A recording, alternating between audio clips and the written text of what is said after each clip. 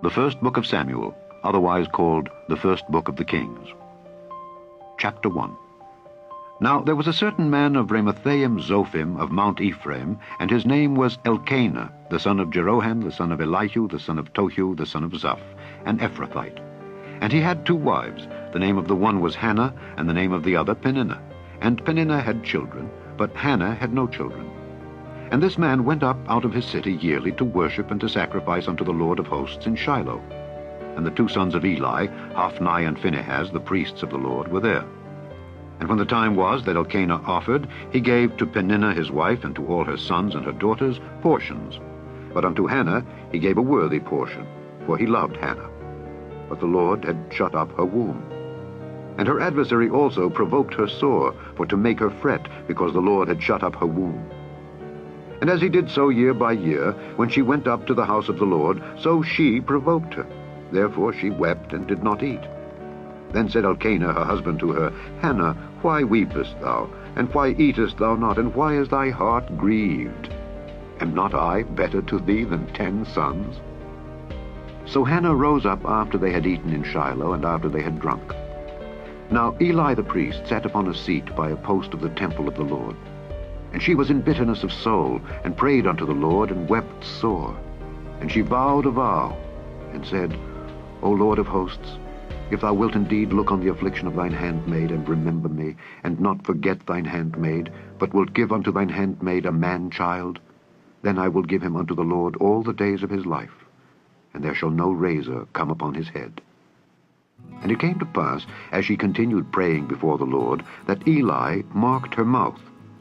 Now Hannah, she spake in her heart. Only her lips moved, but her voice was not heard. Therefore Eli thought she had been drunken. And Eli said unto her, How long wilt thou be drunken? Put away thy wine from thee. And Hannah answered and said, No, my lord, I am a woman of a sorrowful spirit. I have drunk neither wine nor strong drink, but have poured out my soul before the Lord. Count not thine handmaid for a daughter of Belial, for out of the abundance of my complaint and grief have I spoken hitherto. Then Eli answered and said, Go in peace, and the God of Israel grant thee thy petition that thou hast asked of him. And she said, Let thine handmaid find grace in thy sight.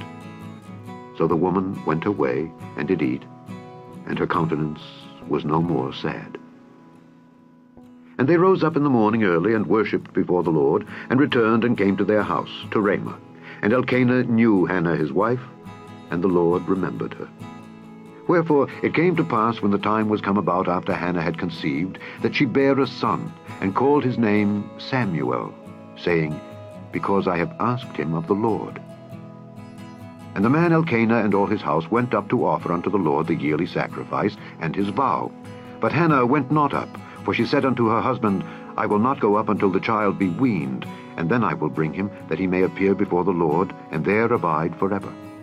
And Elkanah her husband said unto her, Do what seemeth thee good.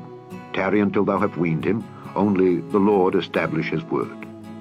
So the woman abode, and gave her son suck until she weaned him. And when she had weaned him, she took him up with her, with 3 bullocks, and 1 ephah of flour, and a bottle of wine, and brought him unto the house of the Lord in Shiloh. And the child was young. And they slew a bullock, and brought the child to Eli. And she said, O my lord, as thy soul liveth, my lord, I am the woman that stood by thee here, praying unto the Lord. For this child I prayed. And the Lord hath given me my petition which I asked of him. Therefore also I have lent him to the Lord. As long as he liveth, he shall be lent to the Lord. And he worshipped the Lord there. Chapter 2. And Hannah prayed and said, My heart rejoiceth in the Lord. Mine horn is exalted in the Lord. My mouth is enlarged over mine enemies, because I rejoice in thy salvation. There is none holy as the Lord, for there is none beside thee, neither is there any rock like our God. Talk no more so exceeding proudly. Let not arrogancy come out of your mouth, for the Lord is a God of knowledge, and by him actions are weighed. The bows of the mighty men are broken, and they that stumbled are girded with strength. They that were full have hired out themselves for bread, and they that were hungry ceased, so that the barren hath borne 7, and she that hath many children is waxed feeble. The Lord killeth and maketh alive. He bringeth down to the grave and bringeth up. The Lord maketh poor and maketh rich. He bringeth low and lifteth up. He raiseth up the poor out of the dust, and lifteth up the beggar from the dunghill, to set them among princes, and to make them inherit the throne of glory. For the pillars of the earth are the Lord's, and he hath set the world upon them. He will keep the feet of his saints, and the wicked shall be silent in darkness. For by strength shall no man prevail. The adversaries of the Lord shall be broken to pieces. Out of heaven shall he thunder upon them. The Lord shall judge the ends of the earth, and he shall give strength unto his king, and exalt the horn of his anointed. And Elkanah went to Ramah to his house, and the child did minister unto the Lord before Eli the priest. Now the sons of Eli were sons of Belial. They knew not the Lord. And the priest's custom with the people was that when any man offered sacrifice, the priest's servant came, while the flesh was in seething, with a flesh hook of 3 teeth in his hand, and he struck it into the pan, or kettle, or cauldron, or pot. All that the flesh hook brought up, the priest took for himself. So they did in Shiloh unto all the Israelites that came thither. Also, before they burnt the fat, the priest's servant came and said to the man that sacrificed, Give flesh to roast for the priest, for he will not have sodden flesh of thee, but raw. And if any man said unto him, Let them not fail to burn the fat presently, and then take as much as thy soul desireth, then he would answer him, Nay, but thou shalt give it me now, and if not, I will take it by force. Wherefore the sin of the young men was very great before the Lord, for men abhorred the offering of the Lord. But Samuel ministered before the Lord, being a child, girded with a linen ephod. Moreover, his mother made him a little coat, and brought it to him from year to year, when she came up with her husband to offer the yearly sacrifice. And Eli blessed Elkanah and his wife, and said, The Lord give thee seed of this woman, for the loan which is lent to the Lord. And they went unto their own home. And the Lord visited Hannah, so that she conceived, and bare 3 sons and 2 daughters. And the child Samuel grew before the Lord. Now Eli was very old, and heard all that his sons did unto all Israel, and how they lay with the women that assembled at the door of the tabernacle of the congregation. And he said unto them, Why do ye such things? For I hear of your evil dealings by all his people. Nay, my sons, for it is no good report that I hear. Ye make the Lord's people to transgress. If one man sin against another, the judge shall judge him. But if a man sin against the Lord, who shall entreat for him? Notwithstanding, they hearkened not unto the voice of their father, because the Lord would slay them. And the child Samuel grew on, and was in favor both with the Lord and also with men. And there came a man of God unto Eli, and said unto him, Thus saith the Lord, Did I plainly appear unto the house of thy father when they were in Egypt in Pharaoh's house? And did I choose him out of all the tribes of Israel to be my priest, to offer upon mine altar, to burn incense, to wear an ephod before me? And did I give unto the house of thy father all the offerings made by fire of the children of Israel? Wherefore kick ye at my sacrifice and at mine offering, which I have commanded in my habitation, and honourest thy sons above me, to make yourselves fat with the chiefest of all the offerings of Israel my people? Wherefore the Lord God of Israel saith, I said indeed that thy house and the house of thy father should walk before me forever. But now the Lord saith, Be it far from me. For them that honour me I will honour, and they that despise me shall be lightly esteemed. Behold, the days come that I will cut off thine arm, and the arm of thy father's house, that there shall not be an old man in thine house, and thou shalt see an enemy in my habitation, in all the wealth which God shall give Israel. And there shall not be an old man in thine house forever. And the man of thine whom I shall not cut off from mine altar shall be to consume thine eyes, and to grieve thine heart. And all the increase of thine house shall die in the flower of their age. And this shall be a sign unto thee, that shall come upon thy 2 sons, on Hophni and Phinehas. In one day they shall die, both of them. And I will raise me up a faithful priest, that shall do according to that which is in mine heart and in my mind. And I will build him a sure house, and he shall walk before mine anointed forever. And it shall come to pass that every one that is left in thine house shall come and crouch to him for a piece of silver and a morsel of bread, and shall say, Put me, I pray thee, into one of the priest's offices, that I may eat a piece of bread. Chapter 3. And the child Samuel ministered unto the Lord before Eli. And the word of the Lord was precious in those days. There was no open vision. And it came to pass at that time, when Eli was laid down in his place, and his eyes began to wax dim, that he could not see, and ere the lamp of God went out in the temple of the Lord, where the ark of God was, and Samuel was laid down to sleep, that the Lord called Samuel. And he answered, Here am I. And he ran unto Eli, and said, Here am I, for thou calledst me. And he said, I called not. Lie down again. And he went and lay down. And the Lord called yet again, Samuel. And Samuel arose and went to Eli, and said, Here am I, for thou didst call me. And he answered, I called not, my son. Lie down again.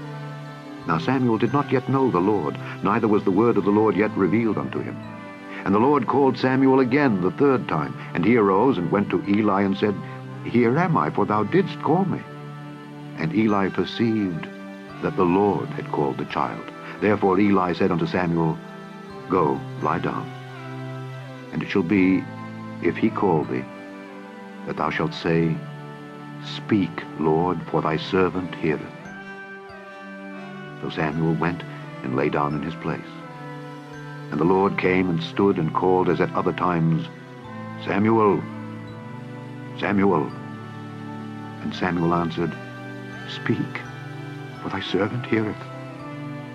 And the Lord said to Samuel, Behold, I will do a thing in Israel, at which both the ears of every one that heareth it shall tingle. In that day I will perform against Eli all things which I have spoken concerning his house. When I begin, I will also make an end.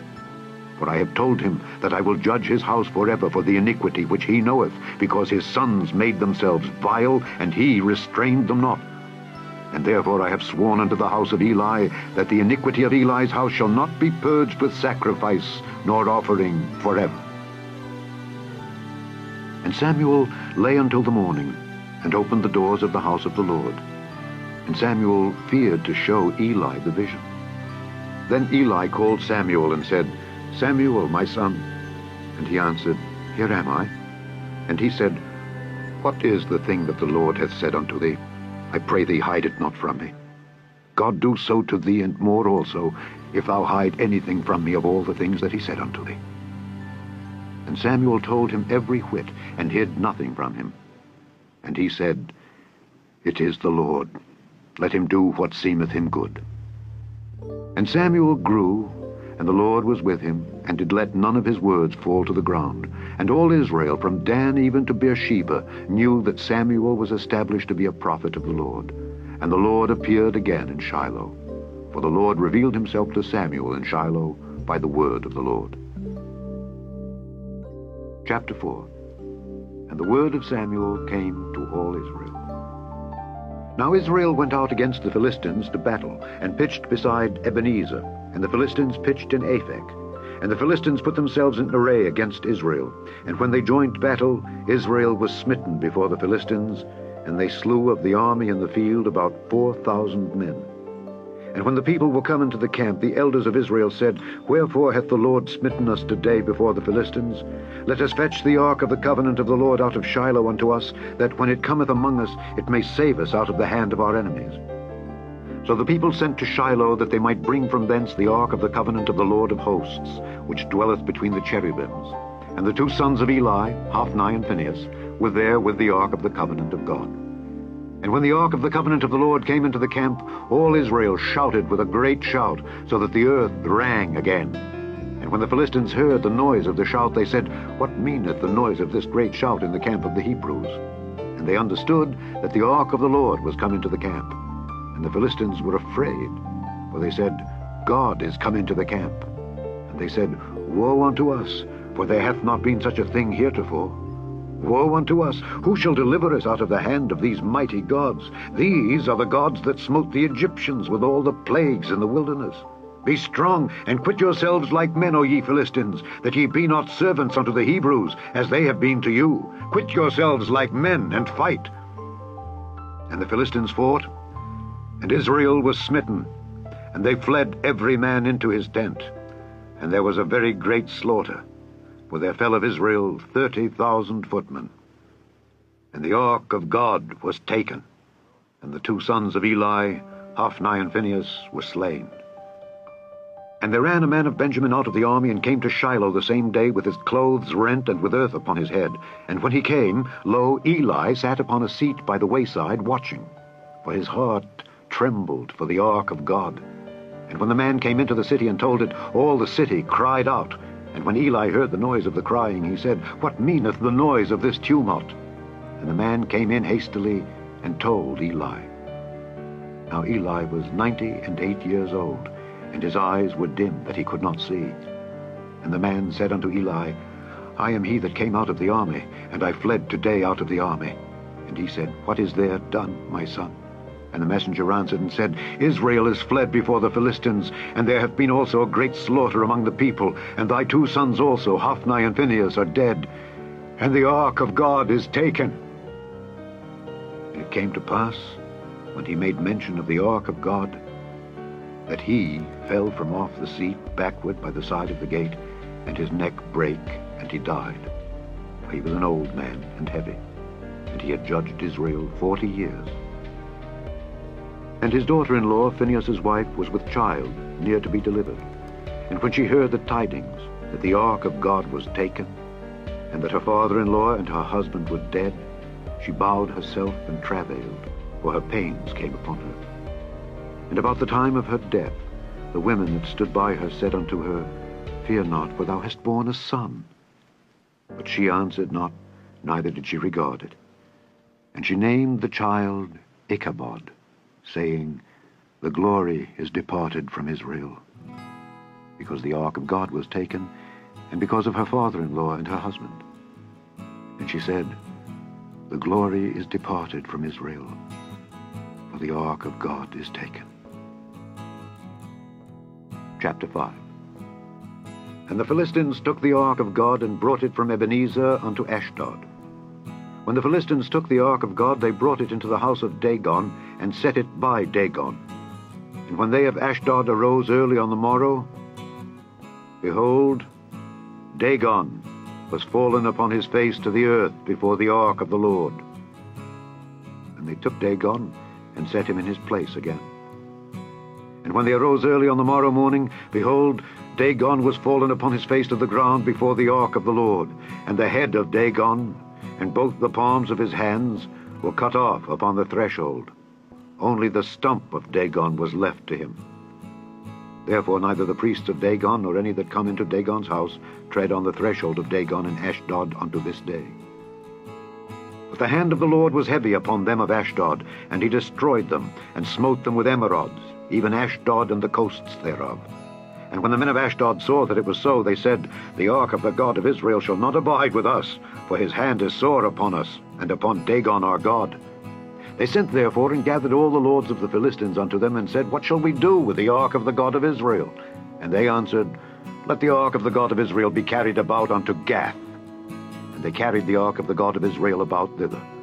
And it was so that, after they had carried it about, the hand of the Lord was against the city with a very great destruction. And he smote the men of the city, both small and great, and they had emerods in their secret parts. Therefore they sent the ark of God to Ekron. And it came to pass, as the ark of God came to Ekron, that the Ekronites cried out, saying, They have brought about the ark of the God of Israel to us, to slay us and our people. So they sent and gathered together all the lords of the Philistines, and said, Send away the ark of the God of Israel, and let it go again to his own place, that it slay us not and our people. For there was a deadly destruction throughout all the city. The hand of God was very heavy there. And the men that died not were smitten with the emerods, and the cry of the city went up to heaven. Chapter 6.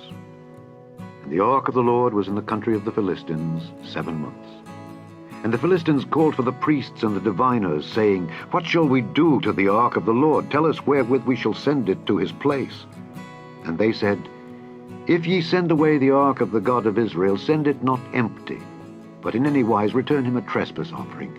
Then ye shall be healed, and it shall be known to you why his hand is not removed from you.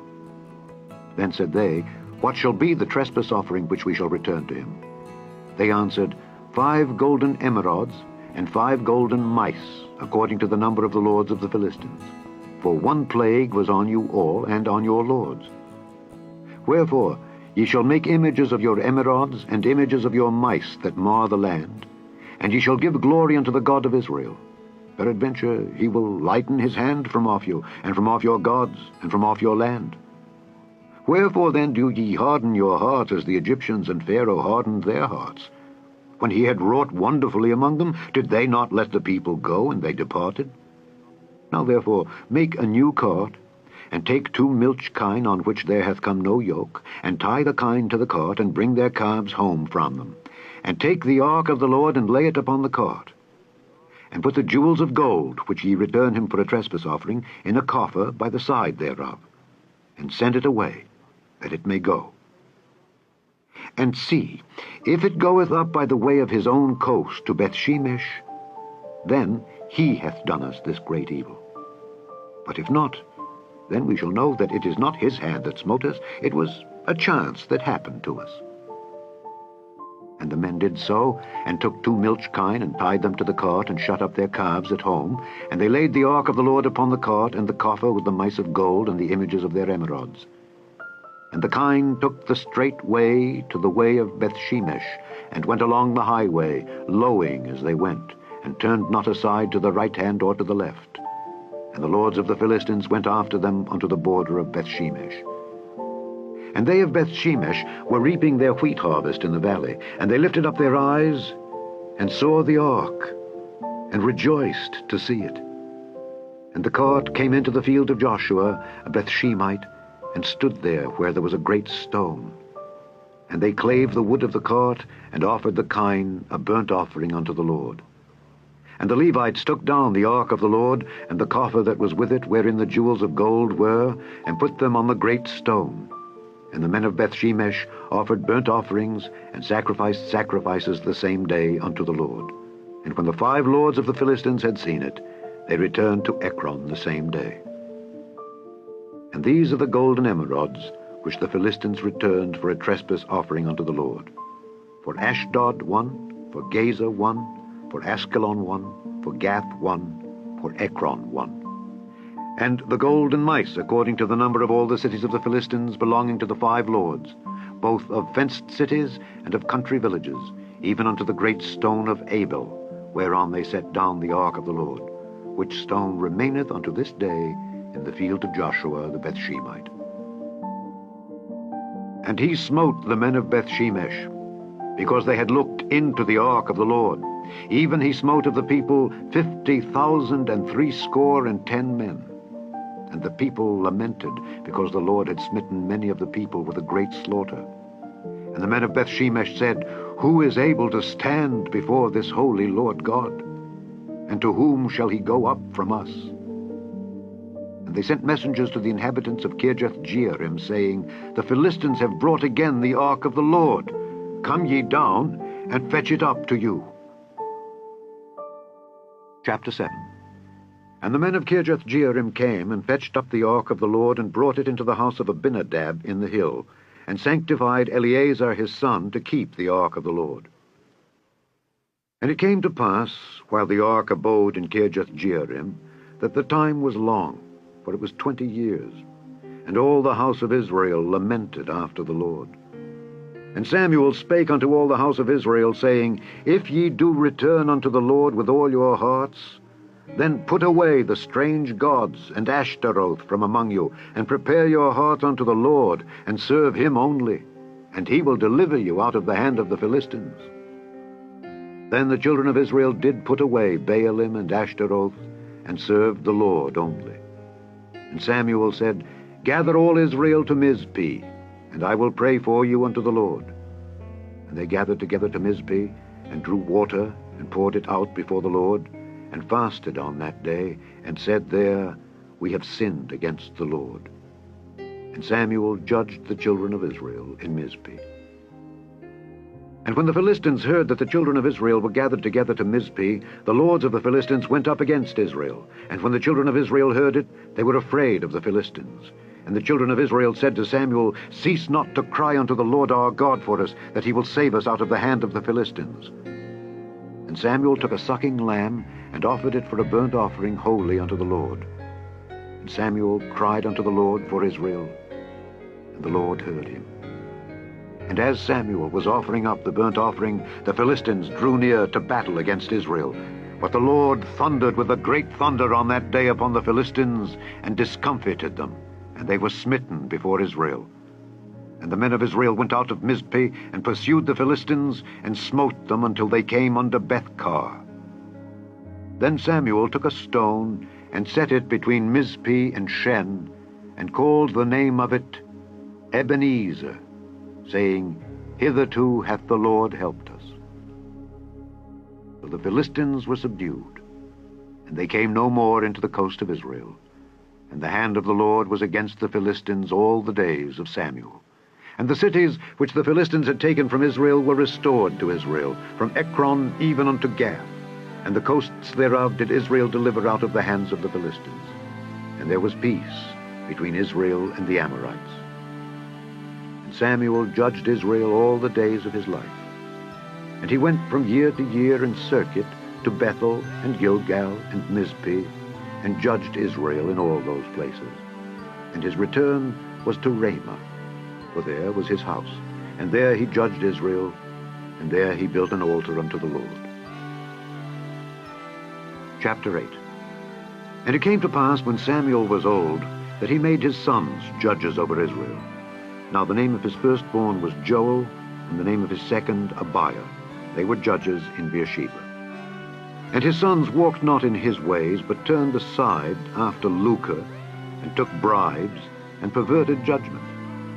Then all the elders of Israel gathered themselves together, and came to Samuel unto Ramah, and said unto him, Behold, thou art old, and thy sons walk not in thy ways.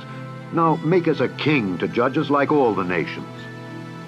But the thing displeased Samuel when they said, Give us a king to judge us. And Samuel prayed unto the Lord. And the Lord said unto Samuel, Hearken unto the voice of the people in all that they say unto thee. For they have not rejected thee, but they have rejected me, that I should not reign over them.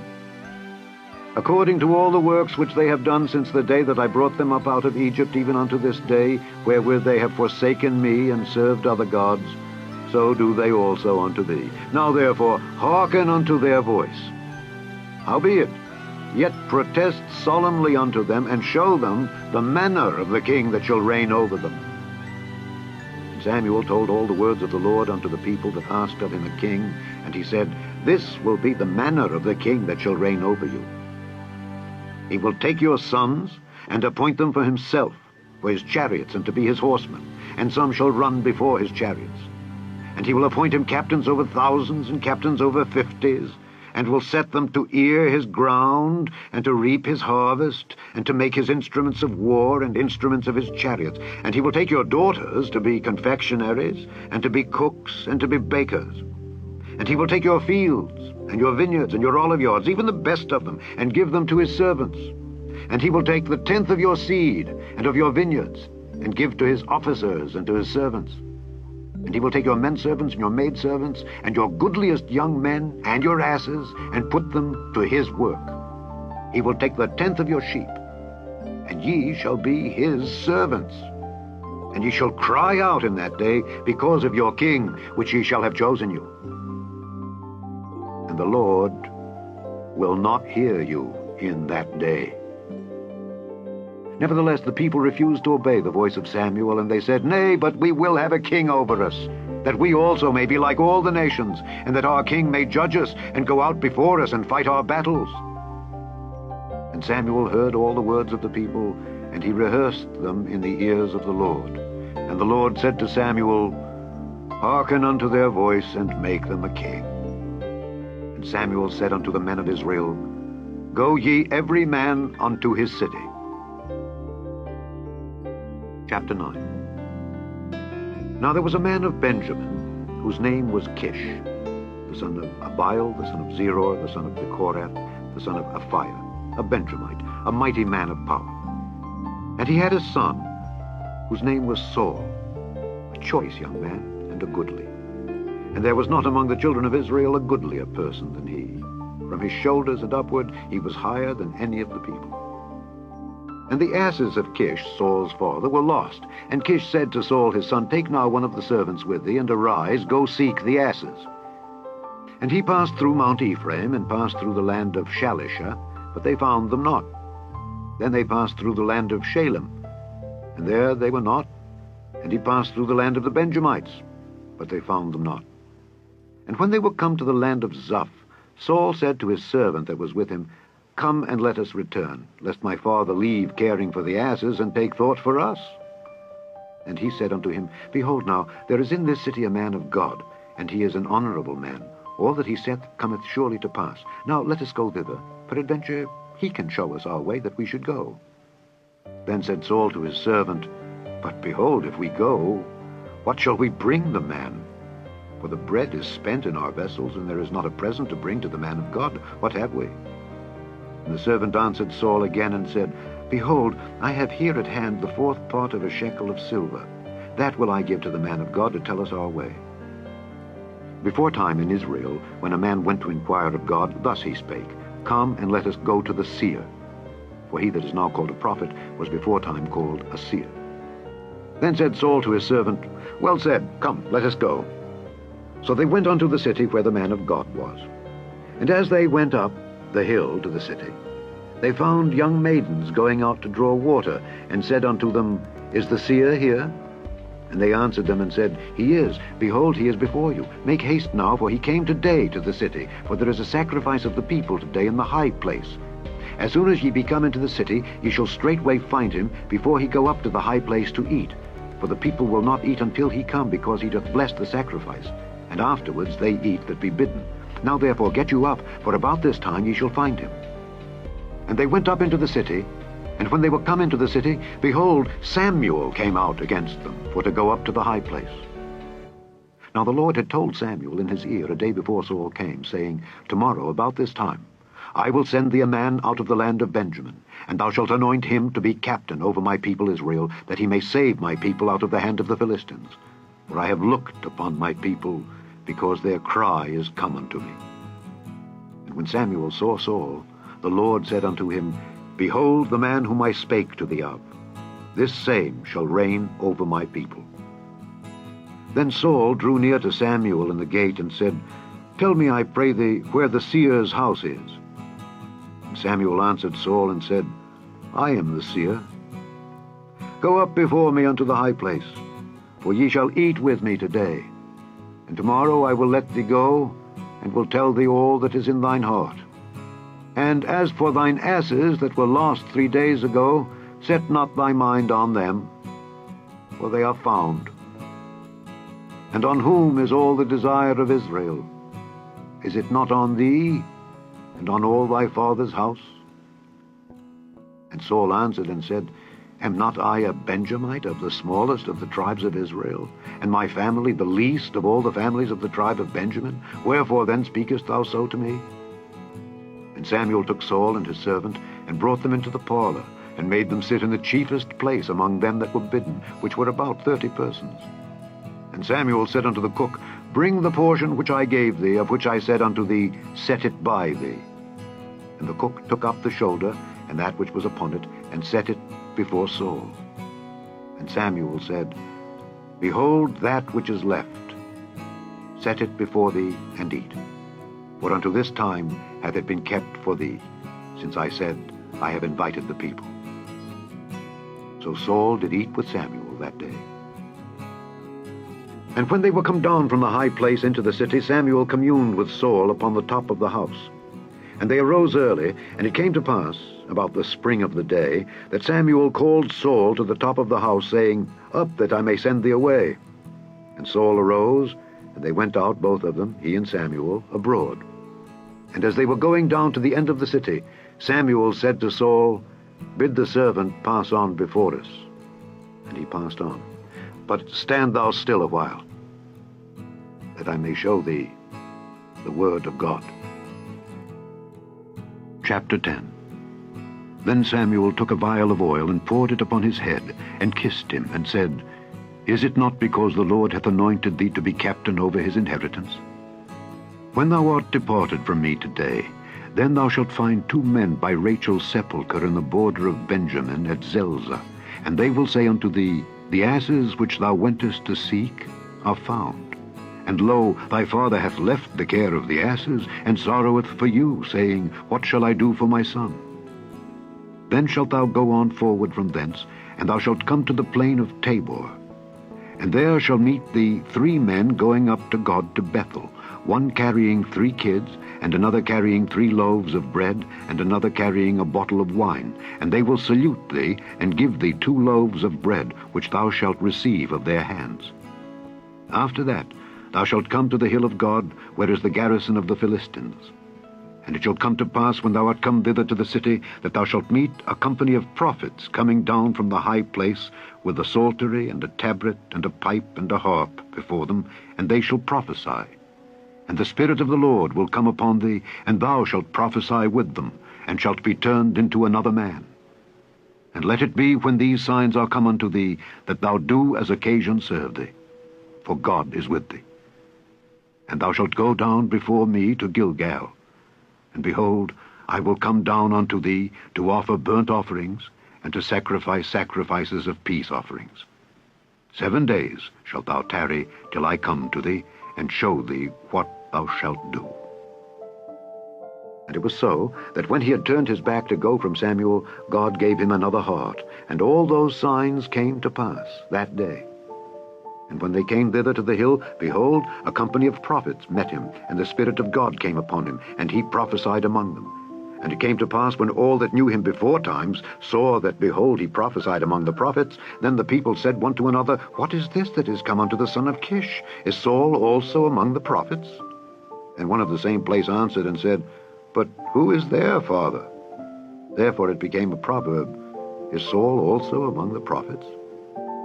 And when he had made an end of prophesying, he came to the high place. And Saul's uncle said unto him and to his servant, Whither went ye?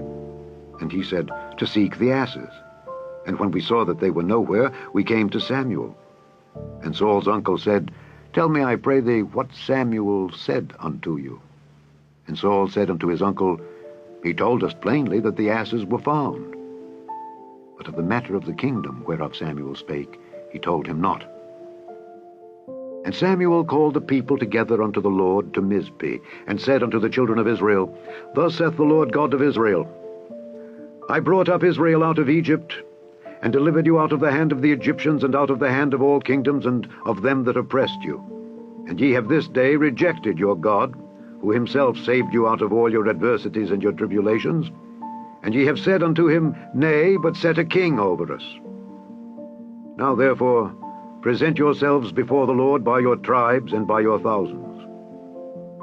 And when Samuel had caused all the tribes of Israel to come near, the tribe of Benjamin was taken. When he had caused the tribe of Benjamin to come near by their families, the family of Matri was taken. And Saul the son of Kish was taken. And when they sought him, he could not be found. Therefore they inquired of the Lord further, if the man should yet come thither. And the Lord answered, Behold, he hath hid himself among the stuff. And they ran and fetched him thence. And when he stood among the people, he was higher than any of the people from his shoulders and upward. And Samuel said to all the people, See ye him whom the Lord hath chosen, that there is none like him among all the people? And all the people shouted and said, God save the king! Then Samuel told the people the manner of the kingdom, and wrote it in a book, and laid it up before the Lord. And Samuel sent all the people away, every man to his house. And Saul also went home to Gibeah, and there went with him a band of men whose hearts God had touched. But the children of Belial said, How shall this man save us? And they despised him, and brought him no presents. But he held his peace. Chapter 11. Then Nahash the Ammonite came up and encamped against Jabesh-Gilead. And all the men of Jabesh said unto Nahash, Make a covenant with us, and we will serve thee. And Nahash the Ammonite answered them, On this condition will I make a covenant with you, that I may thrust out all your right eyes, and lay it for a reproach upon all Israel. And the elders of Jabesh said unto him, Give us 7 days' respite, that we may send messengers unto all the coasts of Israel. And then, if there be no man to save us, we will come out to thee. Then came the messengers to Gibeah of Saul, and told the tidings in the ears of the people. And all the people lifted up their voices and wept. And behold, Saul came after the herd out of the field. And Saul said, What aileth the people that they weep?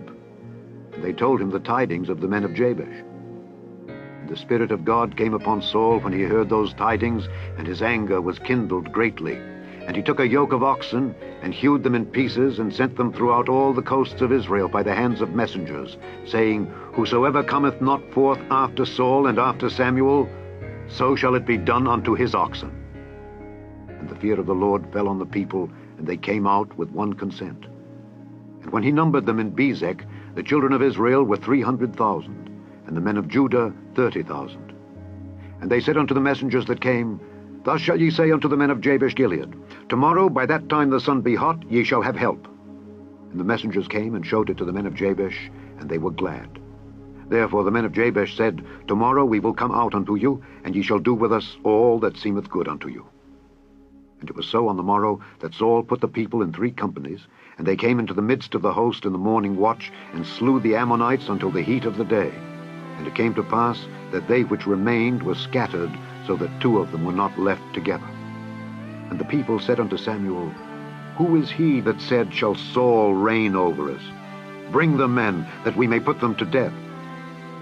And Saul said, There shall not a man be put to death this day, for today the Lord hath wrought salvation in Israel. Then said Samuel to the people, Come and let us go to Gilgal and renew the kingdom there. And all the people went to Gilgal.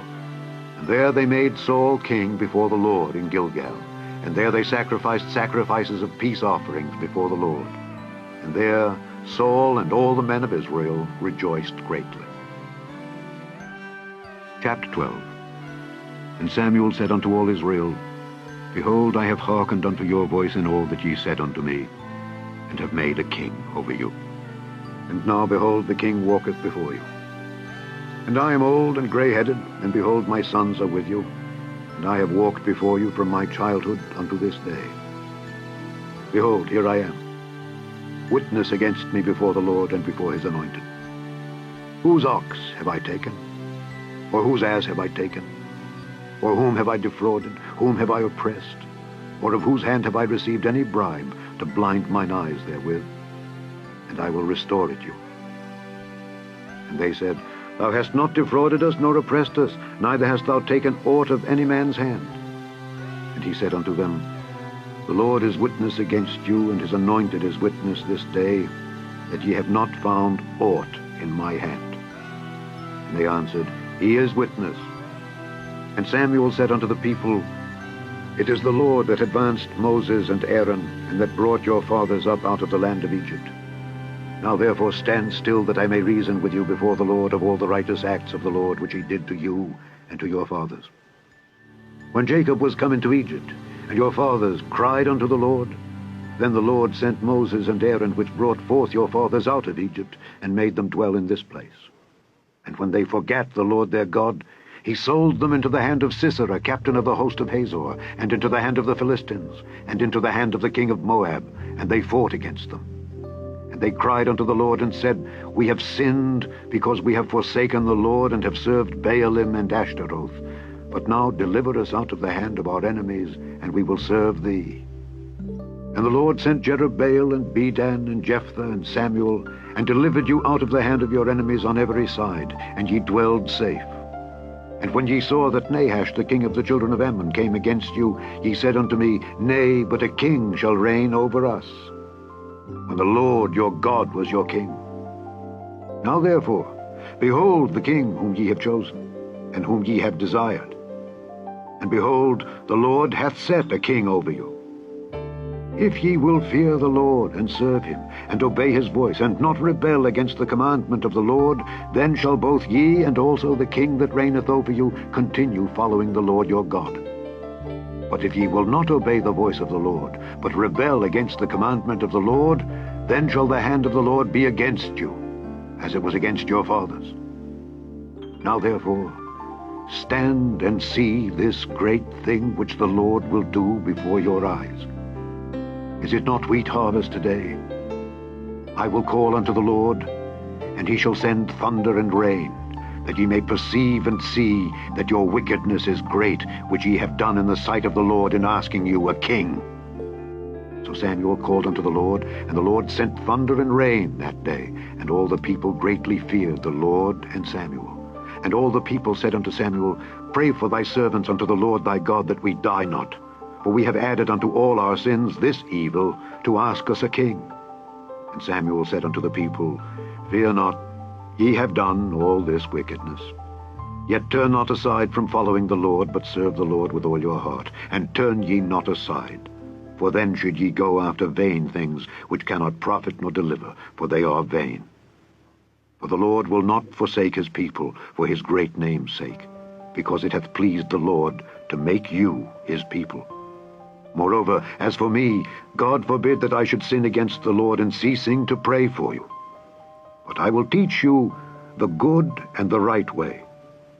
Only fear the Lord, and serve him in truth with all your heart. For consider how great things he hath done for you. But if ye shall still do wickedly, ye shall be consumed, both ye and your king. Chapter 13. Saul reigned 1 year, and when he had reigned 2 years over Israel, Saul chose him 3,000 men of Israel, whereof 2,000 were with Saul in Michmash and in Mount Bethel, and 1,000 were with Jonathan in Gibeah of Benjamin, and the rest of the people he sent every man to his tent.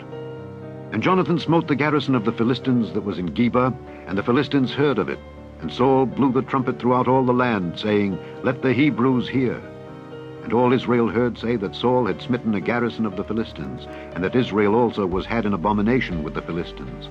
And the people were called together after Saul to Gilgal. And the Philistines gathered themselves together to fight with Israel, 30,000 chariots and 6,000 horsemen, and people as the sand which is on the seashore in multitude. And they came up and pitched in Michmash, eastward from Bethaven. When the men of Israel saw that they were in a strait, for the people were distressed, then the people did hide themselves in caves, and in thickets, and in rocks, and in high places, and in pits. And some of the Hebrews went over Jordan to the land of Gad and Gilead. As for Saul, he was yet in Gilgal, and all the people followed him trembling. And he tarried 7 days, according to the set time that Samuel had appointed. But Samuel came not to Gilgal, and the people were scattered from him. And Saul said, Bring hither a burnt offering to me, and peace offerings. And he offered the burnt offering. And it came to pass, that as soon as he had made an end of offering the burnt offering, behold, Samuel came. And Saul went out to meet him, that he might salute him. And Samuel said, What hast thou done?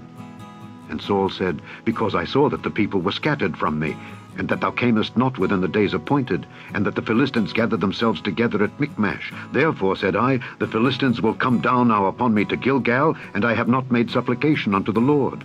I forced myself, therefore, and offered a burnt offering. And Samuel said to Saul, Thou hast done foolishly. Thou hast not kept the commandment of the Lord thy God, which he commanded thee. For now would the Lord have established thy kingdom upon Israel forever. But now thy kingdom shall not continue. The Lord hath sought him a man after his own heart, and the Lord hath commanded him to be captain over his people, because thou hast not kept that which the Lord commanded thee. And Samuel arose, and gat him up from Gilgal unto Gibeah of Benjamin. And Saul numbered the people that were present with him, about 600 men. And Saul and Jonathan his son, and the people that were present with them, abode in Gibeah of Benjamin. But the Philistines encamped in Michmash. And the spoilers came out of the camp of the Philistines in 3 companies. 1 company turned unto the way that leadeth to Ophrah, unto the land of Shual. And another company turned the way to Beth-horon. And another company turned to the way of the border that looketh to the valley of Zeboim, toward the wilderness. Now there was no smith found throughout all the land of Israel. For the Philistines said, lest the Hebrews make them swords or spears. But all the Israelites went down to the Philistines, to sharpen every man his share, and his coulter, and his axe, and his mattock. Yet they had a file for the mattocks, and for the coulters, and for the forks, and for the axes, and to sharpen the goads. So it came to pass in the day of battle, that there was neither sword nor spear found in the hand of any of the people that were with Saul and Jonathan. But with Saul and with Jonathan his son was there found. And the garrison of the Philistines went out to the passage of Michmash. Chapter 14. Now it came to pass upon a day that Jonathan the son of Saul said unto the young man that bare his armor, Come, and let us go over to the Philistines' garrison that is on the other side. But he told not his father. And Saul tarried in the uttermost part of Gibeah under a pomegranate tree which is in Migron. And the people that were with him were about 600 men. And Ahiah, the son of Ahitub, Ichabod's brother, the son of Phinehas, the son of Eli, the Lord's priest in Shiloh, wearing an ephod. And the people knew not that Jonathan was gone. And between the passages by which Jonathan sought to go over unto the Philistines' garrison, there was a sharp rock on the one side, and a sharp rock on the other side. And the name of the one was Bozez, and the name of the other Seni. The forefront of the one was situate northward, over against Michmash, and the other southward, over against Gibeah. And Jonathan said to the young man that bare his armor, Come, and let us go over unto the garrison of these uncircumcised. It may be that the Lord will work for us, for there is no restraint to the Lord to save by many or by few. And his armor-bearer said unto him, Do all that is in thine heart. Turn thee, behold, I am with thee according to thy heart. Then said Jonathan, Behold, we will pass over unto these men, and we will discover ourselves unto them. If they say thus unto us, Tarry until we come to you, then we will stand still in our place, and will not go up unto them. But if they say thus, Come up unto us, then we will go up, for the Lord hath delivered them into our hand, and this shall be a sign unto us. And both of them discovered themselves unto the garrison of the Philistines. And the Philistines said, Behold, the Hebrews come forth out of the holes where they had hidden themselves.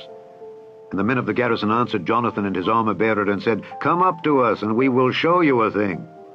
And Jonathan said unto his armor-bearer, Come up after me, for the Lord hath delivered them into the hand of Israel.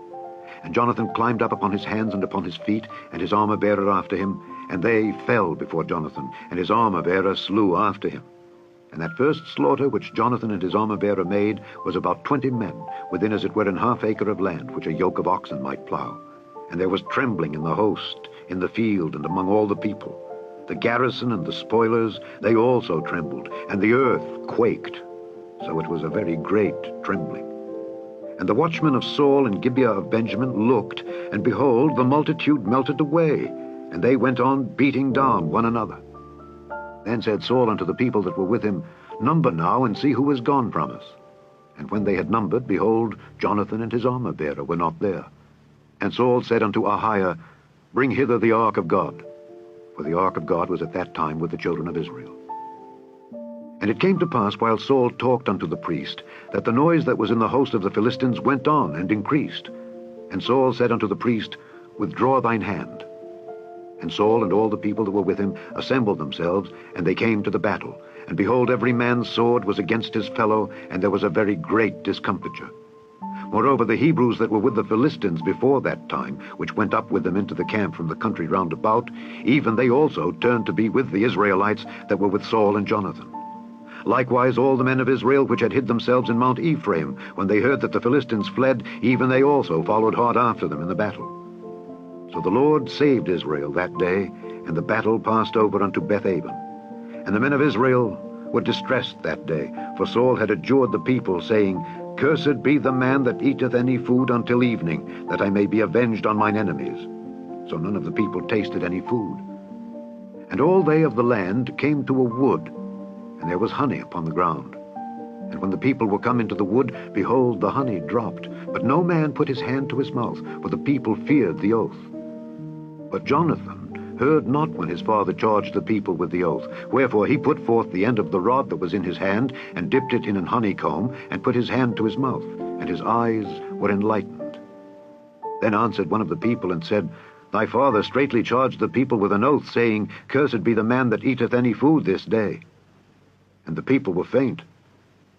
Then said Jonathan, My father hath troubled the land. See, I pray you, how mine eyes have been enlightened, because I tasted a little of this honey. How much more, if haply the people had eaten freely today of the spoil of their enemies which they found? For had there not been now a much greater slaughter among the Philistines?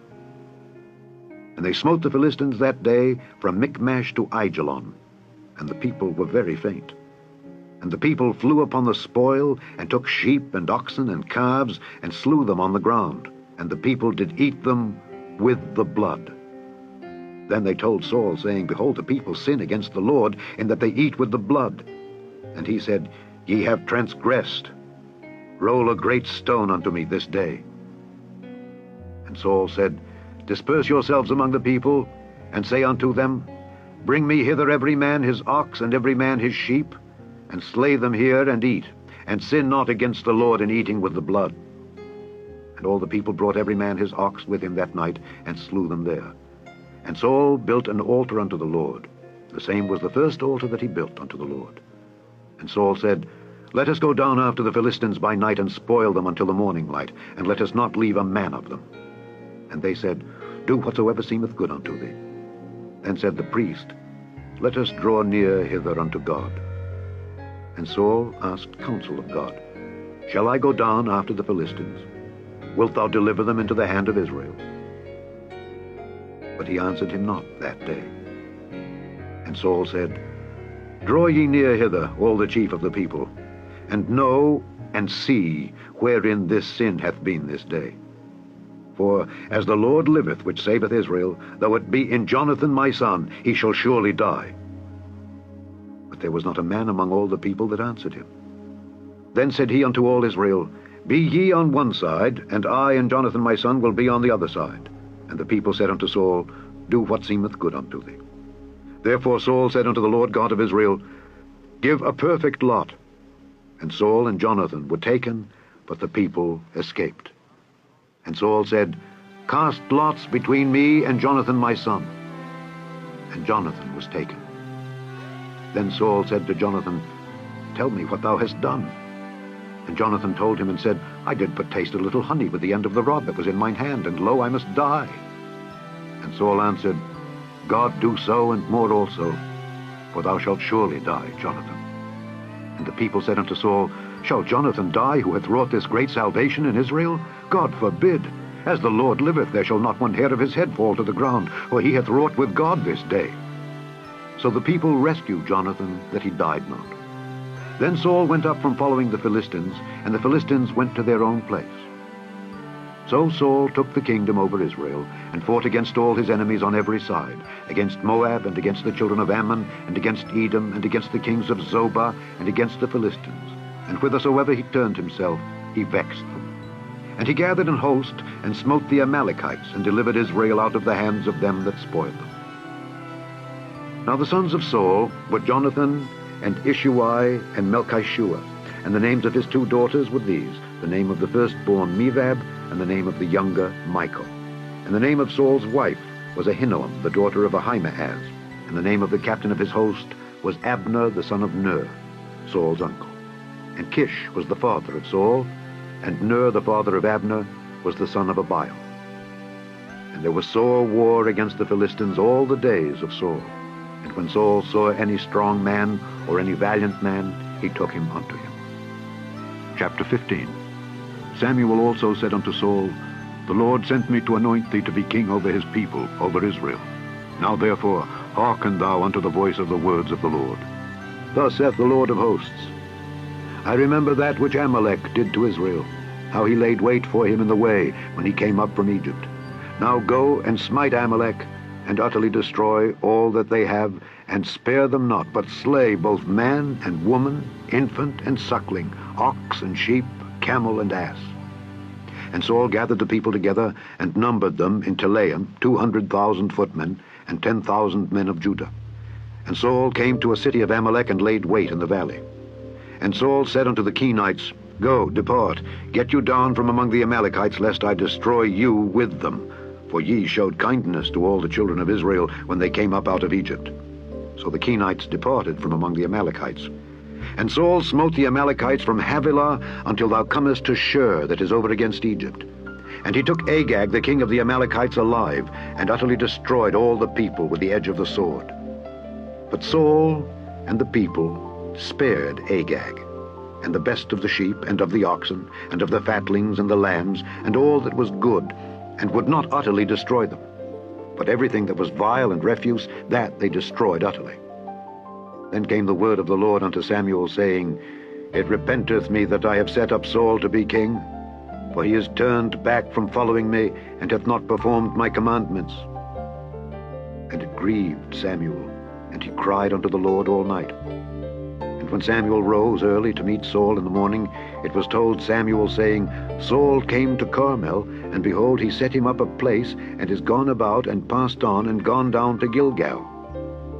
And Samuel came to Saul, and Saul said unto him, Blessed be thou of the Lord, I have performed the commandment of the Lord. And Samuel said, What meaneth then this bleating of the sheep in mine ears, and the lowing of the oxen which I hear? And Saul said, They have brought them from the Amalekites, for the people spared the best of the sheep and of the oxen to sacrifice unto the Lord thy God, and the rest we have utterly destroyed. Then Samuel said unto Saul, Stay, and I will tell thee what the Lord hath said to me this night. And he said unto him, Say on. And Samuel said, When thou wast little in thine own sight, wast thou not made the head of the tribes of Israel, and the Lord anointed thee king over Israel? And the Lord sent thee on a journey, and said, Go and utterly destroy the sinners, the Amalekites, and fight against them until they be consumed? Wherefore then didst thou not obey the voice of the Lord, but didst fly upon the spoil, and didst evil in the sight of the Lord? And Saul said unto Samuel, Yea, I have obeyed the voice of the Lord, and have gone the way which the Lord sent me, and have brought Agag the king of Amalek, and have utterly destroyed the Amalekites. But the people took of the spoil sheep and oxen, the chief of the things which should have been utterly destroyed, to sacrifice unto the Lord thy God in Gilgal. And Samuel said, Hath the Lord as great delight in burnt offerings and sacrifices as in obeying the voice of the Lord? Behold, to obey is better than sacrifice, and to hearken than the fat of rams. For rebellion is as the sin of witchcraft, and stubbornness is as iniquity and idolatry. Because thou hast rejected the word of the Lord, he hath also rejected thee from being king. And Saul said unto Samuel, I have sinned, for I have transgressed the commandment of the Lord and thy words, because I feared the people and obeyed their voice. Now therefore I pray thee, pardon my sin, and turn again with me, that I may worship the Lord. And Samuel said unto Saul, I will not return with thee, for thou hast rejected the word of the Lord, and the Lord hath rejected thee from being king over Israel. And as Samuel turned about to go away, he laid hold upon the skirt of his mantle, and it rent. And Samuel said unto him, The Lord hath rent the kingdom of Israel from thee this day, and hath given it to a neighbor of thine that is better than thou. And also the strength of Israel will not lie nor repent, for he is not a man that he should repent. Then he said, I have sinned. Yet honor me now, I pray thee, before the elders of my people and before Israel, and turn again with me, that I may worship the Lord thy God. So Samuel turned again after Saul, and Saul worshipped the Lord. Then said Samuel, Bring ye hither to me Agag the king of the Amalekites. And Agag came unto him delicately, and Agag said, Surely the bitterness of death is past. And Samuel said, As thy sword hath made women childless, so shall thy mother be childless among women. And Samuel hewed Agag in pieces before the Lord in Gilgal. Then Samuel went to Ramah, and Saul went up to his house to Gibeah of Saul. And Samuel came no more to see Saul until the day of his death. Nevertheless, Samuel mourned for Saul, and the Lord repented that he had made Saul king over Israel. Chapter 16. And the Lord said unto Samuel, How long wilt thou mourn for Saul, seeing I have rejected him from reigning over Israel? Fill thine horn with oil, and go. I will send thee to Jesse the Bethlehemite, for I have provided me a king among his sons. Samuel said, "How can I go? If Saul hear it, he will kill me." And the Lord said, "Take an heifer with thee, and say, I am come to sacrifice to the Lord. And call Jesse to the sacrifice, and I will show thee what thou shalt do. And thou shalt anoint unto me him whom I name unto thee." And Samuel did that which the Lord spake, and came to Bethlehem. And the elders of the town trembled at his coming, and said, "Comest thou peaceably?" And he said, "Peaceably. I am come to sacrifice unto the Lord. Sanctify yourselves, and come with me to the sacrifice." And he sanctified Jesse and his sons, and called them to the sacrifice. And it came to pass, when they were come, that he looked on Eliab, and said, "Surely the Lord's anointed is before him." But the Lord said unto Samuel, "Look not on his countenance, or on the height of his stature, because I have refused him. For the Lord seeth not as man seeth, for man looketh on the outward appearance, but the Lord looketh on the heart." Then Jesse called Abinadab, and made him pass before Samuel. And he said, "Neither hath the Lord chosen this." Then Jesse made Shammah to pass by. And he said, "Neither hath the Lord chosen this." Again Jesse made 7 of his sons to pass before Samuel. And Samuel said unto Jesse, "The Lord hath not chosen these." And Samuel said unto Jesse, "Are here all thy children?" And he said, "There remaineth yet the youngest, and behold, he keepeth the sheep." And Samuel said unto Jesse, "Send and fetch him, for we will not sit down till he come hither." And he sent and brought him in. Now he was ruddy, and withal of a beautiful countenance, and goodly to look to. And the Lord said, "Arise, anoint him, for this is he." Then Samuel took the horn of oil, and anointed him in the midst of his brethren. And the Spirit of the Lord came upon David from that day forward. So Samuel rose up and went to Ramah. But the Spirit of the Lord departed from Saul, and an evil spirit from the Lord troubled him. And Saul's servant said unto him, "Behold now, an evil spirit from God troubleth thee. Let our Lord now command thy servants which are before thee, to seek out a man who is a cunning player on an harp. And it shall come to pass, when the evil spirit from God is upon thee, that he shall play with his hand, and thou shalt be well." And Saul said unto his servants, "Provide me now a man that can play well, and bring him to me." Then answered one of the servants, and said, "Behold, I have seen a son of Jesse the Bethlehemite that is cunning in playing, and a mighty valiant man, and a man of war, and prudent in matters, and a comely person, and the Lord is with him." Wherefore Saul sent messengers unto Jesse, and said, "Send me David thy son, which is with the sheep." And Jesse took an ass laden with bread, and a bottle of wine, and a kid, and sent them by David his son unto Saul. And David came to Saul, and stood before him, and he loved him greatly, and he became his armor-bearer. And Saul sent to Jesse, saying, "Let David, I pray thee, stand before me, for he hath found favor in my sight." And it came to pass, when the evil spirit from God was upon Saul, that David took an harp and played with his hand. So Saul was refreshed and was well, and the evil spirit departed from him. Chapter 17.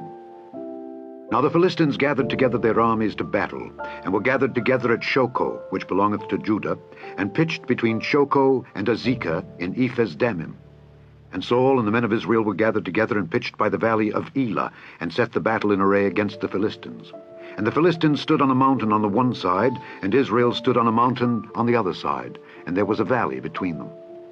And there went out a champion out of the camp of the Philistines, named Goliath of Gath, whose height was 6 cubits and a span. And he had an helmet of brass upon his head, and he was armed with a coat of mail, and the weight of the coat was 5,000 shekels of brass. And he had greaves of brass upon his legs, and a target of brass between his shoulders. And the staff of his spear was like a weaver's beam, and his spear's head weighed 600 shekels of iron. And one bearing a shield went before him. And he stood and cried unto the armies of Israel, and said unto them, Why are ye come out to set your battle in array? Am not I a Philistine, and ye servants to Saul? Choose you a man for you, and let him come down to me. If he be able to fight with me and to kill me, then will we be your servants. But if I prevail against him and kill him, then shall ye be our servants and serve us. And the Philistine said, I defy the armies of Israel this day. Give me a man that we may fight together. When when Saul and all Israel heard those words of the Philistine, they were dismayed and greatly afraid. Now David was the son of that Ephrathite of Bethlehem, Judah, whose name was Jesse, and he had 8 sons. And the man went among men for an old man in the days of Saul. And the 3 eldest sons of Jesse went and followed Saul to the battle.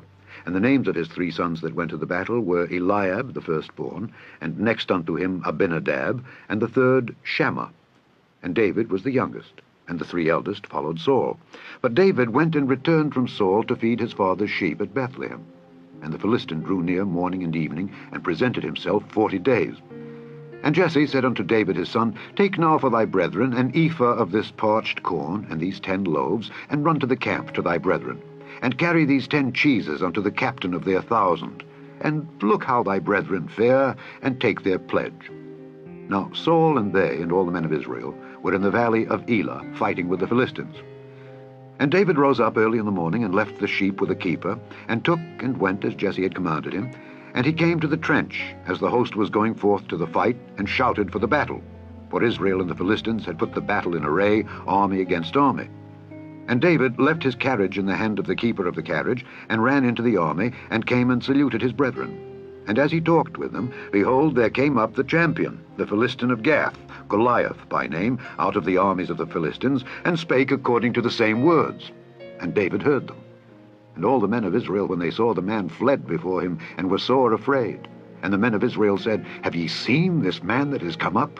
Surely to defy Israel is he come up. And it shall be that the man who killeth him, the king will enrich him with great riches, and will give him his daughter, and make his father's house free in Israel. And David spake to the men that stood by him, saying, What shall be done to the man that killeth this Philistine, and taketh away the reproach from Israel? For who is this uncircumcised Philistine, that he should defy the armies of the living God? And the people answered him after this manner, saying, So shall it be done to the man that killeth him. And Eliab, his eldest brother, heard when he spake unto the men, and Eliab's anger was kindled against David. And he said, Why camest thou down hither? And with whom hast thou left those few sheep in the wilderness? I know thy pride, and the naughtiness of thine heart, for thou art come down that thou mightest see the battle. And David said, What have I now done? Is there not a cause? And he turned from him toward another, and spake after the same manner. And the people answered him again after the former manner. And when the words were heard which David spake, they rehearsed them before Saul, and he sent for him. And David said to Saul, Let no man's heart fail because of him. Thy servant will go and fight with this Philistine. And Saul said to David, Thou art not able to go against this Philistine to fight with him, for thou art but a youth, and he a man of war from his youth. And David said unto Saul, Thy servant kept his father's sheep, and there came a lion and a bear, and took a lamb out of the flock. And I went out after him, and smote him, and delivered it out of his mouth. And when he arose against me, I caught him by his beard, and smote him, and slew him. Thy servant slew both the lion and the bear. And this uncircumcised Philistine shall be as one of them, seeing he hath defied the armies of the living God. David said moreover, The Lord that delivered me out of the paw of the lion, and out of the paw of the bear, he will deliver me out of the hand of this Philistine. And Saul said unto David, Go, and the Lord be with thee. And Saul armed David with his armor, and he put an helmet of brass upon his head. Also he armed him with a coat of mail. And David girded his sword upon his armor, and he essayed to go, for he had not proved it. And David said unto Saul, I cannot go with these, for I have not proved them. And David put them off him. And he took his staff in his hand, and chose him 5 smooth stones out of the brook, and put them in a shepherd's bag which he had, even in a scrip. And his sling was in his hand, and he drew near to the Philistine. And the Philistine came on and drew near unto David, and the man that bare the shield went before him.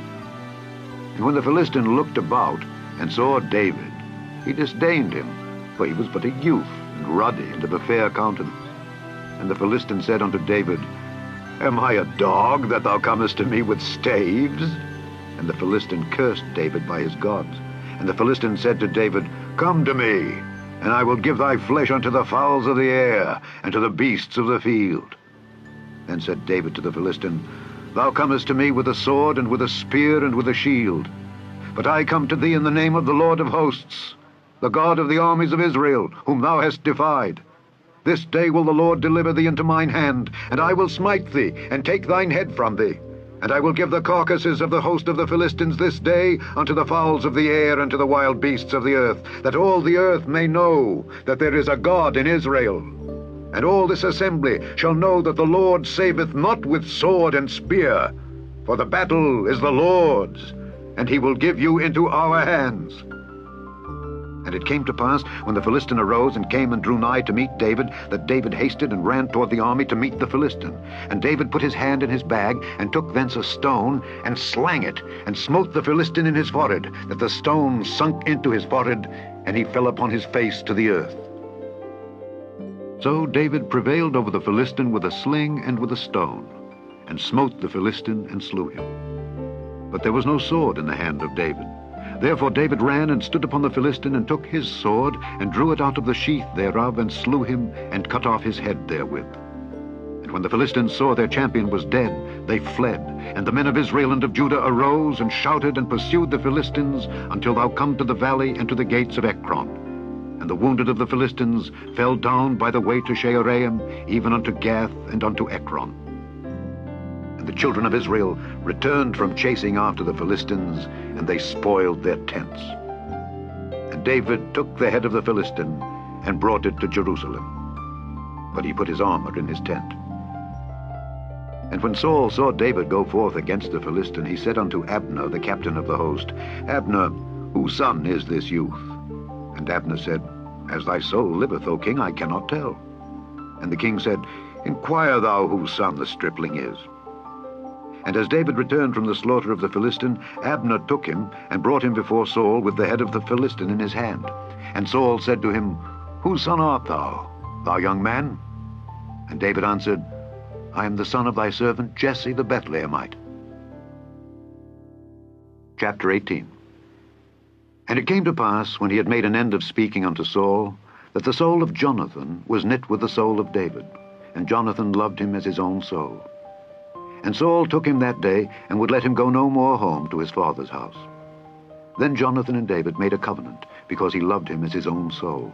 And Jonathan stripped himself of the robe that was upon him, and gave it to David, and his garments, even to his sword, and to his bow, and to his girdle. And David went out whithersoever Saul sent him, and behaved himself wisely. And Saul set him over the men of war, and he was accepted in the sight of all the people, and also in the sight of Saul's servants. And it came to pass, as they came, when David was returned from the slaughter of the Philistine, that the women came out of all cities of Israel, singing and dancing, to meet King Saul with tabrets, with joy, and with instruments of music. And the women answered one another as they played, and said, Saul hath slain his thousands, and David his 10,000s. And Saul was very wroth, and the saying displeased him. And he said, They have ascribed unto David 10,000s, and to me they have ascribed but thousands. And what can he have more but the kingdom? And Saul eyed David from that day and forward. And it came to pass on the morrow that the evil spirit from God came upon Saul, and he prophesied in the midst of the house. And David played with his hand, as at other times. And there was a javelin in Saul's hand. And Saul cast the javelin, for he said, I will smite David even to the wall with it. And David avoided out of his presence twice. And Saul was afraid of David, because the Lord was with him, and was departed from Saul. Therefore Saul removed him from him, and made him his captain over 1,000. And he went out and came in before the people.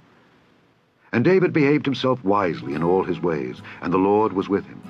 Wherefore, when Saul saw that he behaved himself very wisely, he was afraid of him. But all Israel and Judah loved David, because he went out and came in before them. And Saul said to David, Behold my elder daughter Merab, her will I give thee to wife. Only be thou valiant for me, and fight the Lord's battles. For Saul said, Let not mine hand be upon him, but let the hand of the Philistines be upon him. And David said unto Saul, Who am I, and what is my life or my father's family in Israel, that I should be son-in-law to the king? But it came to pass at the time when Merab, Saul's daughter, should have been given to David, that she was given unto Adriel the Meholathite to wife. And Michal, Saul's daughter, loved David. And they told Saul, and the thing pleased him. And Saul said, I will give him her, that she may be a snare to him, and that the hand of the Philistines may be against him. Wherefore Saul said to David, Thou shalt this day be my son-in-law in the one of the twain. And Saul commanded his servants, saying, Commune with David secretly, and say, Behold, the king hath delight in thee, and all his servants love thee. Now therefore be the king's son-in-law. And Saul's servants spake those words in the ears of David, and David said, Seemeth it to you a light thing, to be a king's son-in-law, seeing that I am a poor man, and lightly esteemed? And the servants of Saul told him, saying, On this manner spake David. And Saul said, Thus shall ye say to David, The king desireth not any dowry, but 100 foreskins of the Philistines, to be avenged of the king's enemies. But Saul thought to make David fall by the hand of the Philistines. And when his servants told David these words, it pleased David well to be the king's son-in-law. And the days were not expired. Wherefore David arose and went, he and his men, and slew of the Philistines 200 men. And David brought their foreskins, and they gave them in full tale to the king, that he might be the king's son-in-law. And Saul gave him Michal his daughter to wife. And Saul saw and knew that the Lord was with David, and that Michal, Saul's daughter, loved him. And Saul was yet the more afraid of David. And Saul became David's enemy continually. Then the princes of the Philistines went forth, and it came to pass after they went forth that David behaved himself more wisely than all the servants of Saul, so that his name was much set by. Chapter 19. And Saul spake to Jonathan his son and to all his servants, that they should kill David. But Jonathan Saul's son delighted much in David, and Jonathan told David, saying, Saul my father seeketh to kill thee. Now therefore I pray thee, take heed to thyself until the morning, and abide in a secret place, and hide thyself. And I will go out and stand beside my father in the field where thou art, and I will commune with my father of thee. And what I see, that I will tell thee. And Jonathan spake good of David unto Saul his father, and said unto him, Let not the king sin against his servant, against David, because he hath not sinned against thee, and because his works have been to thee word very good. For he did put his life in his hand, and slew the Philistine, and the Lord wrought a great salvation for all Israel. Thou sawest it, and didst rejoice. Wherefore then wilt thou sin against innocent blood, to slay David without a cause? And Saul hearkened unto the voice of Jonathan, and Saul sware, As the Lord liveth, he shall not be slain. And Jonathan called David, and Jonathan showed him all those things. And Jonathan brought David to Saul, and he was in his presence, as in times past. And there was war again, and David went out and fought with the Philistines, and slew them with a great slaughter, and they fled from him. And the evil spirit from the Lord was upon Saul, as he sat in his house with his javelin in his hand, and David played with his hand. And Saul sought to smite David even to the wall with the javelin, but he slipped away out of Saul's presence, and he smote the javelin into the wall. And David fled and escaped that night. Saul also sent messengers unto David's house to watch him and to slay him in the morning. And Michal, David's wife, told him, saying, If thou save not thy life tonight, tomorrow thou shalt be slain. So Michal let David down through a window, and he went and fled and escaped. And Michal took an image, and laid it in the bed, and put a pillow of goat's hair for his bolster, and covered it with a cloth. And when Saul sent messengers to take David, she said, He is sick. And Saul sent the messengers again to see David, saying, Bring him up to me in the bed, that I may slay him. And when the messengers were come in, behold, there was an image in the bed, with a pillow of goat's hair for his bolster. And Saul said unto Michal, Why hast thou deceived me so, and sent away mine enemy, that he is escaped? And Michal answered Saul, He said unto me, Let me go, why should I kill thee? So David fled and escaped, and came to Samuel to Ramah, and told him all that Saul had done to him. And he and Samuel went and dwelt in Naioth. And it was told Saul, saying, Behold, David is at Naioth in Ramah. And Saul sent messengers to take David. And when they saw the company of the prophets prophesying, and Samuel standing as appointed over them, the Spirit of God was upon the messengers of Saul, and they also prophesied. And when it was told Saul, he sent other messengers, and they prophesied likewise. And Saul sent messengers again the third time, and they prophesied also. Then went he also to Ramah, and came to a great well that is in Seku. And he asked and said, Where are Samuel and David? And one said, Behold, they be at Naioth in Ramah. And he went thither to Naioth in Ramah. And the Spirit of God was upon him also, and he went on and prophesied until he came to Naioth in Ramah. And he stripped off his clothes also, and prophesied before Samuel in like manner, and lay down naked all that day and all that night. Wherefore they say, Is Saul also among the prophets? Chapter 20.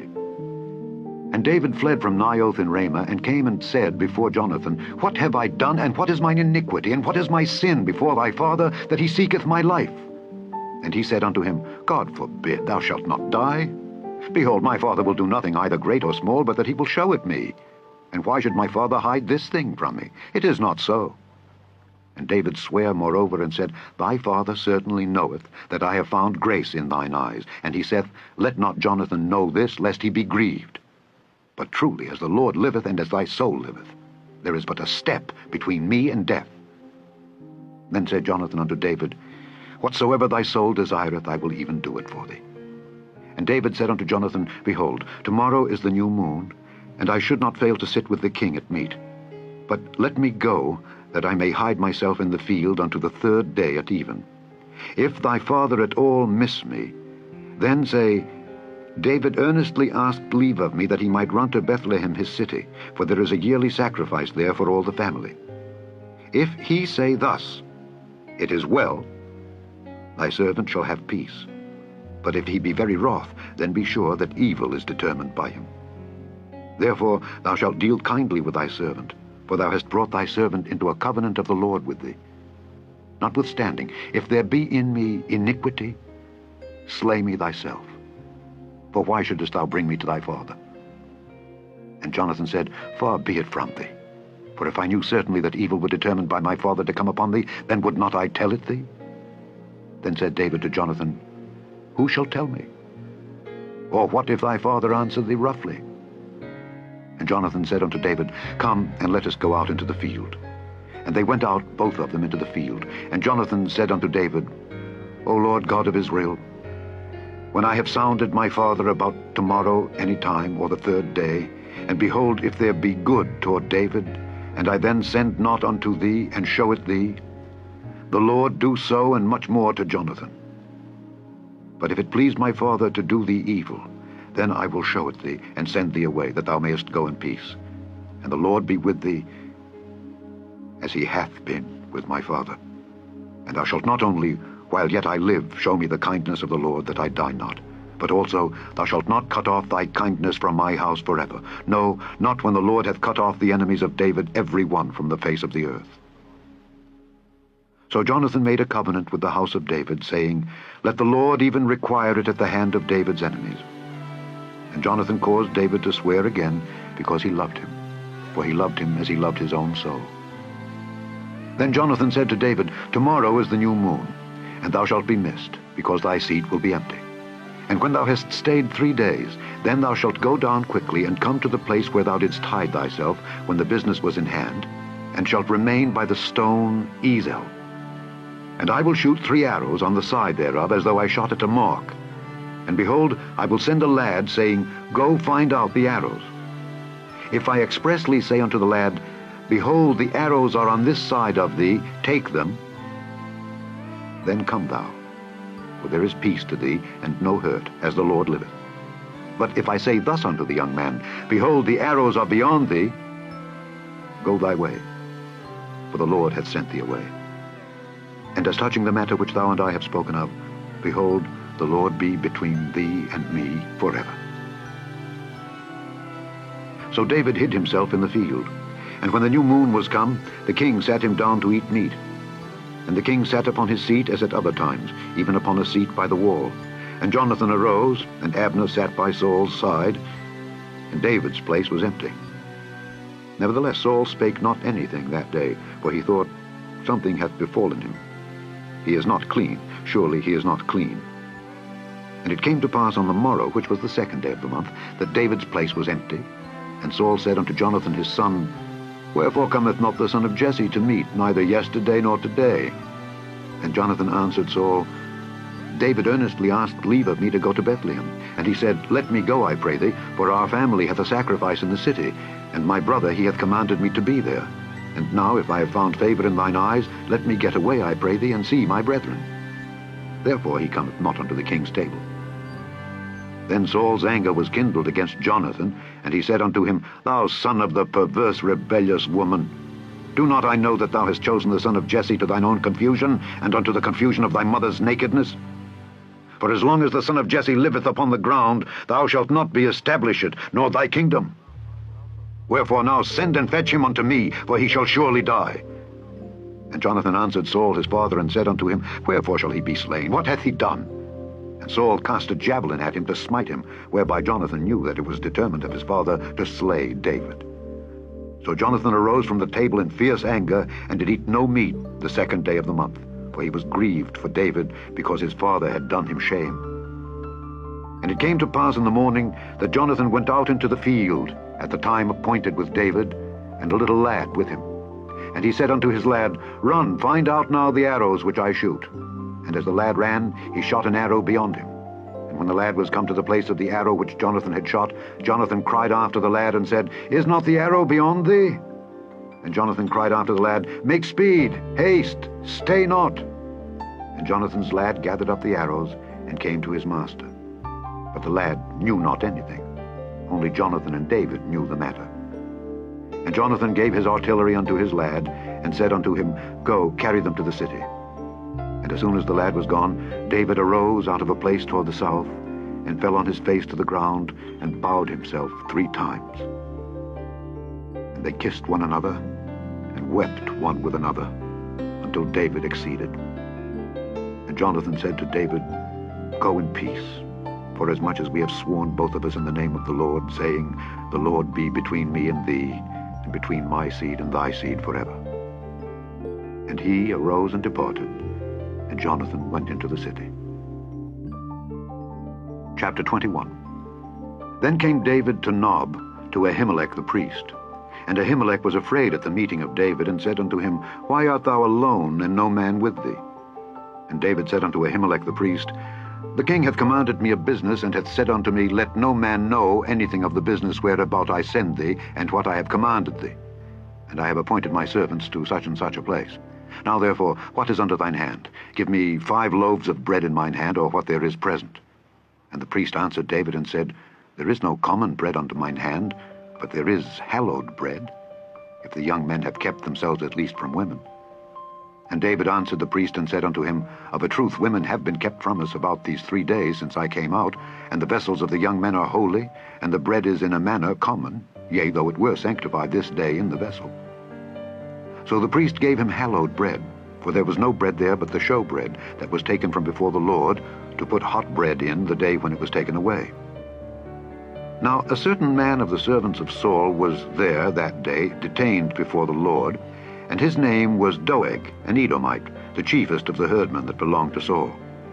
And David said unto Ahimelech, And is there not here under thine hand spear or sword?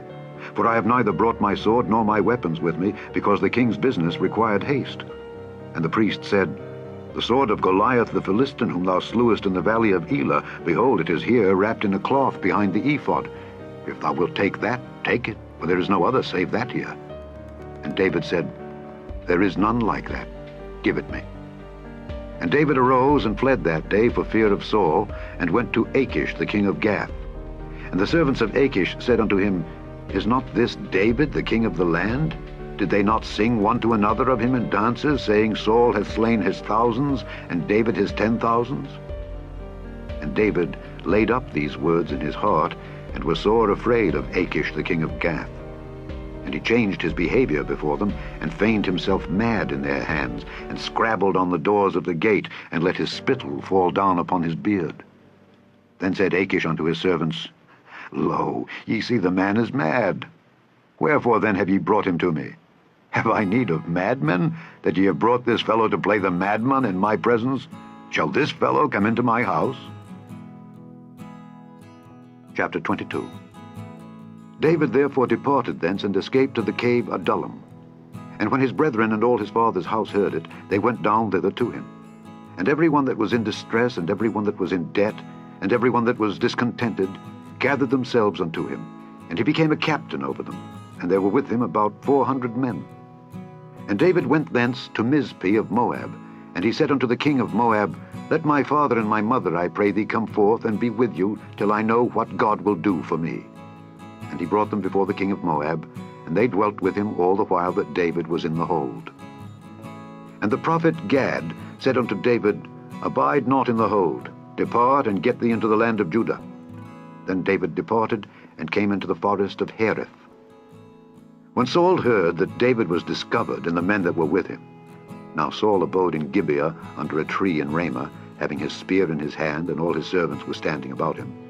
Then Saul said unto his servants that stood about him, Hear now, ye Benjamites, will the son of Jesse give every one of you fields and vineyards, and make you all captains of thousands and captains of hundreds, that all of you have conspired against me? And there is none that showeth me that my son hath made a league with the son of Jesse?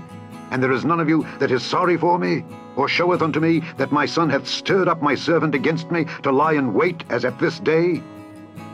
Then answered Doeg the Edomite, which was set over the servants of Saul, and said, I saw the son of Jesse coming to Nob, to Ahimelech the son of Ahitub. And he inquired of the Lord for him, and gave him victuals, and gave him the sword of Goliath the Philistine. Then the king sent to call Ahimelech the priest, the son of Ahitub, and all his father's house, the priests that were in Nob. And they came all of them to the king. And Saul said, Hear now, thou son of Ahitub. And he answered, Here I am, my lord. And Saul said unto him, Why have ye conspired against me, thou and the son of Jesse, in that thou hast given him bread and a sword, and hast inquired of God for him, that he should rise against me to lie in wait, as at this day? Then Ahimelech answered the king and said, And who is so faithful among all thy servants as David, which is the king's son-in-law, and goeth at thy bidding, and is honorable in thine house? Did I then begin to inquire of God for him? Be it far from me. Let not the king impute anything unto his servant, nor to all the house of my father. For thy servant knew nothing of all this, less or more. And the king said, Thou shalt surely die, Ahimelech, thou and all thy father's house. And the king said unto the footmen that stood about him, Turn and slay the priests of the Lord, because their hand also is with David, and because they knew when he fled, and did not show it to me. But the servants of the king would not put forth their hand to fall upon the priests of the Lord. And the king said to Doeg, Turn thou and fall upon the priests. And Doeg the Edomite turned, and he fell upon the priests, and slew on that day 75 persons that did wear a linen ephod. And Nob, the city of the priests, smote he with the edge of the sword, both men and women, children and sucklings, and oxen, and asses, and sheep, with the edge of the sword. And one of the sons of Ahimelech, the son of Ahitub, named Abiathar, escaped and fled after David. And Abiathar showed David that Saul had slain the Lord's priests.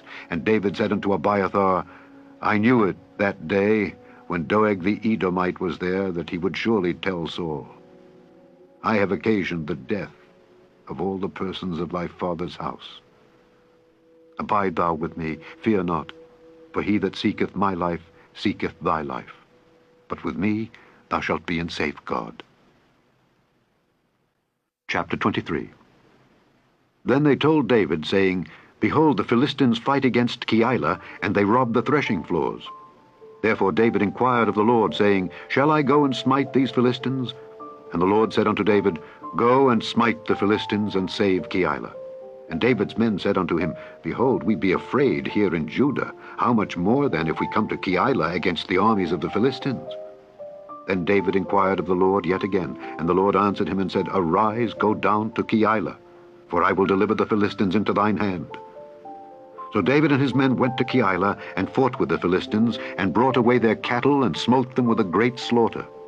So David saved the inhabitants of Keilah.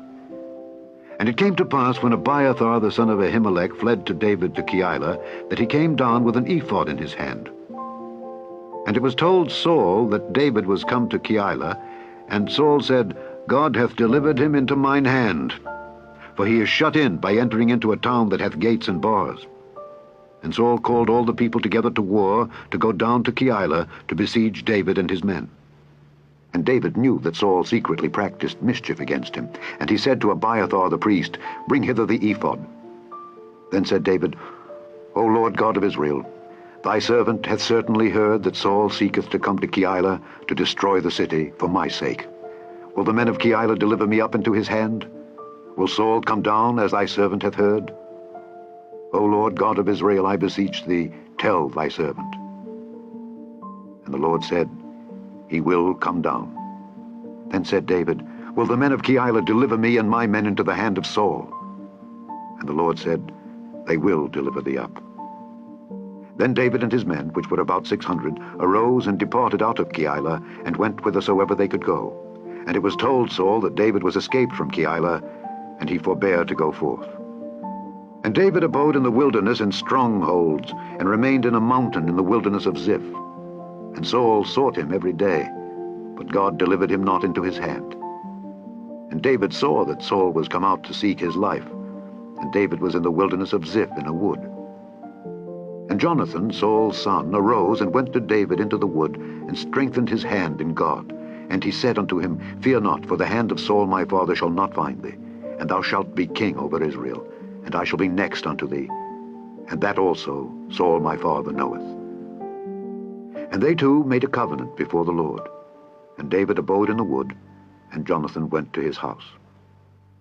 Then came up the Ziphites to Saul to Gibeah, saying, Doth not David hide himself with us in strongholds in the wood, in the hill of Hachilah, which is on the south of Jeshimon? Now therefore, O king, come down according to all the desire of thy soul to come down, and our part shall be to deliver him into the king's hand. And Saul said, Blessed be ye of the Lord, for ye have compassion on me. Go, I pray you, prepare yet, and know and see his place where his haunt is, and who hath seen him there. For it is told me that he dealeth very subtly. See therefore, and take knowledge of all the lurking places where he hideth himself, and come ye again to me with the certainty, and I will go with you, and it shall come to pass, if he be in the land, that I will search him out throughout all the thousands of Judah. And they arose and went to Ziph before Saul. But David and his men were in the wilderness of Maon, in the plain on the south of Jeshimon. Saul also and his men went to seek him. And they told David. Wherefore he came down into a rock, and abode in the wilderness of Maon. And when Saul heard that, he pursued after David in the wilderness of Maon. And Saul went on this side of the mountain, and David and his men on that side of the mountain. And David made haste to get away for fear of Saul, for Saul and his men compassed David and his men round about to take them. But there came a messenger unto Saul, saying, Haste thee and come, for the Philistines have invaded the land. Wherefore Saul returned from pursuing after David, and went against the Philistines. Therefore they called that place Selah Hammalekoth. And David went up from thence, and dwelt in strongholds at Engedi. Chapter 24. And it came to pass, when Saul was returned from following the Philistines, that it was told him, saying, Behold, David is in the wilderness of Engedi. Then Saul took 3,000 chosen men out of all Israel, and went to seek David and his men upon the rocks of the wild goats. And he came to the sheep-cots by the way, where was a cave. And Saul went in to cover his feet, and David and his men remained in the sides of the cave. And the men of David said unto him, Behold, the day of which the Lord said unto thee, Behold, I will deliver thine enemy into thine hand, that thou mayest do to him as it shall seem good unto thee.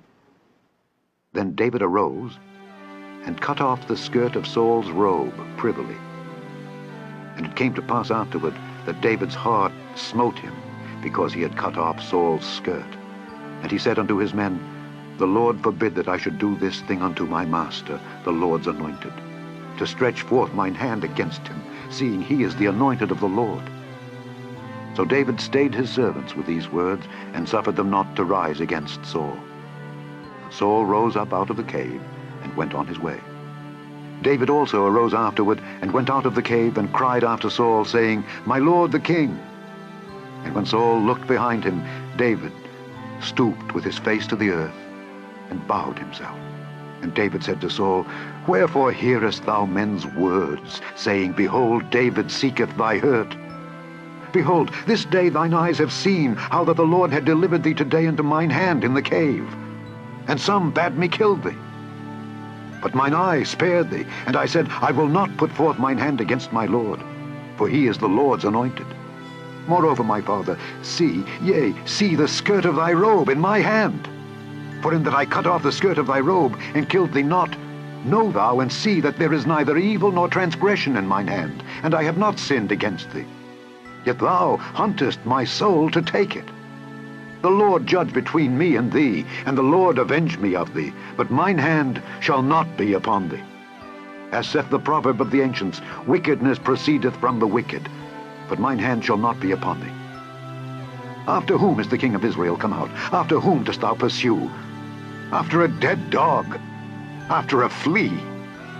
The Lord therefore be judge, and judge between me and thee, and see and plead my cause, and deliver me out of thine hand. And it came to pass, when David had made an end of speaking these words unto Saul, that Saul said, Is this thy voice, my son David? And Saul lifted up his voice and wept. And he said to David, Thou art more righteous than I, for thou hast rewarded me good, whereas I have rewarded thee evil. And thou hast showed this day how that thou hast dealt well with me. Forasmuch as when the Lord had delivered me into thine hand, thou killedst me not. For if a man find his enemy, will he let him go well away? Wherefore the Lord reward thee good, for that thou hast done unto me this day. And now behold, I know well that thou shalt surely be king, and that the kingdom of Israel shall be established in thine hand. Swear now therefore unto me by the Lord, that thou wilt not cut off my seed after me, and that thou wilt not destroy my name out of my father's house. And David sware unto Saul, and Saul went home. But David and his men gat them up unto the hold. Chapter 25. And Samuel died, and all the Israelites were gathered together and lamented him, and buried him in his house at Ramah. And David arose and went down to the wilderness of Paran. And there was a man in Maon, whose possessions were in Carmel, and the man was very great, and he had 3,000 sheep and 1,000 goats. And he was shearing his sheep in Carmel. Now the name of the man was Nabal, and the name of his wife Abigail. And she was a woman of good understanding, and of a beautiful countenance. But the man was churlish and evil in his doings, and he was of the house of Caleb. And David heard in the wilderness that Nabal did shear his sheep. And David sent out 10 young men, and David said unto the young men, Get you up to Carmel, and go to Nabal, and greet him in my name. And thus shall ye say to him that liveth in prosperity, Peace be both to thee, and peace be to thine house, and peace be unto all that thou hast. And now I have heard that thou hast shearers. Now thy shepherds, which were with us, we hurt them not, neither was there aught missing unto them all the while they were in Carmel. Ask thy young men, and they will show thee. Wherefore, let the young men find favor in thine eyes, for we come in a good day. Give, I pray thee, whatsoever cometh to thine hand unto thy servants, and to thy son David. And when David's young men came, they spake to Nabal according to all those words in the name of David, and ceased. And Nabal answered David's servants, and said, Who is David? And who is the son of Jesse? There be many servants nowadays that break away every man from his master. Shall I then take my bread and my water and my flesh that I have killed for my shearers, and give it unto men whom I know not whence they be?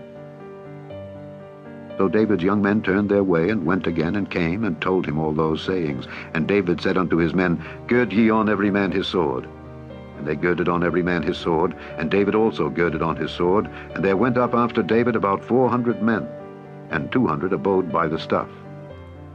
But one of the young men told Abigail, Nabal's wife, saying, Behold, David sent messengers out of the wilderness to salute our master, and he railed on them.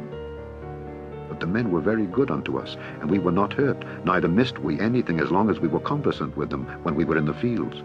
They were a wall unto us both by night and day, all the while we were with them keeping the sheep. Now therefore know and consider what thou wilt do. For evil is determined against our master, and against all his household, for he is such a son of Belial that a man cannot speak to him.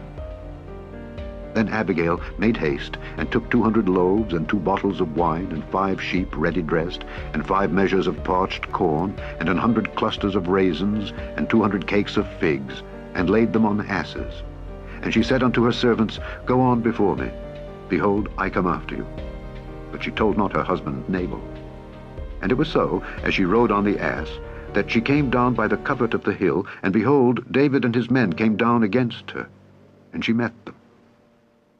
Now David had said, Surely in vain have I kept all that this fellow hath in the wilderness, so that nothing was missed of all that pertained unto him.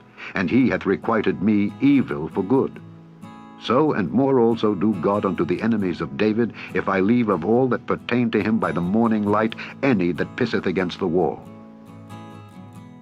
And when Abigail saw David, she hasted, and lighted off the ass, and fell before David on her face, and bowed herself to the ground, and fell at his feet, and said, Upon me, my lord, upon me let this iniquity be, and let thine handmaid, I pray thee, speak in thine audience, and hear the words of thine handmaid.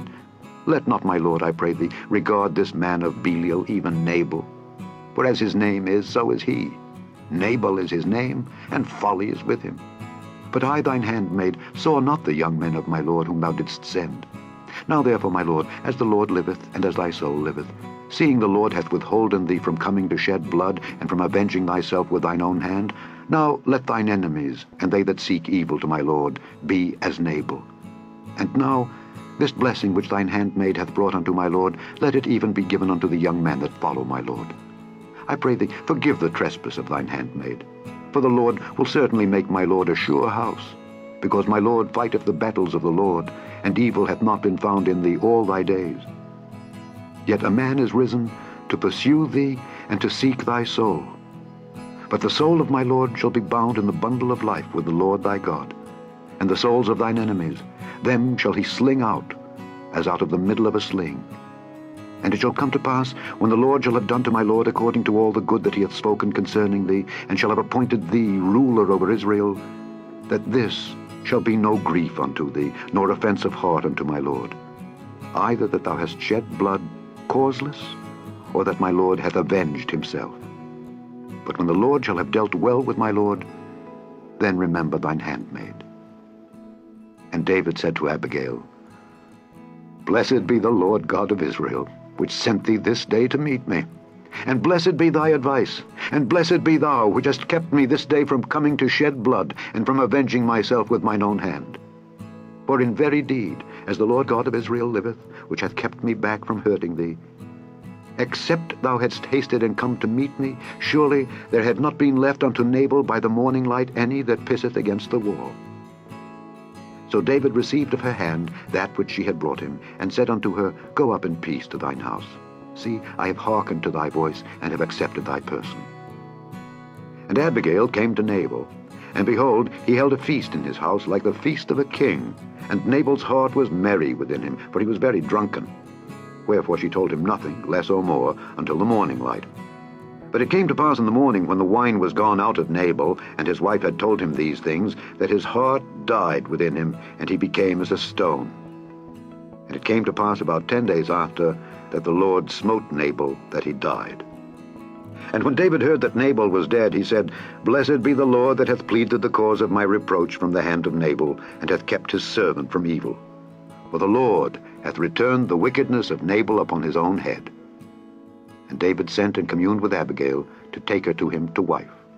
And when the servants of David were come to Abigail to Carmel, they spake unto her, saying, David sent us unto thee to take thee to him to wife. And she arose and bowed herself on her face to the earth, and said, Behold, let thine handmaid be a servant to wash the feet of the servants of my lord.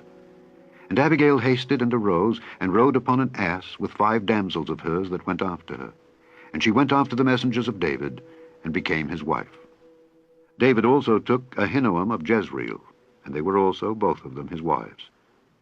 But Saul had given Michal his daughter, David's wife, to Phalti the son of Laish, which was of Galim. Chapter 26. And the Ziphites came unto Saul to Gibeah, saying, Doth not David hide himself in the hill of Hachilah, which is before Jeshimon? Then Saul arose and went down to the wilderness of Ziph, having 3,000 chosen men of Israel with him, to seek David in the wilderness of Ziph. And Saul pitched in the hill of Hachilah, which is before Jeshimon, by the way. But David abode in the wilderness, and he saw that Saul came after him into the wilderness. David therefore sent out spies, and understood that Saul was come in very deed. And David arose and came to the place where Saul had pitched. And David beheld the place where Saul lay, and Abner the son of Ner, the captain of his host. And Saul lay in the trench, and the people pitched round about him. Then answered David and said to Ahimelech the Hittite, and to Abishai the son of Zeruiah, brother to Joab, saying, Who will go down with me to Saul to the camp? And Abishai said, I will go down with thee. So David and Abishai came to the people by night, and behold, Saul lay sleeping within the trench, and his spear stuck in the ground at his bolster. But Abner and the people lay round about him. Then said Abishai to David, God hath delivered thine enemy into thine hand this day. Now therefore let me smite him, I pray thee, with a spear, even to the earth at once, and I will not smite him the second time. And David said to Abishai, Destroy him not. For who can stretch forth his hand against the Lord's anointed and be guiltless? David said furthermore, As the Lord liveth, the Lord shall smite him, or his day shall come to die, or he shall descend into battle and perish. The Lord forbid that I should stretch forth mine hand against the Lord's anointed. But I pray thee, take thou now the spear that is at his bolster, and the cruse of water, and let us go. So David took the spear and the cruse of water from Saul's bolster, and they gat them away, and no man saw it, nor knew it, neither awaked. For they were all asleep, because a deep sleep from the Lord was fallen upon them. Then David went over to the other side and stood on the top of an hill afar off, a great space being between them. And David cried to the people and to Abner the son of Ner, saying, Answerest thou not, Abner? Then Abner answered and said, Who art thou that criest to the king? And David said to Abner, Art not thou a valiant man? And who is like to thee in Israel? Wherefore then hast thou not kept thy lord the king? For there came one of the people in to destroy the king thy lord. This thing is not good that thou hast done. As the Lord liveth, ye are worthy to die, because ye have not kept your master the Lord's anointed. And now see where the king's spear is, and the cruse of water that was at his bolster. And Saul knew David's voice, and said, Is this thy voice, my son David? And David said, It is my voice, my lord, O king. And he said, Wherefore doth my lord thus pursue after his servant? For what have I done? Or what evil is in mine hand? Now therefore I pray thee, let my lord the king hear the words of his servant. If the Lord have stirred thee up against me, let him accept an offering. But if they be the children of men, cursed be they before the Lord. For they have driven me out this day from abiding in the inheritance of the Lord, saying, Go, serve other gods. Now therefore let not my blood fall to the earth before the face of the Lord. For the king of Israel is come out to seek a flea, as when one doth hunt a partridge in the mountains. Then said Saul, I have sinned. Return, my son David, for I will no more do thee harm, because my soul was precious in thine eyes this day. Behold, I have played the fool, and have erred exceedingly. And David answered and said, Behold the king's spear, and let one of the young men come over and fetch it. The Lord render to every man his righteousness and his faithfulness. For the Lord delivered thee into my hand today, but I would not stretch forth mine hand against the Lord's anointed. And behold, as thy life was much set by this day in mine eyes, so let my life be much set by in the eyes of the Lord, and let him deliver me out of all tribulation. Then Saul said to David, Blessed be thou, my son David.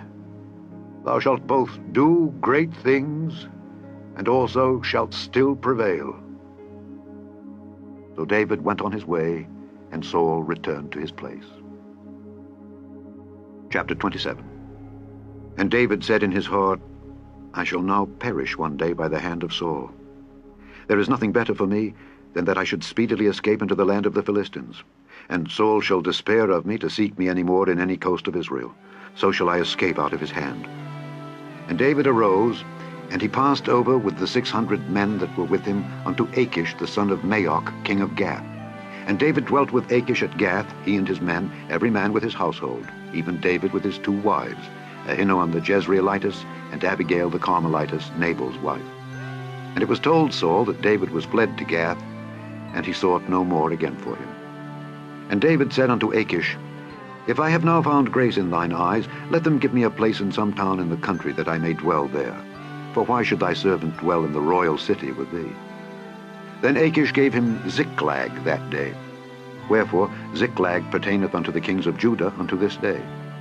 And the time that David dwelt in the country of the Philistines was a full year and 4 months.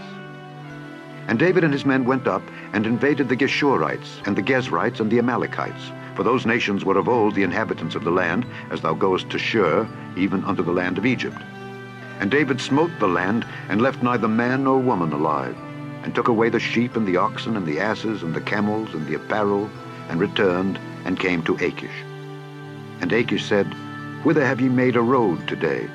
And David said, Against the south of Judah, and against the south of the Jerahmeelites, and against the south of the Kenites. And David saved neither man nor woman alive to bring tidings to Gath, saying, Lest they should tell on us, saying, So did David, and so will be his manner all the while he dwelleth in the country of the Philistines. And Achish believed David, saying, He hath made his people Israel utterly to abhor him. Therefore he shall be my servant forever. Chapter 28. And it came to pass in those days that the Philistines gathered their armies together for warfare to fight with Israel. And Achish said unto David, Know thou assuredly that thou shalt go out with me to battle, thou and thy men. And David said to Achish, Surely thou shalt know what thy servant can do. And Achish said to David, Therefore will I make thee keeper of mine head forever. Now Samuel was dead, and all Israel had lamented him, and buried him in Ramah, even in his own city. And Saul had put away those that had familiar spirits, and the wizards, out of the land.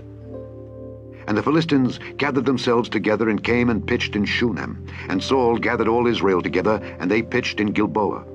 And when Saul saw the host of the Philistines, he was afraid, and his heart greatly trembled. And when Saul inquired of the Lord answered him not, neither by dreams, nor by Urim, nor by prophets. Then said Saul unto his servants, Seek me a woman that hath a familiar spirit, that I may go to her and inquire of her. And his servants said to him, Behold, there is a woman that hath a familiar spirit at Endor. And Saul disguised himself, and put on other raiment, and he went, and 2 men with him, and they came to the woman by night. And he said, I pray thee, divine unto me by the familiar spirit, and bring me him up whom I shall name unto thee. And the woman said unto him, Behold, thou knowest what Saul hath done, how he hath cut off those that have familiar spirits and the wizards out of the land. Wherefore then layest thou a snare for my life, to cause me to die? And Saul sware to her by the Lord, saying, As the Lord liveth, there shall no punishment happen to thee for this thing. Then said the woman, Whom shall I bring up unto thee? And he said, Bring me up Samuel. And when the woman saw Samuel, she cried with a loud voice. And the woman spake to Saul, saying, Why hast thou deceived me? For thou art Saul. And the king said unto her, Be not afraid, for what sawest thou? And the woman said unto Saul, I saw gods ascending out of the earth. And he said unto her, What form is he of? And she said, An old man cometh up, and he is covered with a mantle. And Saul perceived that it was Samuel, and he stooped with his face to the ground, and bowed himself. And Samuel said to Saul, Why hast thou disquieted me to bring me up? And Saul answered, I am sore distressed, for the Philistines make war against me, and God is departed from me, and answereth me no more, neither by prophets nor by dreams. Therefore I have called thee, that thou mayest make known unto me what I shall do. Then said Samuel, Wherefore then dost thou ask of me, seeing the Lord is departed from thee, and is become thine enemy? And the Lord hath done to him as he spake by me. For the Lord hath rent the kingdom out of thine hand, and given it to thy neighbor, even to David. Because thou obeyedst not the voice of the Lord, nor executedst his fierce wrath upon Amalek, therefore hath the Lord done this thing unto thee this day. Moreover, the Lord will also deliver Israel with thee into the hand of the Philistines, and tomorrow shalt thou and thy sons be with me. The Lord also shall deliver the host of Israel into the hand of the Philistines. And Saul fell straightway all along on the earth, and was sore afraid because of the words of Samuel. And there was no strength in him, for he had eaten no bread all the day nor all the night.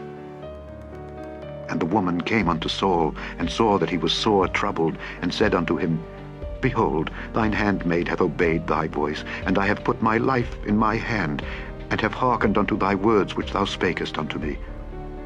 Now therefore I pray thee, hearken thou also unto the voice of thine handmaid, and let me set a morsel of bread before thee, and eat, that thou mayest have strength when thou goest on thy way. But he refused and said, I will not eat. But his servants, together with the woman, compelled him, and he hearkened unto their voice. So he arose from the earth, and sat upon the bed. And the woman had a fat calf in the house, and she hasted and killed it, and took flour and kneaded it, and did bake unleavened bread thereof. And she brought it before Saul and before his servants, and they did eat. Then they rose up and went away that night. Chapter 29. Now the Philistines gathered together all their armies to Aphek, and the Israelites pitched by a fountain which is in Jezreel. And the lords of the Philistines passed on by hundreds and by thousands. But David and his men passed on in the rearward with Achish. Then said the princes of the Philistines, What do these Hebrews here? And Achish said unto the princes of the Philistines, Is not this David, the servant of Saul, the king of Israel, which hath been with me these days, or these years? And I have found no fault in him, since he fell unto me unto this day. And the princes of the Philistines were wroth with him. And the princes of the Philistines said unto him, Make this fellow return, that he may go again to his place which thou hast appointed him, and let him not go down with us to battle, lest in the battle he be an adversary to us. For wherewith should he reconcile himself unto his master? Should it not be with the heads of these men? Is not this David, of whom they sang one to another in dances, saying, Saul slew his thousands, and David his 10,000s? Then Achish called David and said unto him, Surely, as the Lord liveth, thou hast been upright, and thy going out and thy coming in with me in the host is good in my sight, for I have not found evil in thee since the day of thy coming unto me unto this day. Nevertheless, the Lord's favor thee not. Wherefore now return and go in peace, that thou displease not the lords of the Philistines. And David said unto Achish, But what have I done? And what hast thou found in thy servant so long as I have been with thee unto this day, that I may not go fight against the enemies of my lord the king? And Achish answered and said to David, I know that thou art good in my sight, as an angel of God. Notwithstanding, the princes of the Philistines have said, He shall not go up with us to the battle. Wherefore now rise up early in the morning with thy master's servants that are come with thee, and as soon as ye be up early in the morning and have light, depart.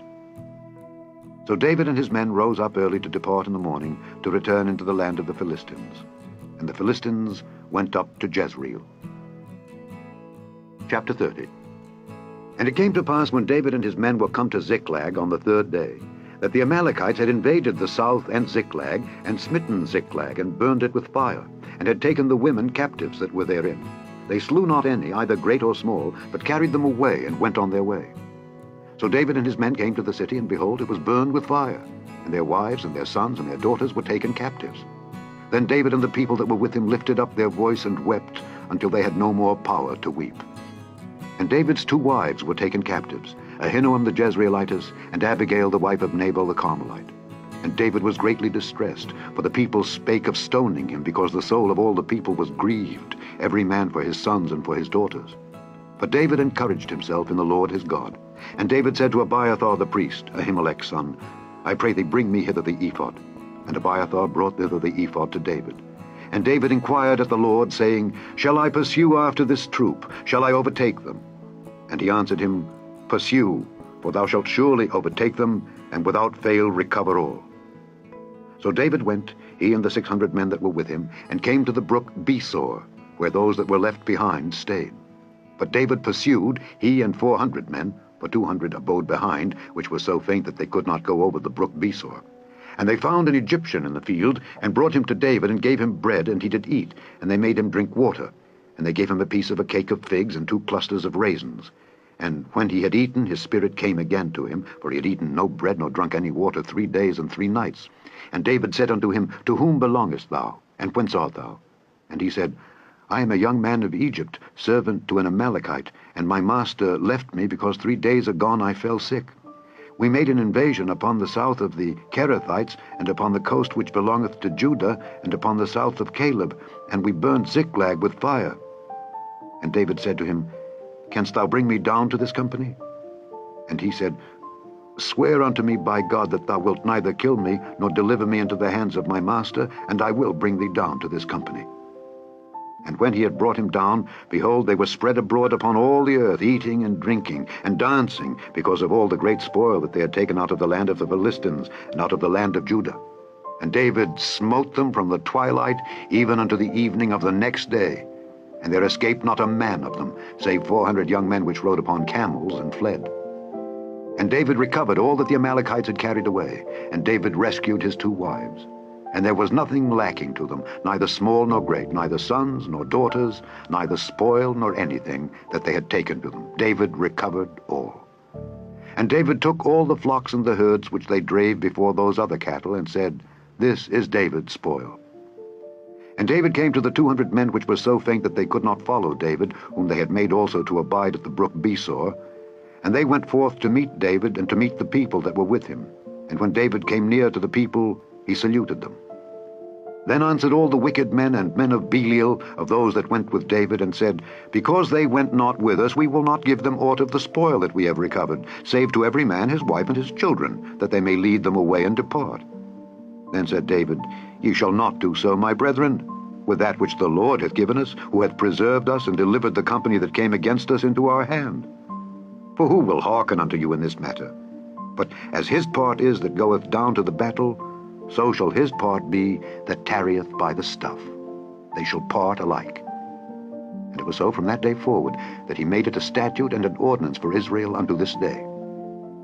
And when David came to Ziklag, he sent of the spoil unto the elders of Judah, even to his friends, saying, Behold a present for you of the spoil of the enemies of the Lord, to them which were in Bethel, and to them which were in South Ramoth, and to them which were in Jeter, and to them which were in Aroer, and to them which were in Siphmoth, and to them which were in Eshtemoa, and to them which were in Rachel, and to them which were in the cities of the Jerahmeelites, and to them which were in the cities of the Kenites, and to them which were in Hormah, and to them which were in Korashan, and to them which were in Athach, and to them which were in Hebron, and to all the places where David himself and his men were wont to haunt. Chapter 31. Now the Philistines fought against Israel, and the men of Israel fled from before the Philistines, and fell down slain in Mount Gilboa.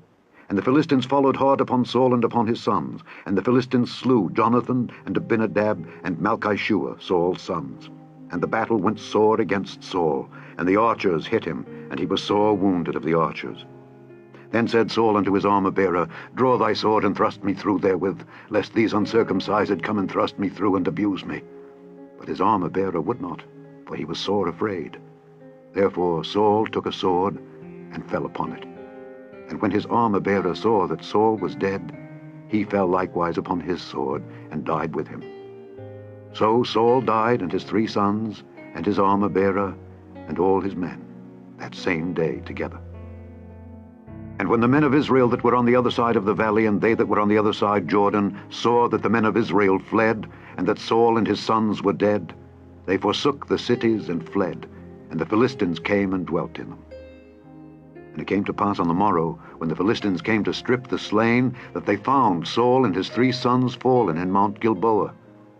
And they cut off his head, and stripped off his armor, and sent into the land of the Philistines round about to publish it in the house of their idols and among the people. And they put his armor in the house of Ashtaroth, and they fastened his body to the wall of Bethshan. And when the inhabitants of Jabesh-Gilead heard of that which the Philistines had done to Saul, all the valiant men arose, and went all night, and took the body of Saul and the bodies of his sons from the wall of Bethshan, and came to Jabesh, and burnt them there. And they took their bones, and buried them under a tree at Jabesh, and fasted 7 days. The end of the first book of Samuel, otherwise called the first book of the Kings.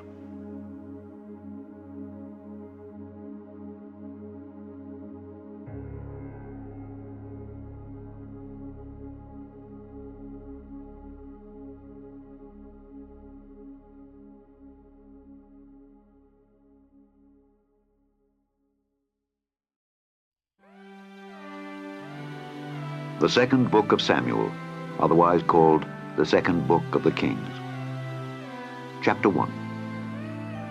Now it came to pass after the death of Saul, when David was returned from the slaughter of the Amalekites, and David had abode 2 days in Ziklag, it came even to pass on the 3rd day, that, behold, a man came out of the camp from Saul, with his clothes rent, and earth upon his head.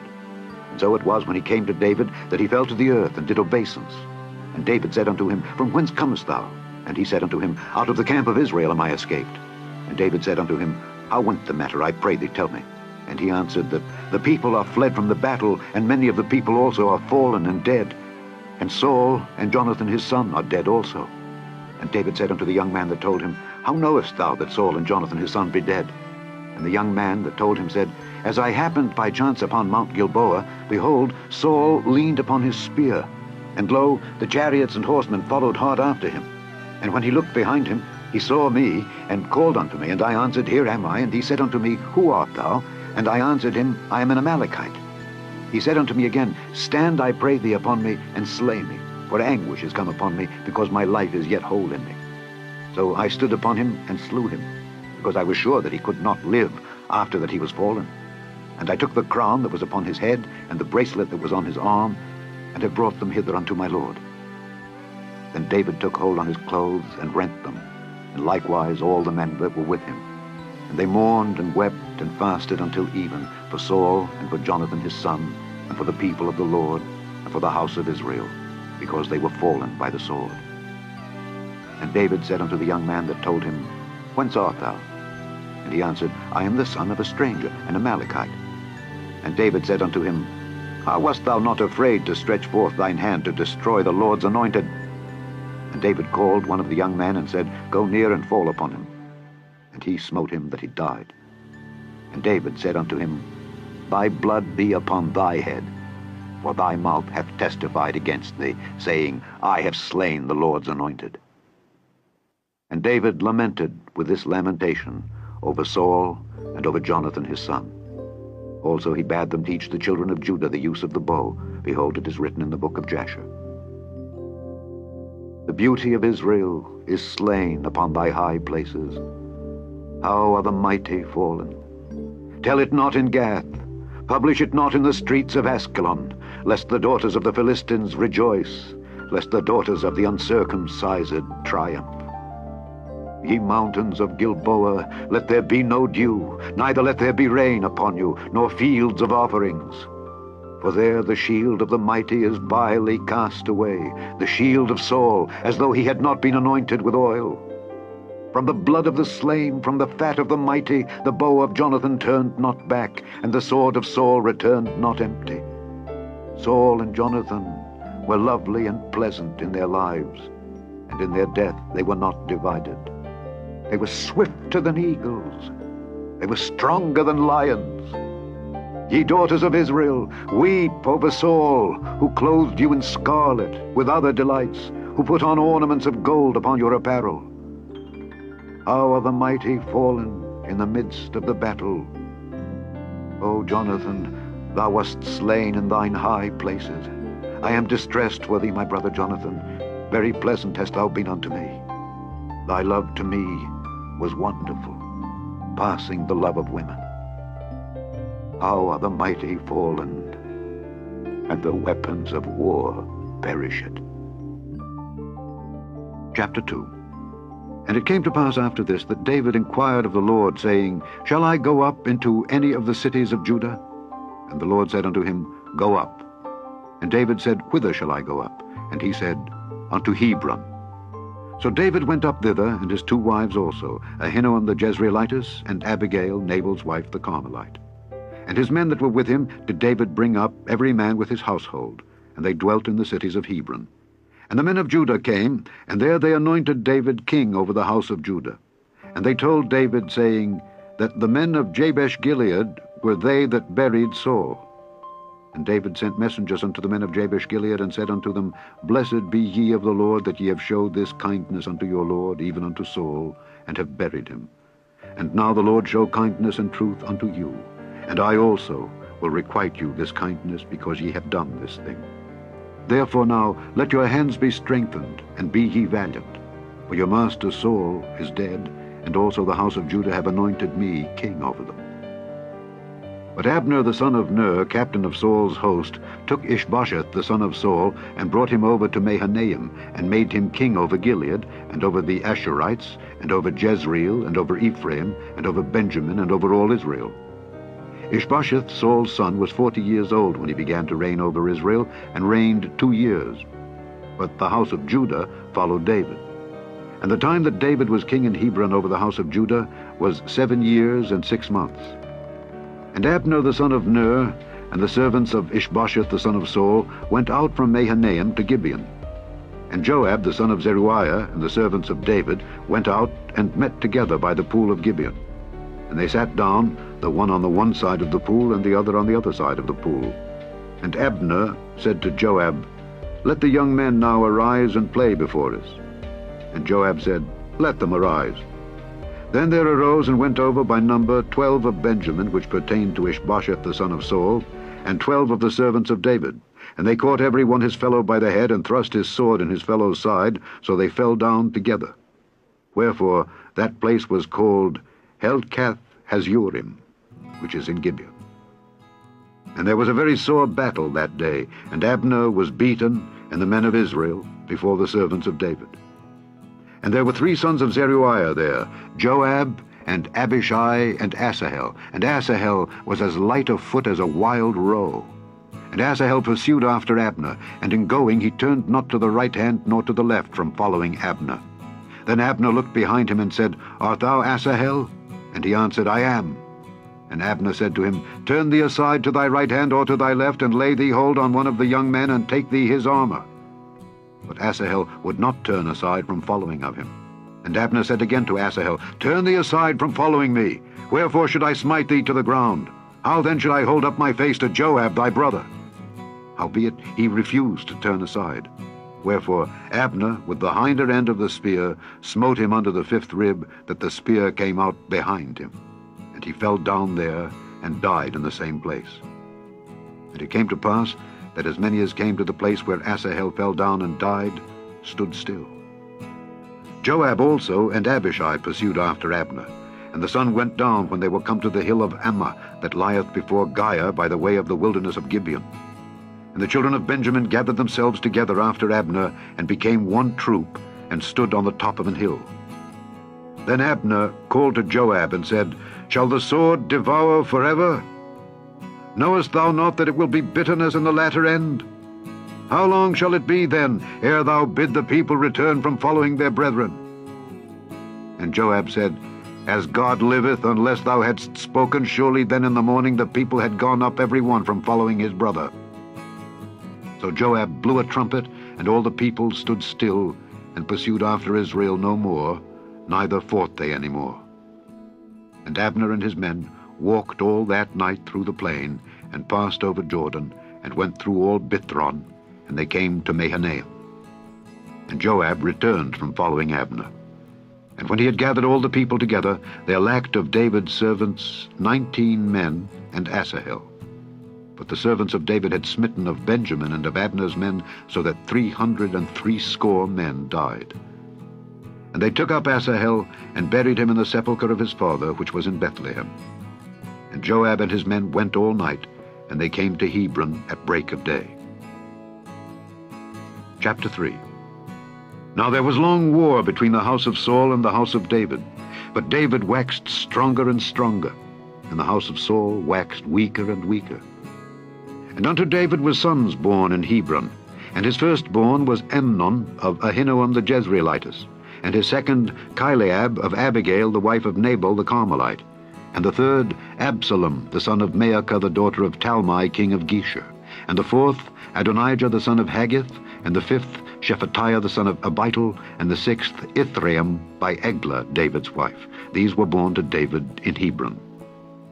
And it came to pass, while there was war between the house of Saul and the house of David, that Abner made himself strong for the house of Saul. And Saul had a concubine, whose name was Rizpah, the daughter of Aiah.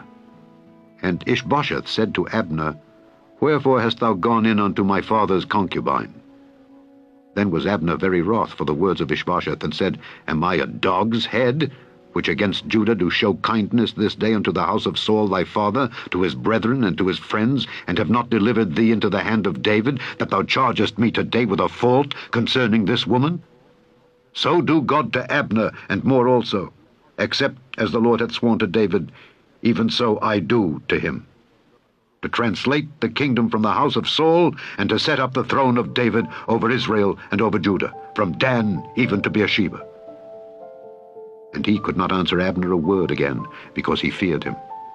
And Abner sent messengers to David on his behalf, saying, Whose is the land? Saying also, Make thy league with me, and behold, my hand shall be with thee to bring about all Israel unto thee. And he said, Well, I will make a league with thee, but one thing I require of thee. That is, thou shalt not see my face, except thou first bring Michal, Saul's daughter, when thou comest to see my face. And David sent messengers to Ishbosheth, Saul's son, saying, Deliver me my wife Michal, which I espoused to me for 100 foreskins of the Philistines. And Ishbosheth sent, and took her from her husband, even from Phaltiel the son of Laish. And her husband went with her along, weeping behind her to Bahurim. Then said Abner unto him, Go, return. And he returned. And Abner had communication with the elders of Israel, saying, Ye sought for David in times past to be king over you. Now then, do it. For the Lord hath spoken of David, saying, By the hand of my servant David I will save my people Israel out of the hand of the Philistines, and out of the hand of all their enemies. And Abner also spake in the ears of Benjamin. And Abner went also to speak in the ears of David in Hebron, all that seemed good to Israel, and that seemed good to the whole house of Benjamin. So Abner came to David to Hebron, and 20 men with him. And David made Abner and the men that were with him a feast. And Abner said unto David, I will arise and go, and will gather all Israel unto my lord the king, that they may make a league with thee, and that thou mayest reign over all that thine heart desireth. And David sent Abner away, and he went in peace. And behold, the servants of David and Joab came from pursuing a troop, and brought in a great spoil with them.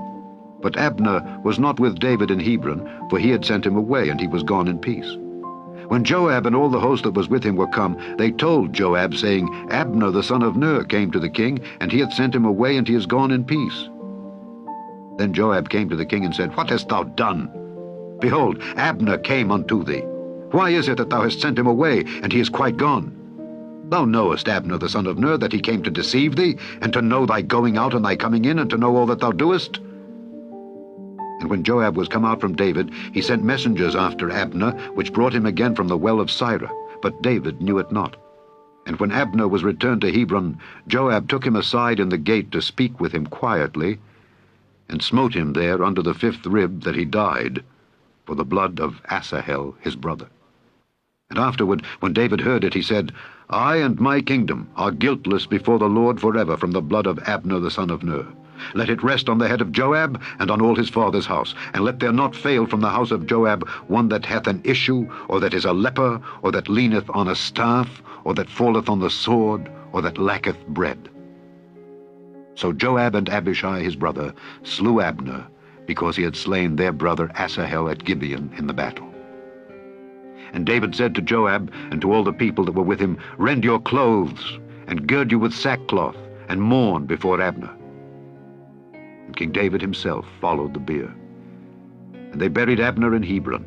And the king lifted up his voice and wept at the grave of Abner, and all the people wept. And the king lamented over Abner, and said, Died Abner as a fool dieth? Thy hands were not bound, nor thy feet put into fetters. As a man falleth before wicked men, so fellest thou. And all the people wept again over him. And when all the people came to cause David to eat meat while it was yet day, David sware, saying, So do God to me, and more also, if I taste bread or aught else till the sun be down. And all the people took notice of it, and it pleased them, as whatsoever the king did pleased all the people. For all the people and all Israel understood that day that it was not of the king to slay Abner the son of Ner. And the king said unto his servants, Know ye not that there is a prince and a great man fallen this day in Israel? And I am this day weak, though anointed king. And these men, the sons of Zeruiah, be too hard for me. The Lord shall reward the doer of evil according to his wickedness. Chapter 4. And when Saul's son heard that Abner was dead in Hebron, his hands were feeble, and all the Israelites were troubled. And Saul's son had 2 men that were captains of bands. The name of the one was Baanah, and the name of the other Rechab, the sons of Rimmon, a Beerothite of the children of Benjamin. For Beeroth also reckoned to Benjamin, and the Beerothites fled to Gittaim and were sojourners there until this day. And Jonathan, Saul's son, had a son that was lame of his feet. He was 5 years old when the tidings came of Saul and Jonathan out of Jezreel, and his nurse took him up and fled. And it came to pass, as she made haste to flee, that he fell and became lame. And his name was Mephibosheth. And the sons of Rimmon the Beerothite, Rechab and Baanah, went and came about the heat of the day to the house of Ishbosheth, who lay on a bed at noon. And they came thither into the midst of the house, as though they would have fetched wheat. And they smote him under the 5th rib. And Rechab and Baanah his brother escaped. For when they came into the house, he lay on his bed in his bedchamber. And they smote him, and slew him, and beheaded him, and took his head, and gat them away through the plain all night. And they brought the head of Ishbosheth unto David to Hebron, and said to the king, Behold the head of Ishbosheth, the son of Saul thine enemy, which sought thy life. And the Lord hath avenged my lord the king this day of Saul and of his seed. And David answered Rechab and Baanah his brother, the sons of Rimmon the Beerothite, and said unto them, As the Lord liveth, who hath redeemed my soul out of all adversity, when one told me, saying, Behold, Saul is dead, thinking to have brought good tidings, I took hold of him and slew him in Ziklag, who thought that I would have given him a reward for his tidings. How much more when wicked men have slain a righteous person in his own house upon his bed? Shall I not therefore now require his blood of your hand, and take you away from the earth? And David commanded his young men, and they slew them, and cut off their hands and their feet, and hanged them up over the pool in Hebron. For they took the head of Ishbosheth, and buried it in the sepulchre of Abner in Hebron. Chapter 5. Then came all the tribes of Israel to David unto Hebron, and spake, saying, Behold, we are thy bone and thy flesh. Also in time past, when Saul was king over us, thou wast he that leddest out and broughtest in Israel. And the Lord said to thee, Thou shalt feed my people Israel, and thou shalt be a captain over Israel. So all the elders of Israel came to the king to Hebron, and King David made a league with them in Hebron before the Lord. And they anointed David king over Israel. David was 30 years old when he began to reign, and he reigned 40 years. In Hebron he reigned over Judah 7 years and 6 months, and in Jerusalem he reigned 33 years over all Israel and Judah. And the king and his men went to Jerusalem unto the Jebusites, the inhabitants of the land, which spake unto David, saying, Except thou take away the blind and the lame, thou shalt not come in hither, thinking, David cannot come in hither. Nevertheless David took the stronghold of Zion, the same is the city of David. And David said on that day, Whosoever getteth up to the gutter and smiteth the Jebusites and the lame and the blind that I hated of David's soul, he shall be chief and captain. Wherefore they said, The blind and the lame shall not come into the house. So David dwelt in the fort, and called it the city of David. And David built round about from Millo and inward. And David went on and grew great, and the Lord God of hosts was with him. And Hiram king of Tyre sent messengers to David, and cedar trees, and carpenters, and masons. And they built David an house. And David perceived that the Lord had established him king over Israel, and that he had exalted his kingdom for his people Israel's sake. And David took him more concubines and wives out of Jerusalem, after he was come from Hebron. And there were yet sons and daughters born to David. And these be the names of those that were born unto him in Jerusalem: Shammua, and Shobab, and Nathan, and Solomon. Ibhar also, and Elishua, and Nepheg, and Japhiah, and Elishama, and Eliada, and Eliphalet. But when the Philistines heard that they had anointed David king over Israel, all the Philistines came up to seek David, and David heard of it, and went down to the hold. The Philistines also came and spread themselves in the valley of Rephaim. And David inquired of the Lord, saying, Shall I go up to the Philistines? Wilt thou deliver them into mine hand? And the Lord said unto David, Go up, for I will doubtless deliver the Philistines into thine hand. And David came to Baal Perazim, and David smote them there, and said, The Lord hath broken forth upon mine enemies before me as the breach of waters. Therefore he called the name of that place Baal Perazim. And there they left their images, and David and his men burned them. And the Philistines came up yet again, and spread themselves in the valley of Rephaim. And when David inquired of the Lord, he said, Thou shalt not go up, but fetch a compass behind them, and come upon them over against the mulberry trees. And let it be, when thou hearest the sound of a going in the tops of the mulberry trees, that then thou shalt bestir thyself, for then shall the Lord go out before thee to smite the host of the Philistines. And David did so, as the Lord had commanded him, and smote the Philistines from Geba until thou come to Gazer. Chapter 6. Again David gathered together all the chosen men of Israel, 30,000. And David arose, and went with all the people that were with him from Baale of Judah, to bring up from thence the ark of God, whose name is called by the name of the Lord of hosts, that dwelleth between the cherubims. And they set the ark of God upon a new cart, and brought it out of the house of Abinadab that was in Gibeah. And Uzzah and Ahio, the sons of Abinadab, drave the new cart. And they brought it out of the house of Abinadab, which was at Gibeah, accompanying the ark of God, and Ahio went before the ark. And David and all the house of Israel played before the Lord on all manner of instruments made of fir wood, even on harps, and on psalteries, and on timbrels, and on cornets, and on cymbals. And when they came to Nachon's threshing floor, Uzzah put forth his hand to the ark of God, and took hold of it, for the oxen shook it. And the anger of the Lord was kindled against Uzzah, and God smote him there for his error. And there he died by the ark of God. And David was displeased, because the Lord had made a breach upon Uzzah. And he called the name of the place Perez Uzzah to this day. And David was afraid of the Lord that day, and said, How shall the ark of the Lord come to me? So David would not remove the ark of the Lord unto him into the city of David, but David carried it aside into the house of Obed-Edom the Gittite. And the ark of the Lord continued in the house of Obed-Edom the Gittite 3 months. And the Lord blessed Obed-Edom and all his household. And it was told King David, saying, The Lord hath blessed the house of Obed-Edom, and all that pertaineth unto him, because of the ark of God. So David went and brought up the ark of God from the house of Obed-Edom into the city of David with gladness.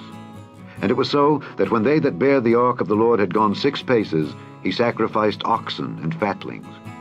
And David danced before the Lord with all his might, and David was girded with a linen ephod. So David and all the house of Israel brought up the ark of the Lord with shouting and with the sound of the trumpet. And as the ark of the Lord came into the city of David, Michal, Saul's daughter, looked through a window and saw King David leaping and dancing before the Lord, and she despised him in her heart. And they brought in the ark of the Lord, and set it in his place in the midst of the tabernacle that David had pitched for it. And David offered burnt offerings and peace offerings before the Lord. And as soon as David had made an end of offering burnt offerings and peace offerings, he blessed the people in the name of the Lord of hosts. And he dealt among all the people, even among the whole multitude of Israel, as well to the women as men, to every one a cake of bread, and a good piece of flesh, and a flagon of wine. So all the people departed every one to his house. Then David returned to bless his household. And Michal, the daughter of Saul, came out to meet David, and said, How glorious was the king of Israel today, who uncovered himself today in the eyes of the handmaids of his servants, as one of the vain fellows shamelessly uncovereth himself. And David said unto Michal, It was before the Lord, which chose me before thy father and before all his house, to appoint me ruler over the people of the Lord, over Israel. Therefore will I play before the Lord.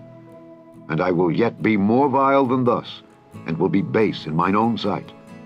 And of the maidservants which thou hast spoken of them shall I be head in honor. Therefore Michal, the daughter of Saul, had no child unto the day of her death. Chapter 7. And it came to pass, when the king sat in his house, and the Lord had given him rest round about from all his enemies, that the king said unto Nathan the prophet, See now, I dwell in an house of cedar, but the ark of God dwelleth within curtains. And Nathan said to the king, Go, do all that is in thine heart, for the Lord is with thee. And it came to pass that night, that the word of the Lord came unto Nathan, saying, Go and tell my servant David, Thus saith the Lord, Shalt thou build me an house for me to dwell in? Whereas I have not dwelt in any house since the time that I brought up the children of Israel out of Egypt even to this day, but have walked in a tent and in a tabernacle. In all the places wherein I have walked with all the children of Israel, spake I a word with any of the tribes of Israel, whom I commanded to feed my people Israel, saying, Why build ye not me an house of cedar? Now therefore, so shalt thou say unto my servant David, Thus saith the Lord of hosts, I took thee from the sheep-cot, from following the sheep, to be ruler over my people, over Israel. And I was with thee whithersoever thou wentest, and have cut off all thine enemies out of thy sight, and have made thee a great name, like unto the name of the great men that are in the earth. Moreover, I will appoint a place for my people Israel, and will plant them, that they may dwell in a place of their own, and move no more. Neither shall the children of wickedness afflict them any more, as before time, and as since the time that I commanded judges to be over my people Israel, and have caused thee to rest from all thine enemies. Also the Lord telleth thee that he will make thee an house. And when thy days be fulfilled, and thou shalt sleep with thy fathers, I will set up thy seed after thee, which shall proceed out of thy bowels, and I will establish his kingdom. He shall build an house for my name, and I will establish the throne of his kingdom forever. I will be his father, and he shall be my son. If he commit iniquity, I will chasten him with the rod of men, and with the stripes of the children of men. But my mercy shall not depart away from him, as I took it from Saul, whom I put away before thee. And thine house and thy kingdom shall be established forever before thee. Thy throne shall be established forever. According to all these words, and according to all this vision, so did Nathan speak unto David. Then went King David in, and sat before the Lord, and he said, Who am I, O Lord God? And what is my house, that thou hast brought me hitherto? And this was yet a small thing in thy sight, O Lord God. But thou hast spoken also of thy servant's house for a great while to come. And is this the manner of man, O Lord God? And what can David say more unto thee? For thou, Lord God, knowest thy servant. For thy word's sake, and according to thine own heart, hast thou done all these great things, to make thy servant know them. Wherefore thou art great, O Lord God, for there is none like thee, neither is there any God beside thee, according to all that we have heard with our ears. And what one nation in the earth is like thy people, even like Israel, whom God went to redeem for a people to himself, and to make him a name, and to do for you great things and terrible, for thy land, before thy people, which thou redeemedst to thee from Egypt, from the nations and their gods. For thou hast confirmed to thyself thy people Israel, to be a people unto thee forever, and thou, Lord, art become their God. And now, O Lord God, the word that thou hast spoken concerning thy servant and concerning his house, establish it forever, and do as thou hast said. And let thy name be magnified forever, saying, The Lord of hosts is the God over Israel. And let the house of thy servant David be established before thee. For thou, O Lord of hosts, God of Israel, hast revealed to thy servant, saying, I will build thee an house. Therefore hath thy servant found in his heart to pray this prayer unto thee. And now, O Lord God, thou art that God, and thy words be true, and thou hast promised this goodness unto thy servant. Therefore now let it please thee to bless the house of thy servant, that it may continue forever before thee. For thou, O Lord God, hast spoken it, and with thy blessing let the house of thy servant be blessed forever. Chapter 8. And after this it came to pass that David smote the Philistines and subdued them. And David took Methegama out of the hand of the Philistines. And he smote Moab, and measured them with a line, casting them down to the ground.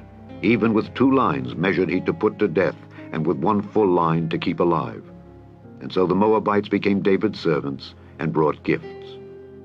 David smote also Hadadezer the son of Rehob, king of Zobah, as he went to recover his border at the river Euphrates. And David took from him 1,000 chariots, and 700 horsemen, and 20,000 footmen. And David hocked all the chariot horses, but reserved of them for 100 chariots. And when the Syrians of Damascus came to succor Hadadezer king of Zobah, David slew of the Syrians 22,000 men. Then David put garrisons in Syria of Damascus, and the Syrians became servants to David, and brought gifts. And the Lord preserved David whithersoever he went. And David took the shields of gold that were on the servants of Hadadezer, and brought them to Jerusalem. And from Betah and from Berothai, cities of Hadadezer, King David took exceeding much brass. When Toi, king of Hamath, heard that David had smitten all the host of Hadadezer, then Toi sent Joram his son unto King David to salute him and to bless him, because he had fought against Hadadezer and smitten him. For Hadadezer had wars with Toi.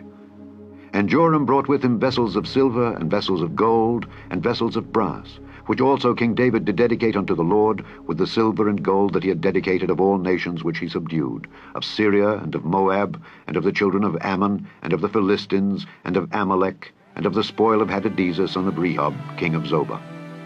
And David gat him a name when he returned from smiting of the Syrians in the valley of Salt, being 18,000 men. And he put garrisons in Edom. Throughout all Edom put he garrisons, and all they of Edom became David's servants. And the Lord preserved David whithersoever he went. And David reigned over all Israel. And David executed judgment and justice unto all his people. And Joab the son of Zeruiah was over the host, and Jehoshaphat the son of Ahilud was recorder, and Zadok the son of Ahitub, and Ahimelech the son of Abiathar were the priests, and Zariah was the scribe, and Benaiah the son of Jehoiada was over both the Kerethites and the Pelethites. And David's sons were chief rulers. Chapter 9.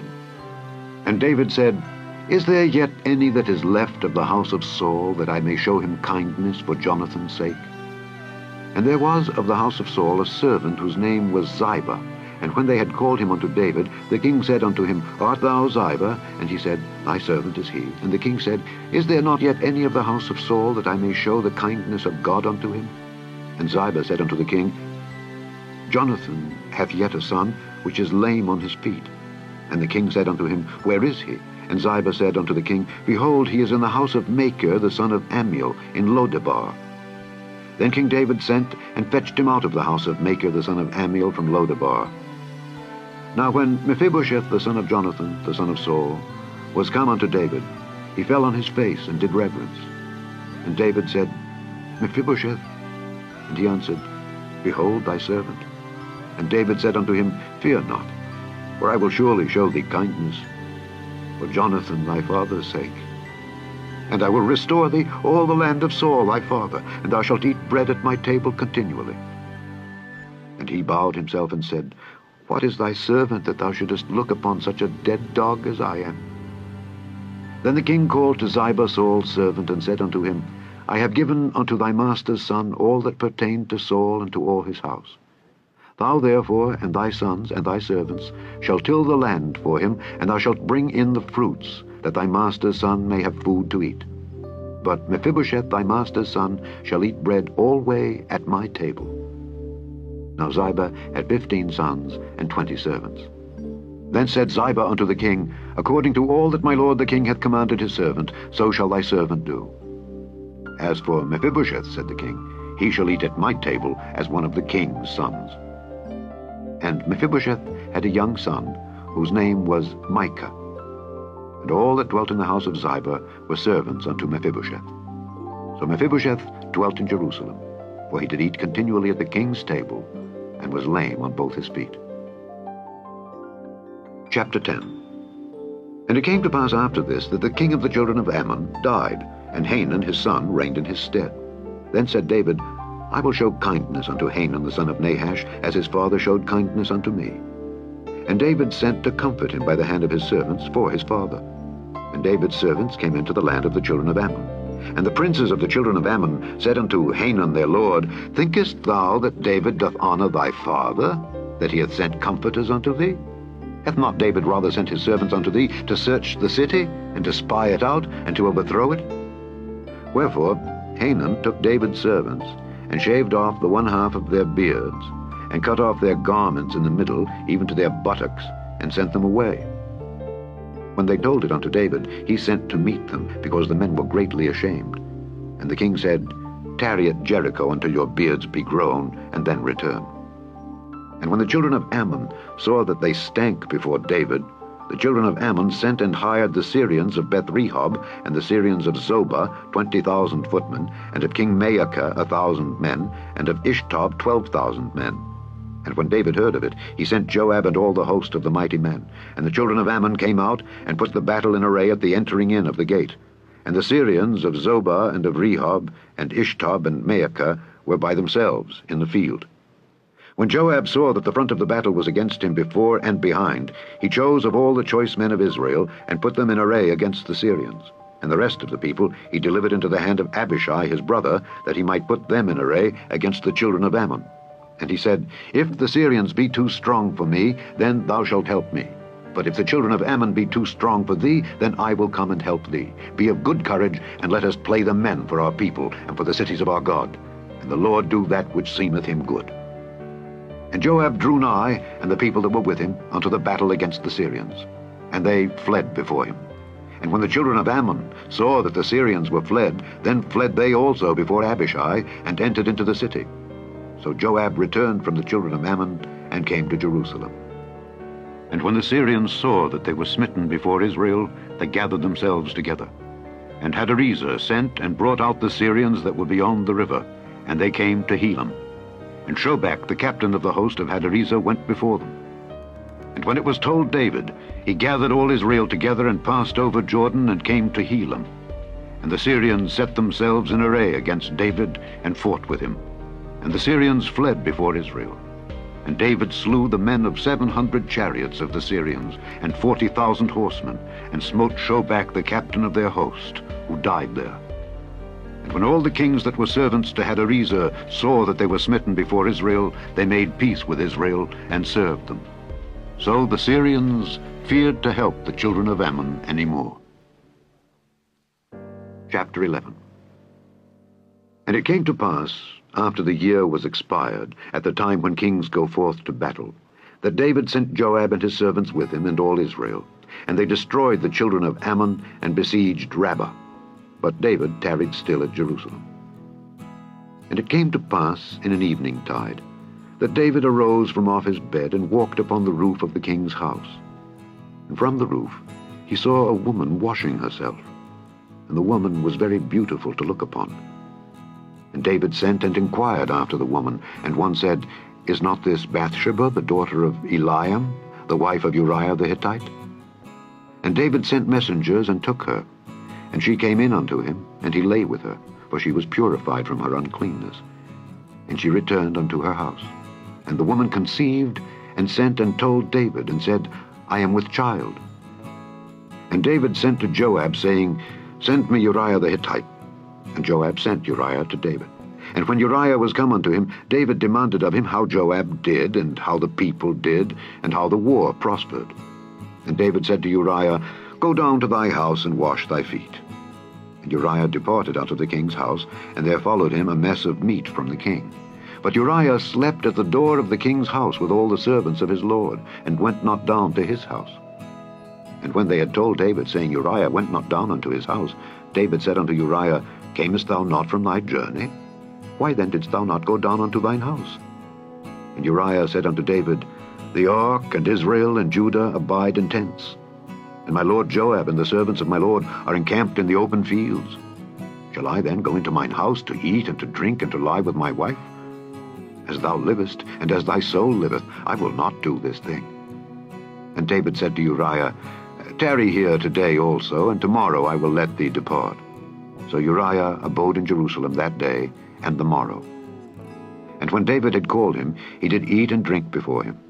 And he made him drunk. And at even he went out to lie on his bed with the servants of his lord, but went not down to his house. And it came to pass in the morning that David wrote a letter to Joab, and sent it by the hand of Uriah.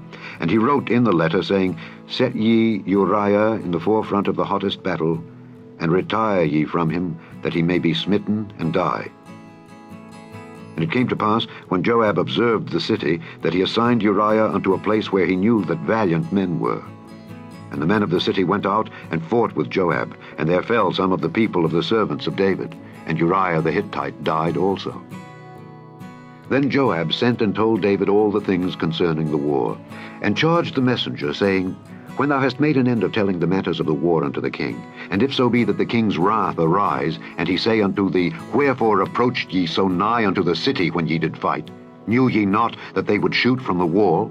Who smote Abimelech, the son of Jerubbesheth? Did not a woman cast a piece of a millstone upon him from the wall, that he died in Thebez? Why went ye nigh the wall? Then say thou, Thy servant Uriah the Hittite is dead also. So the messenger went and came and showed David all that Joab had sent him for. And the messenger said unto David, Surely the men prevailed against us, and came out unto us into the field, and we were upon them even unto the entering of the gate, and the shooters shot from off the wall upon thy servants, and some of the king's servants be dead. And thy servant Uriah the Hittite is dead also. Then David said unto the messenger, Thus shalt thou say unto Joab, Let not this thing displease thee, for the sword devoureth one as well as another. Make thy battle more strong against the city, and overthrow it, and encourage thou him. And when the wife of Uriah heard that Uriah her husband was dead, she mourned for her husband. And when the mourning was past, David sent and fetched her to his house, and she became his wife, and bare him a son. But the thing that David had done displeased the Lord. Chapter 12. And the Lord sent Nathan unto David, and he came unto him and said unto him, There were 2 men in one city, the one rich, and the other poor. The rich man had exceeding many flocks and herds, but the poor man had nothing save one little ewe lamb, which he had bought and nourished up, and it grew up together with him and with his children. It did eat of his own meat, and drank of his own cup, and lay in his bosom, and was unto him as a daughter. And there came a traveller unto the rich man, and he spared to take of his own flock and of his own herd to dress for the wayfaring man that was come unto him, but took the poor man's lamb, and dressed it for the man that was come to him. And David's anger was greatly kindled against the man, and he said to Nathan, As the Lord liveth, the man that hath done this thing shall surely die, and he shall restore the lamb fourfold, because he did this thing, and because he had no pity. And Nathan said to David, Thou art the man. Thus saith the Lord God of Israel, I anointed thee king over Israel, and I delivered thee out of the hand of Saul, and I gave thee thy master's house, and thy master's wives into thy bosom, and gave thee the house of Israel and of Judah. And if that had been too little, I would moreover have given unto thee such and such things. Wherefore hast thou despised the commandment of the Lord, to do evil in his sight? Thou hast killed Uriah the Hittite with the sword, and hast taken his wife to be thy wife, and hast slain him with the sword of the children of Ammon. Now therefore the sword shall never depart from thine house, because thou hast despised me, and hast taken the wife of Uriah the Hittite to be thy wife. Thus saith the Lord, Behold, I will raise up evil against thee out of thine own house, and I will take thy wives before thine eyes, and give them unto thy neighbor, and he shall lie with thy wives in the sight of this sun. For thou didst it secretly. But I will do this thing before all Israel, and before the sun. And David said unto Nathan, I have sinned against the Lord. And Nathan said unto David, The Lord also hath put away thy sin. Thou shalt not die. Howbeit, because by this deed thou hast given great occasion to the enemies of the Lord to blaspheme, the child also that is born unto thee shall surely die.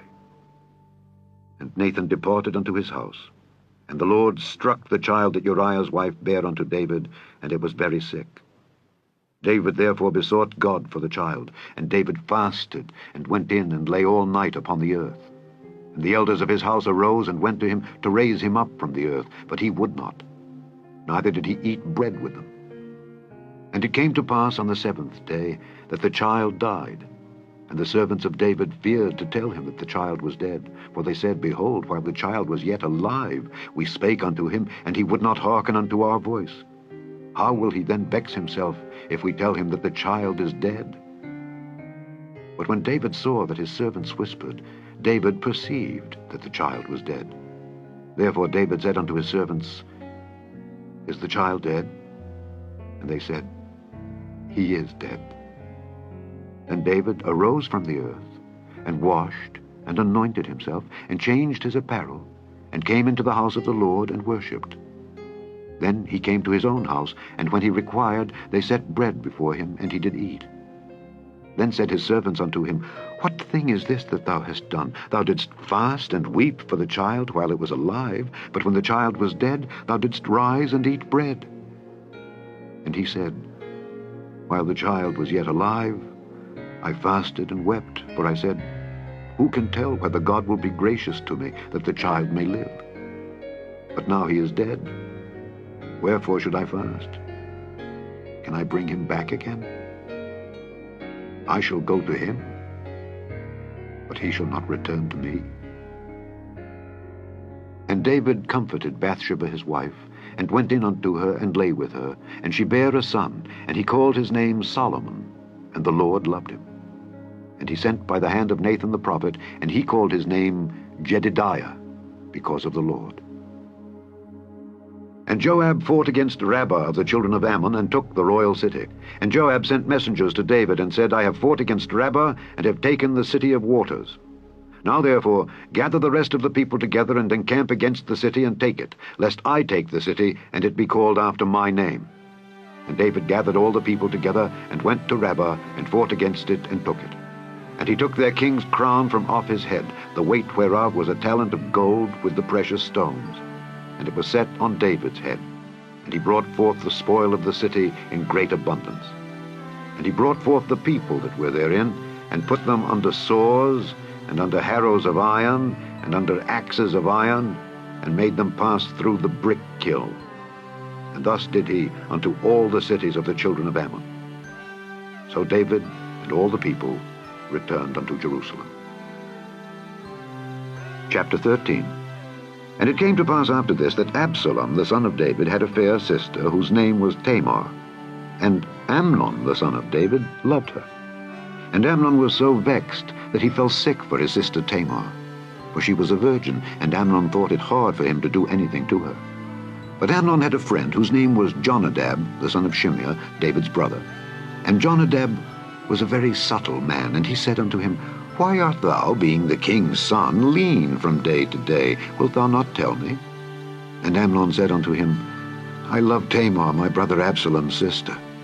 And Jonadab said unto him, Lay thee down on thy bed, and make thyself sick. And when thy father cometh to see thee, say unto him, I pray thee, let my sister Tamar come and give me meat, and dress the meat in my sight, that I may see it, and eat it at her hand. So Amnon lay down, and made himself sick. And when the king was come to see him, Amnon said unto the king, I pray thee, let Tamar my sister come and make me a couple of cakes in my sight, that I may eat at her hand. Then David sent home to Tamar, saying, Go now to thy brother Amnon's house, and dress him meat. So Tamar went to her brother Amnon's house, and he was laid down. And she took flour, and kneaded it, and made cakes in his sight, and did bake the cakes. And she took a pan, and poured them out before him, but he refused to eat. And Amnon said, Have out all men from me. And they went out, every man from him. And Amnon said unto Tamar, Bring the meat into the chamber, that I may eat of thine hand. And Tamar took the cakes which she had made, and brought them into the chamber to Amnon her brother. And when she had brought them unto him to eat, he took hold of her, and said unto her, Come lie with me, my sister. And she answered him, Nay, my brother, do not force me, for no such thing ought to be done in Israel. Do not thou this folly. And I, whither shall I cause my shame to go? And as for thee, thou shalt be as one of the fools in Israel. Now therefore I pray thee, speak unto the king, for he will not withhold me from thee. Howbeit he would not hearken unto her voice, but being stronger than she, forced her, and lay with her. Then Amnon hated her exceedingly, so that the hatred wherewith he hated her was greater than the love wherewith he had loved her. And Amnon said unto her, Arise, be gone. And she said unto him, There is no cause. This evil in sending me away is greater than the other that thou didst unto me. But he would not hearken unto her. Then he called his servant that ministered unto him, and said, Put now this woman out from me, and bolt the door after her. And she had a garment of divers colors upon her, for with such robes were the king's daughters that were virgins apparelled. Then his servant brought her out, and bolted the door after her. And Tamar put ashes on her head, and rent her garment of divers colors that was on her, and laid her hand on her head, and went on crying. And Absalom her brother said unto her, Hath Amnon thy brother been with thee? But hold now thy peace, my sister. He is thy brother, regard not this thing. So Tamar remained desolate in her brother Absalom's house. But when King David heard of all these things, he was very wroth. And Absalom spake unto his brother Amnon neither good nor bad, for Absalom hated Amnon, because he had forced his sister Tamar. And it came to pass, after 2 full years, that Absalom had sheep shearers in Baal Hazor, which is beside Ephraim, and Absalom invited all the king's sons. And Absalom came to the king and said, Behold, now thy servant hath sheep shearers. Let the king, I beseech thee, and his servants go with thy servant. And the king said to Absalom, Nay, my son, let us not all now go, lest we be chargeable unto thee. And he pressed him. Howbeit he would not go, but blessed him. Then said Absalom, If not, I pray thee let my brother Amnon go with us. And the king said unto him, Why should he go with thee? But Absalom pressed him that he let Amnon and all the king's sons go with him.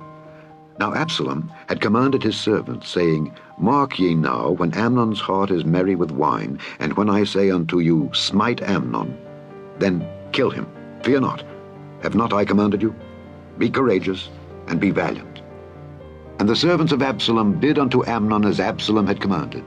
Then all the king's sons arose, and every man gat him up upon his mule, and fled. And it came to pass, while they were in the way, that tidings came to David, saying, Absalom hath slain all the king's sons, and there is not one of them left. Then the king arose, and tare his garments, and lay on the earth, and all his servants stood by with their clothes rent. And Jonadab the son of Shimeah, David's brother, answered and said, Let not my lord suppose that they have slain all the young men the king's sons, for Amnon only is dead. For by the appointment of Absalom this hath been determined from the day that he forced his sister Tamar. Now therefore let not my lord the king take the thing to his heart to think that all the king's sons are dead, for Amnon only is dead. But Absalom fled. And the young man that kept the watch lifted up his eyes and looked, and behold, there came much people by the way of the hillside behind him. And Jonadab said unto the king, Behold, the king's sons come. As thy servant said, so it is. And it came to pass, as soon as he had made an end of speaking, that behold, the king's sons came, and lifted up their voice and wept. And the king also and all his servants wept very sore. But Absalom fled, and went to Talmai, the son of Ammihud, king of Geshur. And David mourned for his son every day. So Absalom fled, and went to Geshur, and was there 3 years. And the soul of King David longed to go forth unto Absalom, for he was comforted concerning Amnon, seeing he was dead. Chapter 14. Now Joab the son of Zeruiah perceived that the king's heart was toward Absalom. And Joab sent to Tekoa, and fetched thence a wise woman, and said unto her, I pray thee, feign thyself to be a mourner, and put on now mourning apparel, and anoint not thyself with oil, but be as a woman that had a long time mourned for the dead. And come to the king, and speak on this manner unto him. So Joab put the words in her mouth. And when the woman of Tekoa spake to the king, she fell on her face to the ground, and did obeisance, and said, Help, O king. And the king said unto her, What aileth thee? And she answered, I am indeed a widow woman, and mine husband is dead. And thy handmaid had 2 sons, and they 2 strove together in the field, and there was none to part them. But the one smote the other, and slew him. And behold, the whole family is risen against thine handmaid, and they said, Deliver him that smote his brother, that we may kill him for the life of his brother whom he slew, and we will destroy the heir also. And so they shall quench my coal which is left, and shall not leave to my husband neither name nor remainder upon the earth. And the king said unto the woman, Go to thine house, and I will give charge concerning thee. And the woman of Tekoa said unto the king, My lord, O king, the iniquity be on me and on my father's house, and the king and his throne be guiltless. And the king said, Whosoever saith aught unto thee, bring him to me, and he shall not touch thee any more. Then said she, I pray thee, let the king remember the Lord thy God, that thou wouldest not suffer the revengers of blood to destroy any more, lest they destroy my son.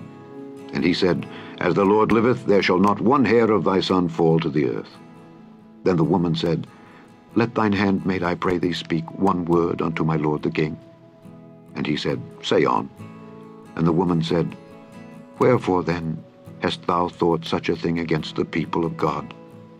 For the king doth speak this thing as one which is faulty, in that the king doth not fetch home again his banished. For we must needs die, and are as water spilt on the ground, which cannot be gathered up again. Neither doth God respect any person, yet doth he devise means that his banished be not expelled from him. Now therefore, that I am come to speak of this thing unto my lord the king, it is because the people have made me afraid. And thy handmaid said, I will now speak unto the king. It may be that the king will perform the request of his handmaid. For the king will hear, to deliver his handmaid out of the hand of the man that would destroy me and my son together out of the inheritance of God. Then thine handmaid said, The word of my lord the king shall now be comfortable. For as an angel of God, so is my lord the king, to discern good and bad. Therefore the Lord thy God will be with thee. Then the king answered and said unto the woman, Hide not from me, I pray thee, the thing that I shall ask thee. And the woman said, Let my lord the king now speak. And the king said, Is not the hand of Joab with thee in all this? And the woman answered and said, As thy soul liveth, my lord the king, none can turn to the right hand or to the left from aught that my lord the king hath spoken. For thy servant Joab, he bade me, and he put all these words in the mouth of thine handmaid. To fetch about this form of speech hath thy servant Joab done this thing. And my lord is wise, according to the wisdom of an angel of God, to know all things that are in the earth. And the king said unto Joab, Behold now, I have done this thing. Go therefore, bring the young man Absalom again. And Joab fell to the ground on his face, and bowed himself, and thanked the king. And Joab said, Today thy servant knoweth, bring the young man Absalom again, right, my lord, O king, in that the king hath fulfilled the request of his servant. So Joab arose and went to Geshur, and brought Absalom to Jerusalem. And the king said, Let him turn to his own house, and let him not see my face. Absalom returned to his own house, and saw not the king's face. But in all Israel there was none to be so much praised as Absalom for his beauty. From the sole of his foot even to the crown of his head there was no blemish in him. And when he polled his head, for it was at every year's end that he polled it, because the hair was heavy on him, therefore he polled it, he weighed the hair of his head at 200 shekels after the king's weight. And unto Absalom there were born 3 sons and 1 daughter, whose name was Tamar. She was a woman of a fair countenance. So Absalom dwelt 2 full years in Jerusalem, and saw not the king's face. Therefore Absalom sent for Joab to have sent him to the king, but he would not come to him. And when he sent again the 2nd time, he would not come. Therefore he said unto his servants, See, Joab's field is near mine, and he hath barley there. Go and set it on fire. And Absalom's servants set the field on fire. Then Joab arose and came to Absalom unto his house, and said unto him, Wherefore have thy servant set my field on fire? And Absalom answered Joab, Behold, I sent unto thee, saying, Come hither, that I may send thee to the king, to say, Wherefore am I come from Geshur? It had been good for me to have been there still. Now therefore let me see the king's face, and if there be any iniquity in me, let him kill me. So Joab came to the king and told him. And when he had called for Absalom, he came to the king, and bowed himself on his face to the ground before the king. And the king kissed Absalom. Chapter 15. And it came to pass after this, that Absalom prepared him chariots and horses, and 50 men to run before him. And Absalom rose up early, and stood beside the way of the gate. And it was so, that when any man that had a controversy came to the king for judgment, then Absalom called unto him, and said, Of what city art thou? And he said, Thy servant is of one of the tribes of Israel. And Absalom said unto him, See, thy matters are good and right, but there is no man deputed of the king to hear thee. Absalom said moreover, Oh, that I were made judge in the land, that every man which hath any suit or cause might come unto me, and I would do him justice.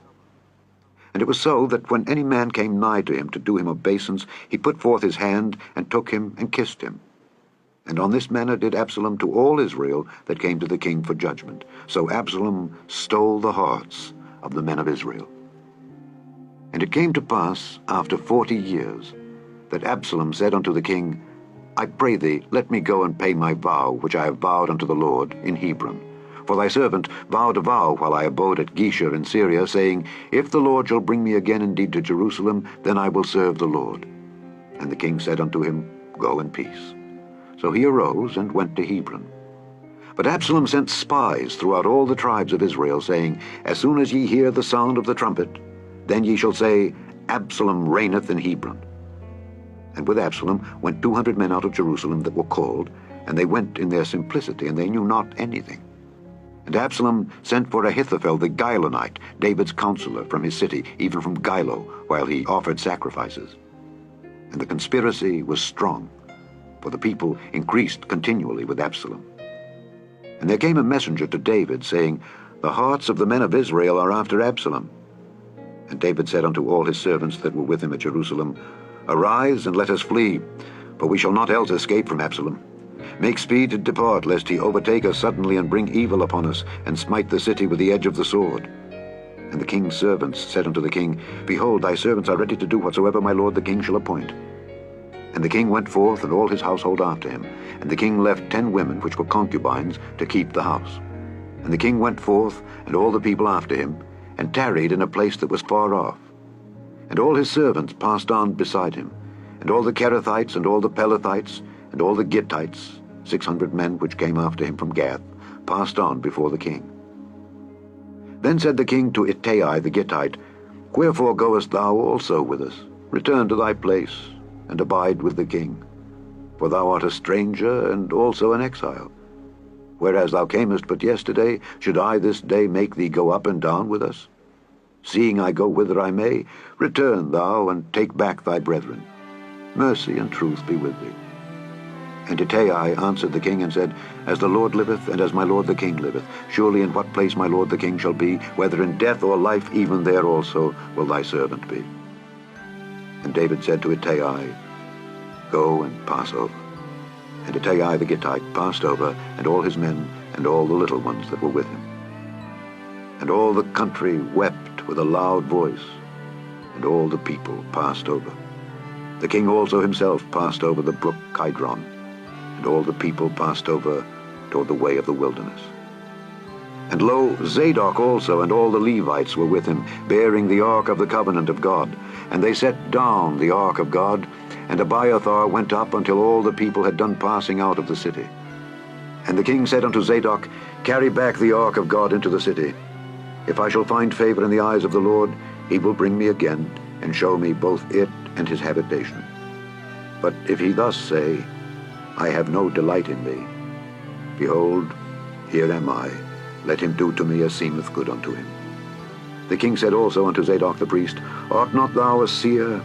Return into the city in peace, and your 2 sons with you, Ahimaaz thy son, and Jonathan the son of Abiathar. See, I will tarry in the plain of the wilderness until there come word from you to certify me. Zadok therefore and Abiathar carried the ark of God again to Jerusalem, and they tarried there. And David went up by the ascent of Mount Olivet, and wept as he went up, and had his head covered, and he went barefoot. And all the people that was with him covered every man his head, and they went up, weeping as they went up. And one told David, saying, Ahithophel is among the conspirators with Absalom. And David said, O Lord, I pray thee turn the counsel of Ahithophel into foolishness. And it came to pass that when David was come to the top of the mount where he worshipped God, behold, Hushai the Archite came to meet him with his coat rent and earth upon his head, unto whom David said, If thou passest on with me, then thou shalt be a burden unto me. But if thou return to the city, and say unto Absalom, I will be thy servant, O king, as I have been thy father's servant hitherto, so will I now also be thy servant, then mayest thou for me defeat the counsel of Ahithophel. And hast thou not there with thee Zadok and Abiathar the priests? Therefore it shall be, that what thing soever thou shalt hear out of the king's house, thou shalt tell it to Zadok and Abiathar the priests. Behold, they have there with them their 2 sons, Ahimaaz Zadok's son, and Jonathan Abiathar's son. And by them ye shall send unto me everything that ye can hear. So Hushai, David's friend, came into the city, and Absalom came into Jerusalem. Chapter 16. And when David was a little past the top of the hill, behold, Ziba the servant of Mephibosheth met him, with a couple of asses saddled, and upon them 200 loaves of bread, and 100 bunches of raisins, and 100 of summer fruits, and a bottle of wine. And the king said unto Ziba, What meanest thou by these?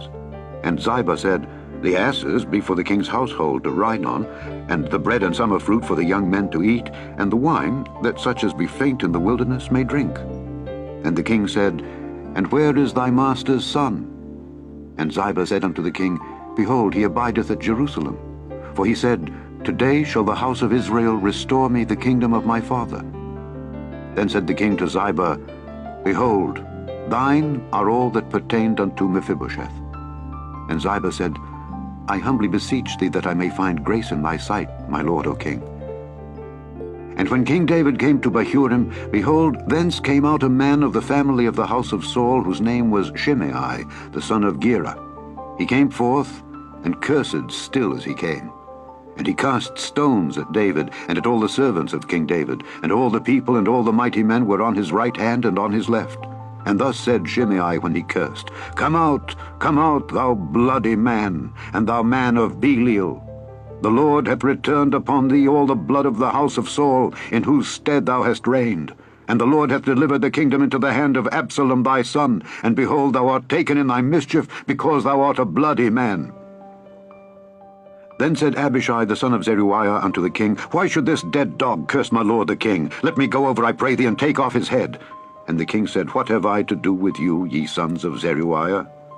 So let him curse, because the Lord hath said unto him, Curse David. Who shall then say, Wherefore hast thou done so? And David said to Abishai and to all his servants, Behold, my son, which came forth of my bowels, seeketh my life. How much more now may this Benjamite do it? Let him alone, and let him curse, for the Lord hath bidden him. It may be that the Lord will look on mine affliction, and that the Lord will requite me good for his cursing this day. And as David and his men went by the way, Shimei went along on the hill's side over against him, and cursed as he went, and threw stones at him, and cast dust. And the king and all the people that were with him came weary, and refreshed themselves there. And Absalom and all the people, the men of Israel, came to Jerusalem, and Ahithophel with him. And it came to pass, when Hushai the Archite, David's friend, was come unto Absalom, that Hushai said unto Absalom, God save the king, God save the king. And Absalom said to Hushai, Is this thy kindness to thy friend? Why wentest thou not with thy friend? And Hushai said unto Absalom, Nay, but whom the Lord and this people and all the men of Israel choose, his will I be, and with him will I abide. And again, whom should I serve? Should I not serve in the presence of his son? As I have served in thy father's presence, so will I be in thy presence. Then said Absalom to Ahithophel, Give counsel among you what we shall do. And Ahithophel said unto Absalom, Go in unto thy father's concubines, which he hath left to keep the house, and all Israel shall hear that thou art abhorred of thy father. Then shall the hands of all that are with thee be strong. So they spread Absalom a tent upon the top of the house, and Absalom went in unto his father's concubines in the sight of all Israel. And the counsel of Ahithophel, which he counseled in those days, was as if a man had inquired at the oracle of God. So was all the counsel of Ahithophel, both with David and with Absalom. Chapter 17. Moreover, Ahithophel said unto Absalom, Let me now choose out 12,000 men, and I will arise and pursue after David this night. And I will come upon him while he is weary and weak-handed, and will make him afraid. And all the people that are with him shall flee, and I will smite the king only. And I will bring back all the people unto thee. The man whom thou seekest is as if all returned. So all the people shall be in peace.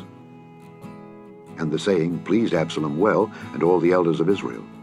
Then said Absalom, Call now Hushai the Archite also, and let us hear likewise what he saith. And when Hushai was come to Absalom, Absalom spake unto him, saying, Ahithophel hath spoken after this manner. Shall we do after his saying? If not, speak thou. And Hushai said unto Absalom, The counsel that Ahithophel hath given is not good at this time. For, said Hushai, Thou knowest thy father and his men, that they be mighty men, and they be chafed in their minds, as a bear robbed of her whelps in the field. And thy father is a man of war, and will not lodge with the people. Behold, he is hid now in some pit or in some other place. And it will come to pass, when some of them be overthrown at the first, that whosoever heareth it will say, There is a slaughter among the people that follow Absalom. And he also that is valiant, whose heart is as the heart of a lion, shall utterly melt. For all Israel knoweth that thy father is a mighty man, and they which be with him are valiant men. Therefore I counsel that all Israel be generally gathered unto thee from Dan even to Beersheba, as the sand that is by the sea for multitude, and that thou go to battle in thine own person. So shall we come upon him in some place where he shall be found, and we will light upon him as the dew falleth on the ground. And of him and of all the men that are with him there shall not be left so much as one. Moreover, if he be gotten into a city, then shall all Israel bring ropes to that city, and we will draw it into the river, until there be not one small stone found there. And Absalom and all the men of Israel said, The counsel of Hushai the Archite is better than the counsel of Ahithophel. For the Lord had appointed to defeat the good counsel of Ahithophel, to the intent that the Lord might bring evil upon Absalom. Then said Hushai unto Zadok and to Abiathar the priests, Thus and thus did Ahithophel counsel Absalom and the elders of Israel, and thus have I counseled. Now therefore send quickly and tell David, saying, Lodge not this night in the plains of the wilderness, but speedily pass over, lest the king be swallowed up, and all the people that are with him. Now Jonathan and Ahimaaz stayed by Enrogel, for they might not be seen to come into the city. And a wench went and told them, and they went and told King David. Nevertheless, a lad saw them, and told Absalom. But they went both of them away quickly, and came to a man's house in Bahurim, which had a well in his court, whither they went down.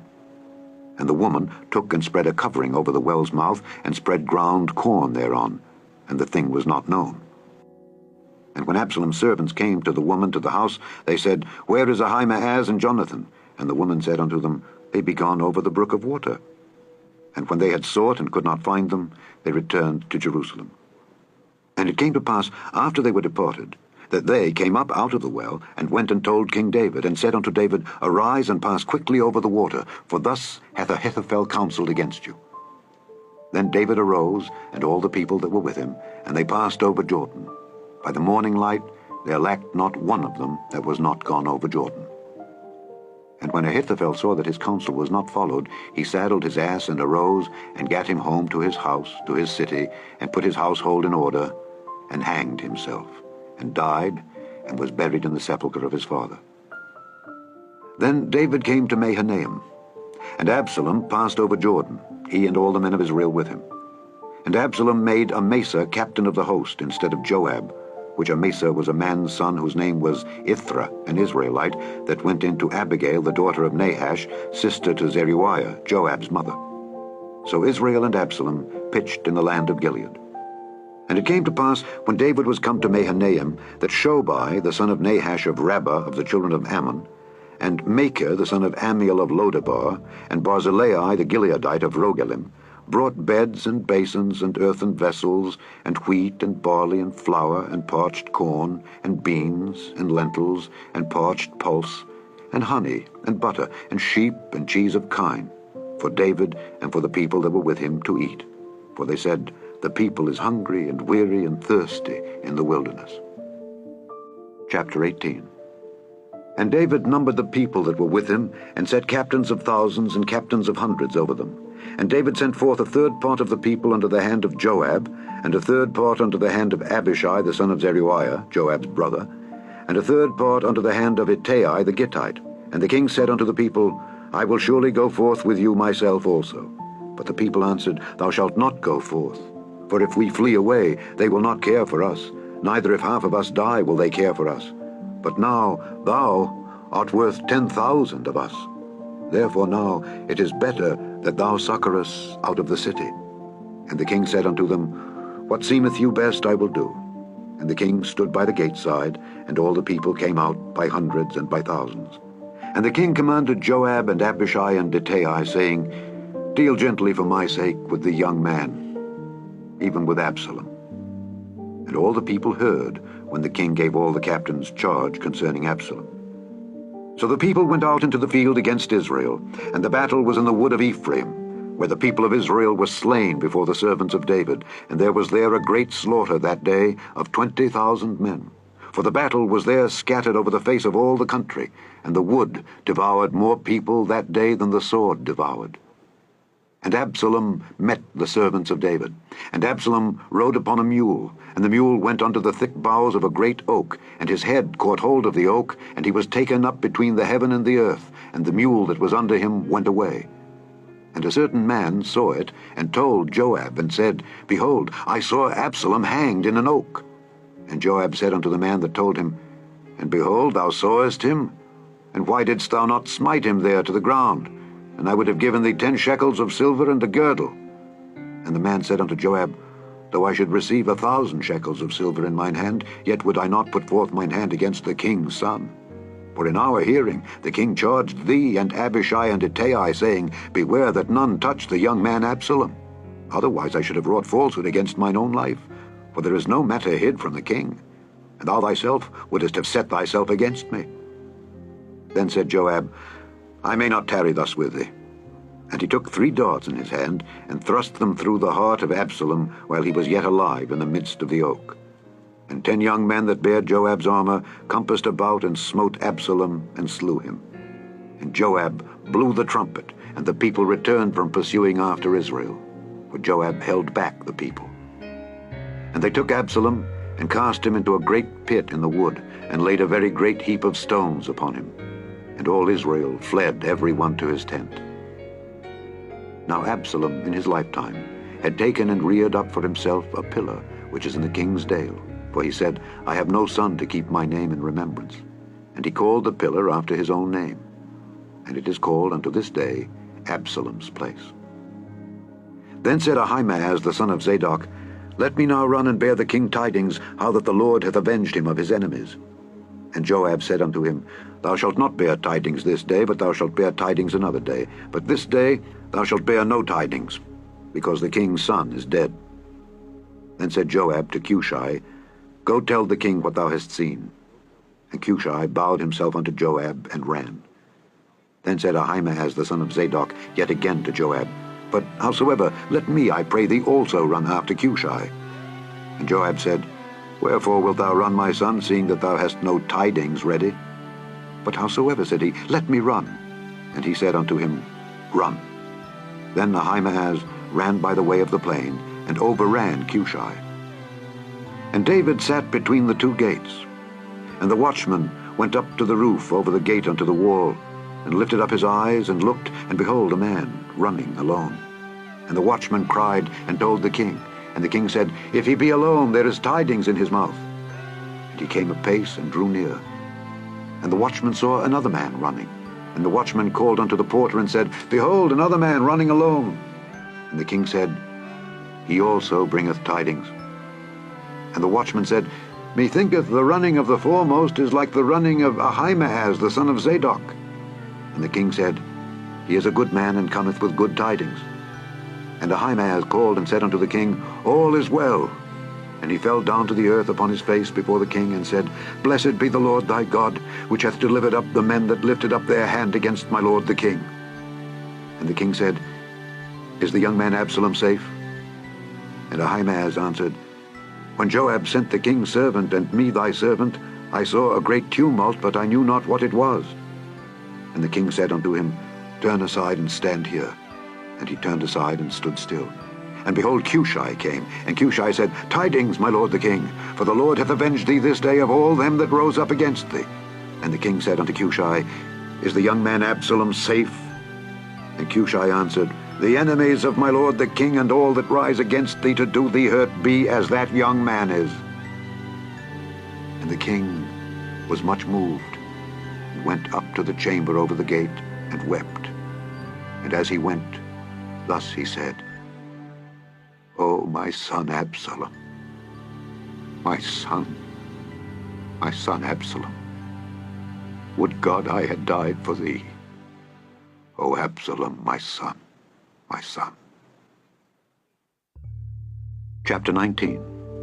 And it was told Joab, Behold, the king weepeth and mourneth for Absalom.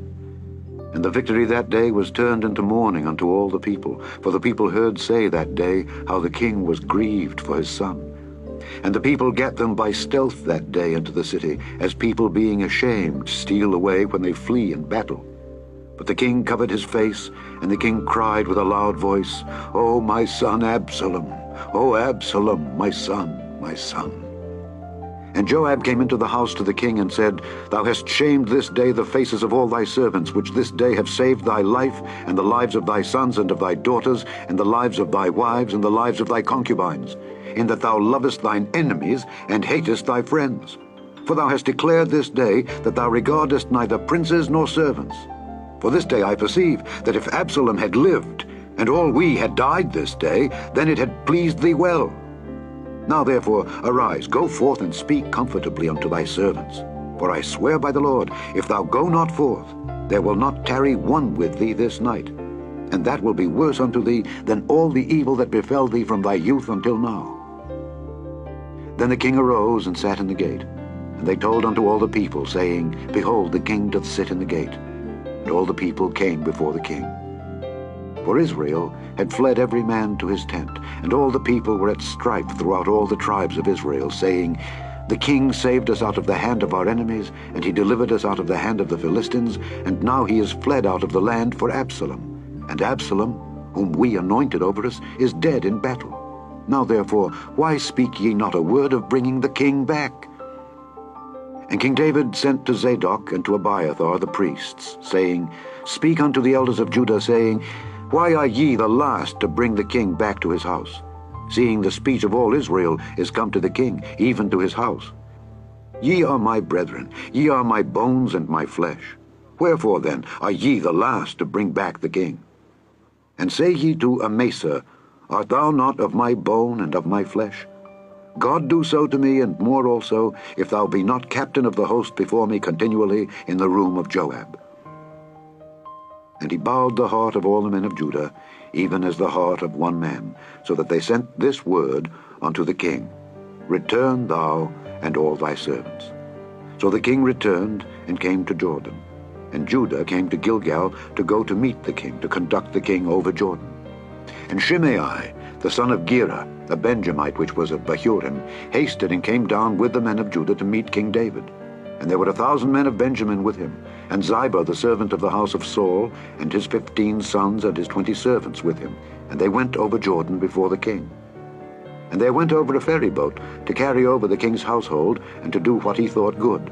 And Shimei, the son of Gera, fell down before the king as he was come over Jordan, and said unto the king, Let not my lord impute iniquity unto me, neither do thou remember that which thy servant did perversely the day that my lord the king went out of Jerusalem, that the king should take it to his heart. For thy servant doth know that I have sinned. Therefore, behold, I am come the first this day of all the house of Joseph to go down to meet my lord the king. But Abishai, the son of Zeruiah, answered and said, Shall not Shimei be put to death for this, because he cursed the Lord's anointed? And David said, What have I to do with you, ye sons of Zeruiah, that ye should this day be adversaries unto me? Shall there any man be put to death this day in Israel? For do not I know that I am this day king over Israel? Therefore the king said unto Shimei, Thou shalt not die. And the king sware unto him. And Mephibosheth, the son of Saul, came down to meet the king, and had neither dressed his feet, nor trimmed his beard, nor washed his clothes, from the day the king departed until the day he came again in peace. And it came to pass, when he was come to Jerusalem to meet the king, that the king said unto him, Wherefore wentest not thou with me, Mephibosheth? And he answered, My lord, O king, my servant deceived me. For thy servant said, I will saddle me an ass, that I may ride thereon, and go to the king, because thy servant is lame. And he hath slandered thy servant unto my lord the king. But my lord the king is as an angel of God. Do therefore what is good in thine eyes. For all of my father's house were but dead men before my lord the king. Yet didst thou set thy servant among them that did eat at thine own table. What right therefore have I yet to cry any more unto the king? And the king said unto him, Why speakest thou any more of thy matters? I have said, Thou and Ziba divide the land. And Mephibosheth said unto the king, Yea, let him take all, forasmuch as my lord the king is come again in peace unto his own house. And Barzillai the Gileadite came down from Rogelim, and went over Jordan with the king, to conduct him over Jordan. Now Barzillai was a very aged man, even 80 years old. And he had provided the king of sustenance while he lay at Mahanaim, for he was a very great man. And the king said unto Barzillai, Come thou over with me, and I will feed thee with me in Jerusalem. And Barzillai said unto the king, How long have I to live, that I should go up with the king unto Jerusalem? I am this day 80 years old.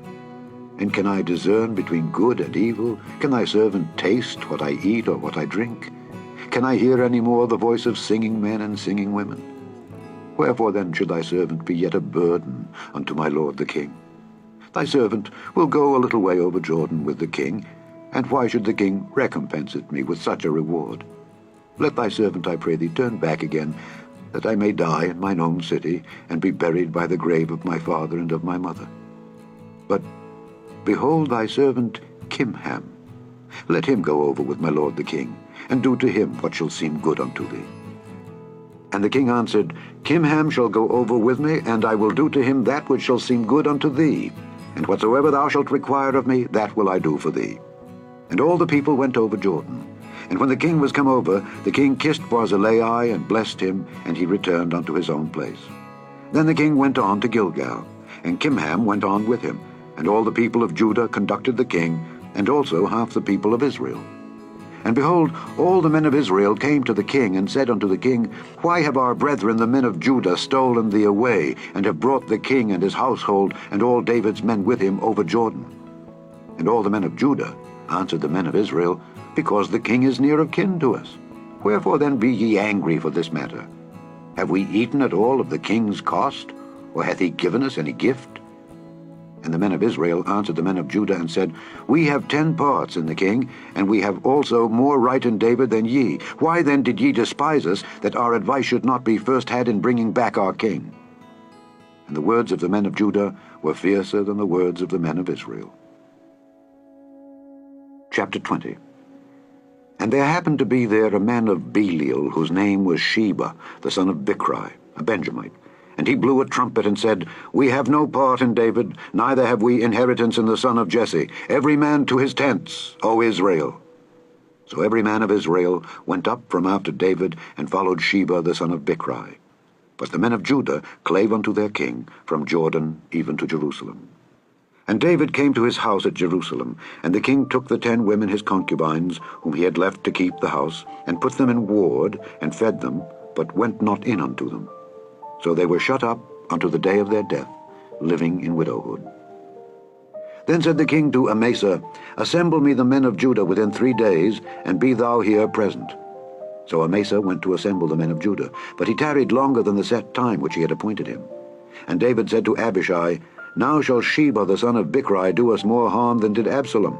Take thou thy lord's servants, and pursue after him, lest he get him fenced cities, and escape us. And there went out after him Joab's men, and the Kerethites and the Pelethites, and all the mighty men. And they went out of Jerusalem to pursue after Sheba the son of Bichri. When they were at the great stone which is in Gibeon, Amasa went before them. And Joab's garment that he had put on was girded unto him, and upon it a girdle, with a sword fastened upon his loins in the sheath thereof. And as he went forth, it fell out. And Joab said to Amasa, Art thou in health, my brother? And Joab took Amasa by the beard with the right hand to kiss him. But Amasa took no heed to the sword that was in Joab's hand. So he smote him therewith in the 5th rib, and shed out his bowels to the ground, and struck him not again, and he died. So Joab and Abishai his brother pursued after Sheba the son of Bichri. And one of Joab's men stood by him and said, He that favoureth Joab, and he that is for David, let him go after Joab. And Amasa wallowed in blood in the midst of the highway. And when the man saw that all the people stood still, he removed Amasa out of the highway into the field, and cast a cloth upon him, when he saw that everyone that came by him stood still. When he was removed out of the highway, all the people went on after Joab to pursue after Sheba the son of Bichri.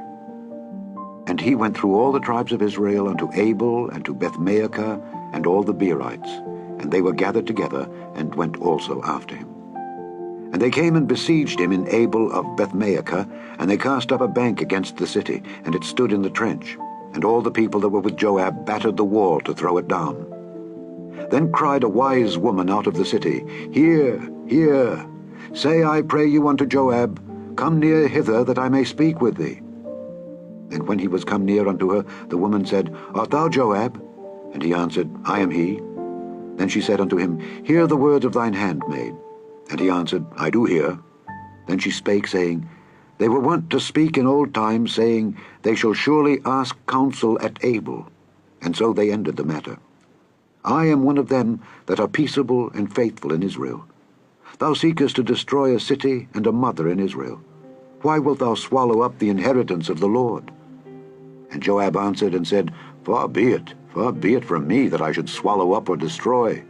The matter is not so, but a man of Mount Ephraim, Sheba the son of Bichri by name, hath lifted up his hand against the king, even against David. Deliver him only, and I will depart from the city. And the woman said unto Joab, Behold, his head shall be thrown to thee over the wall. Then the woman went unto all the people in her wisdom, and they cut off the head of Sheba the son of Bichri, and cast it out to Joab. And he blew a trumpet, and they retired from the city, every man to his tent. And Joab returned to Jerusalem unto the king. Now Joab was over all the host of Israel, and Benaiah the son of Jehoiada was over the Kerethites and over the Pelethites, and Adoram was over the tribute, and Jehoshaphat the son of Ahilud was recorder, and Sheva was scribe, and Zadok and Abiathar were the priests. And Ira also, the Jairite, was a chief ruler about David. Chapter 21. Then there was a famine in the days of David 3 years, year after year. And David inquired of the Lord. And the Lord answered, It is for Saul, and for his bloody house, because he slew the Gibeonites. And the king called the Gibeonites, and said unto them, Now the Gibeonites were not of the children of Israel, but of the remnant of the Amorites. And the children of Israel had sworn unto them. And Saul sought to slay them in his zeal to the children of Israel and Judah. Wherefore David said unto the Gibeonites, What shall I do for you? And wherewith shall I make the atonement, that ye may bless the inheritance of the Lord? And the Gibeonites said unto him, We will have no silver nor gold of Saul, nor of his house. Neither for us shalt thou kill any man in Israel. And he said, What ye shall say, that will I do for you. And they answered the king, The man that consumed us, and that devised against us that we should be destroyed from remaining in any of the coasts of Israel, let 7 men of his sons be delivered unto us, and we will hang them up unto the Lord in Gibeah of Saul, whom the Lord did choose. And the king said, I will give them. But the king spared Mephibosheth the son of Jonathan the son of Saul, because of the Lord's oath that was between them, between David and Jonathan the son of Saul. But the king took the 2 sons of Rizpah the daughter of Aiah, whom she bare unto Saul, Armoni and Mephibosheth, and the 5 sons of Michal the daughter of Saul, whom she brought up for Adriel the son of Barzillai the Maholathite, and he delivered them into the hands of the Gibeonites, and they hanged them in the hill before the Lord. And they fell all 7 together, and were put to death in the days of harvest, in the first days, in the beginning of barley harvest. And Rizpah the daughter of Aiah took sackcloth, and spread it for her upon the rock, from the beginning of harvest until water dropped upon them out of heaven, and suffered neither the birds of the air to rest on them by day, nor the beasts of the field by night. And it was told David what Rizpah the daughter of Aiah the concubine of Saul had done. And David went and took the bones of Saul and the bones of Jonathan his son from the men of Jabesh-Gilead, which had stolen them from the street of Bethshan, where the Philistines had hanged them, when the Philistines had slain Saul in Gilboa. And he brought up from thence the bones of Saul and the bones of Jonathan his son, and they gathered the bones of them that were hanged. And the bones of Saul and Jonathan his son buried they in the country of Benjamin in Zelah, in the sepulchre of Kish his father. And they performed all that the king commanded. And after that, God was entreated for the land. Moreover, the Philistines had yet war again with Israel. And David went down, and his servants with him, and fought against the Philistines. And David waxed faint. And Ishbi-Benob, which was of the sons of the giant, the weight of whose spear weighed 300 shekels of brass in weight, he being girded with a new sword, thought to have slain David. But Abishai the son of Zeruiah succored him, and smote the Philistine, and killed him. Then the men of David sware unto him, saying, Thou shalt go no more out with us to battle, that thou quench not the light of Israel. And it came to pass after this, that there was again a battle with the Philistines at Gob. Then Sibbecai the Hushathite slew Saph, which was of the sons of the giant. And there was again a battle in Gob with the Philistines, where Elhanan, the son of Jaare-Oregim, a Bethlehemite, slew the brother of Goliath the Gittite, the staff of whose spear was like a weaver's beam. And there was yet a battle in Gath, where was a man of great stature, that had on every hand 6 fingers, and on every foot 6 toes, 24 in number. And he also was born to the giant. And when he defied Israel, Jonathan the son of Shimeah, the brother of David, slew him. These 4 were born to the giant in Gath, and fell by the hand of David and by the hand of his servants. Chapter 22. And David spake unto the Lord the words of this song, in the day that the Lord had delivered him out of the hand of all his enemies, and out of the hand of Saul. And he said, The Lord is my rock and my fortress and my deliverer, the God of my rock. In him will I trust. He is my shield and the horn of my salvation, my high tower and my refuge, my Savior. Thou savest me from violence. I will call on the Lord, who is worthy to be praised. So shall I be saved from mine enemies. When the waves of death compassed me, the floods of ungodly men made me afraid. The sorrows of hell compassed me about, the snares of death prevented me. In my distress I called upon the Lord, and cried to my God, and he did hear my voice out of his temple, and my cry did enter into his ears. Then the earth shook and trembled. The foundations of heaven moved and shook, because he was wroth.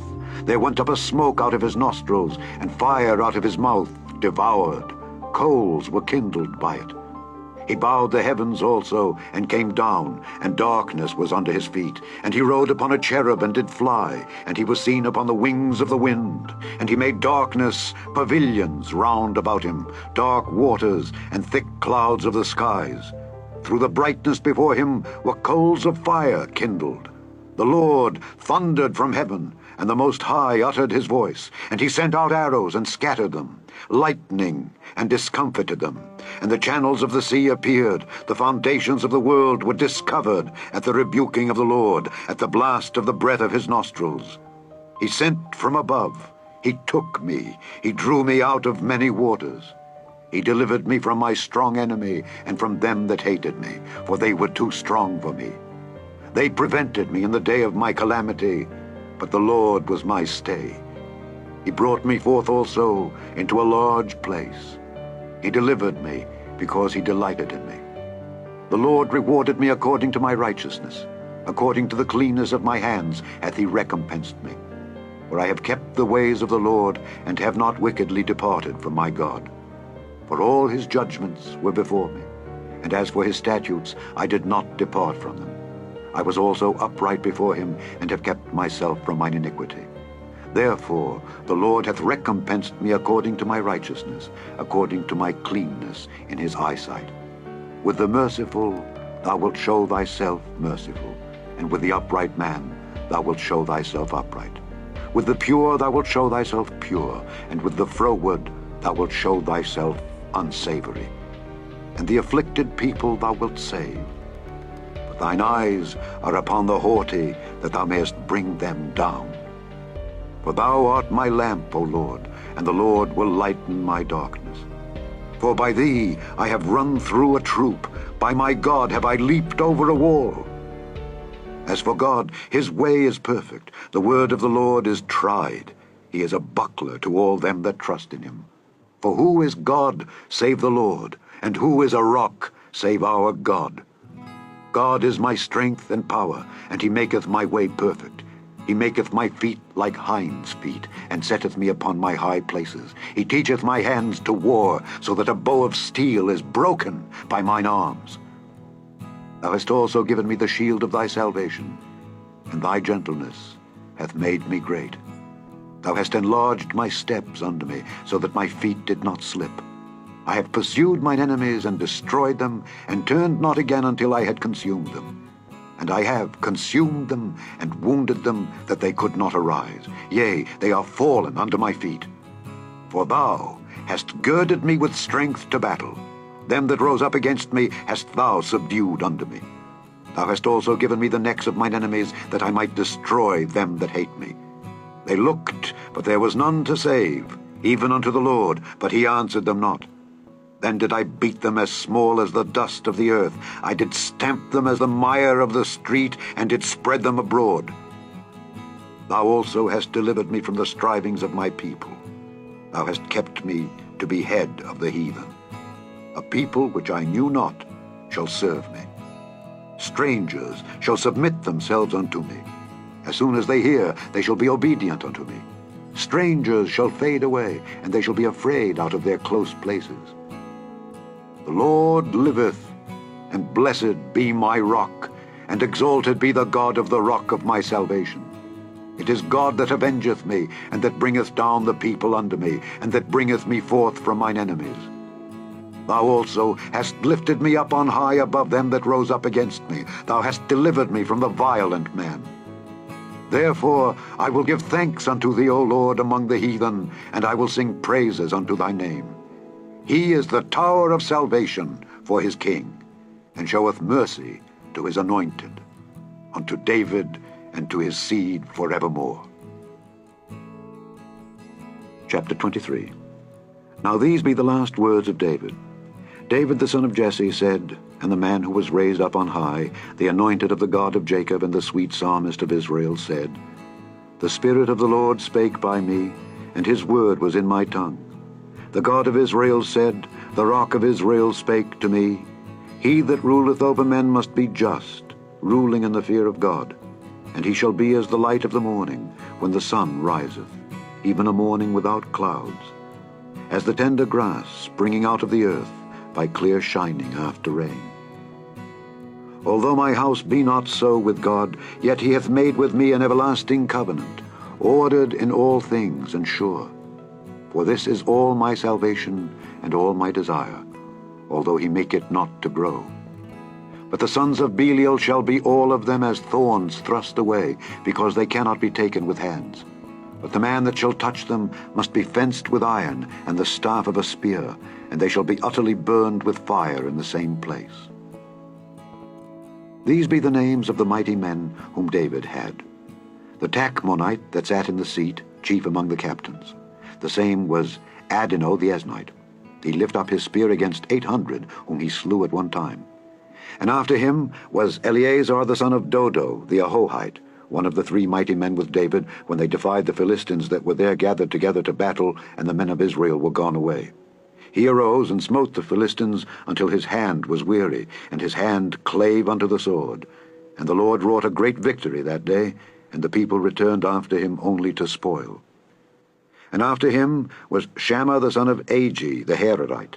And the Philistines were gathered together into a troop, where was a piece of ground full of lentils, and the people fled from the Philistines. But he stood in the midst of the ground, and defended it, and slew the Philistines, and the Lord wrought a great victory. And 3 of the 30 chief went down and came to David in the harvest time unto the cave of Adullam, and the troop of the Philistines pitched in the valley of Rephaim. And David was then in an hold, and the garrison of the Philistines was then in Bethlehem. And David longed and said, Oh, that one would give me drink of the water of the well of Bethlehem, which is by the gate. And the 3 mighty men brake through the host of the Philistines, and drew water out of the well of Bethlehem that was by the gate, and took it and brought it to David. Nevertheless, he would not drink thereof, but poured it out unto the Lord. And he said, Be it far from me, O Lord, that I should do this. Is not this the blood of the men that went in jeopardy of their lives? Therefore he would not drink it. These things did these 3 mighty men. And Abishai, the brother of Joab, the son of Zeruiah, was chief among 3, and he lifted up his spear against 300, and slew them, and had the name among 3. Was he not most honorable of 3? Therefore he was their captain. Howbeit he attained not unto the first 3. And Benaiah the son of Jehoiada, the son of a valiant man of Kabzeel, who had done many acts, he slew 2 lion-like men of Moab. He went down also and slew a lion in the midst of a pit in time of snow. And he slew an Egyptian, a goodly man, and the Egyptian had a spear in his hand, but he went down to him with a staff, and plucked the spear out of the Egyptian's hand, and slew him with his own spear. These things did Benaiah the son of Jehoiada, and had the name among 3 mighty men. He was more honorable than the 30, but he attained not to the first 3. And David set him over his guard. Asahel the brother of Joab was one of the 30. Elhanan the son of Dodo of Bethlehem, Shammah the Haradite, Elika the Haradite, Helez the Peltite, Ira the son of Ikesh the Tekoite, Abiezer the Anathothite, Mebunai the Hushathite, Zalman the Ahohite, Meharai the Netophathite, Heleb the son of Baanah, a Netophathite, Ittai the son of Ribai out of Gibeah of the children of Benjamin, Benaiah the Pirathonite, Hidai of the brooks of Gaash, Abialbon the Arbathite, Asmaveth the Barhumite, Eliabah the Shaalbonite of the sons of Jashan, Jonathan, Shammah the Hararite, Ahiam the son of Sherah the Hararite, Eliphalet the son of Ahasbai the son of the Maacathite, Eliam the son of Ahithophel the Gilonite, Hezrai the Carmelite, Peorai the Arbite, Igal the son of Nathan of Zobah, Bani the Gadite, Zelek the Ammonite, Naharai the Beerothite, armor-bearer to Joab the son of Zeruiah, Ira an Ithrite, Gareb an Ithrite, Uriah the Hittite, 37 in all. Chapter 24. And again the anger of the Lord was kindled against Israel, and he moved David against them to say, Go, number Israel and Judah. For the king said to Joab, the captain of the host which was with him, Go now through all the tribes of Israel, from Dan even to Beersheba, and number ye the people, that I may know the number of the people. And Joab said unto the king, Now the Lord thy God add unto the people how many soever they be, 100-fold, and that the eyes of my lord the king may see it. But why doth my lord the king delight in this thing? Notwithstanding the king's word prevailed against Joab and against the captains of the host, and Joab and the captains of the host went out from the presence of the king to number the people of Israel. And they passed over Jordan, and pitched in Aroer on the right side of the city that lieth in the midst of the river of Gad, and toward Jazer. Then they came to Gilead, and to the land of Tatim-Hodshai, and they came to Danjain, and about to Zidon, and came to the stronghold of Tyre, and to all the cities of the Hivites and of the Canaanites, and they went out to the south of Judah, even to Beersheba. So when they had gone through all the land, they came to Jerusalem at the end of 9 months and 20 days. And Joab gave up the sum of the number of the people unto the king. And there were in Israel 800,000 valiant men that drew the sword, and the men of Judah were 500,000 men. And David's heart smote him after that he had numbered the people. And David said unto the Lord, I have sinned greatly in that I have done. And now I beseech thee, O Lord, take away the iniquity of thy servant, for I have done very foolishly. For when David was up in the morning, the word of the Lord came unto the prophet Gad, David's seer, saying, Go and say unto David, Thus saith the Lord, I offer thee 3 things. Choose thee one of them, that I may do it unto thee. So Gad came to David and told him, and said unto him, Shall 7 years of famine come unto thee in thy land? Or wilt thou flee 3 months before thine enemies while they pursue thee? Or that there be 3 days pestilence in thy land? Now advise, and see what answer I shall return to him that sent me. And David said unto Gad, I am in a great strait. Let us fall now into the hand of the Lord, for his mercies are great, and let me not fall into the hand of man. So the Lord sent a pestilence upon Israel from the morning even to the time appointed, and there died of the people from Dan even to Beersheba 70,000 men. And when the angel stretched out his hand upon Jerusalem to destroy it, the Lord repented him of the evil, and said to the angel that destroyed the people, It is enough, stay now thine hand. And the angel of the Lord was by the threshing place of Araunah the Jebusite. And David spake unto the Lord when he saw the angel that smote the people, and said, Lo, I have sinned, and I have done wickedly. But these sheep, what have they done? Let thine hand, I pray thee, be against me, and against my father's house.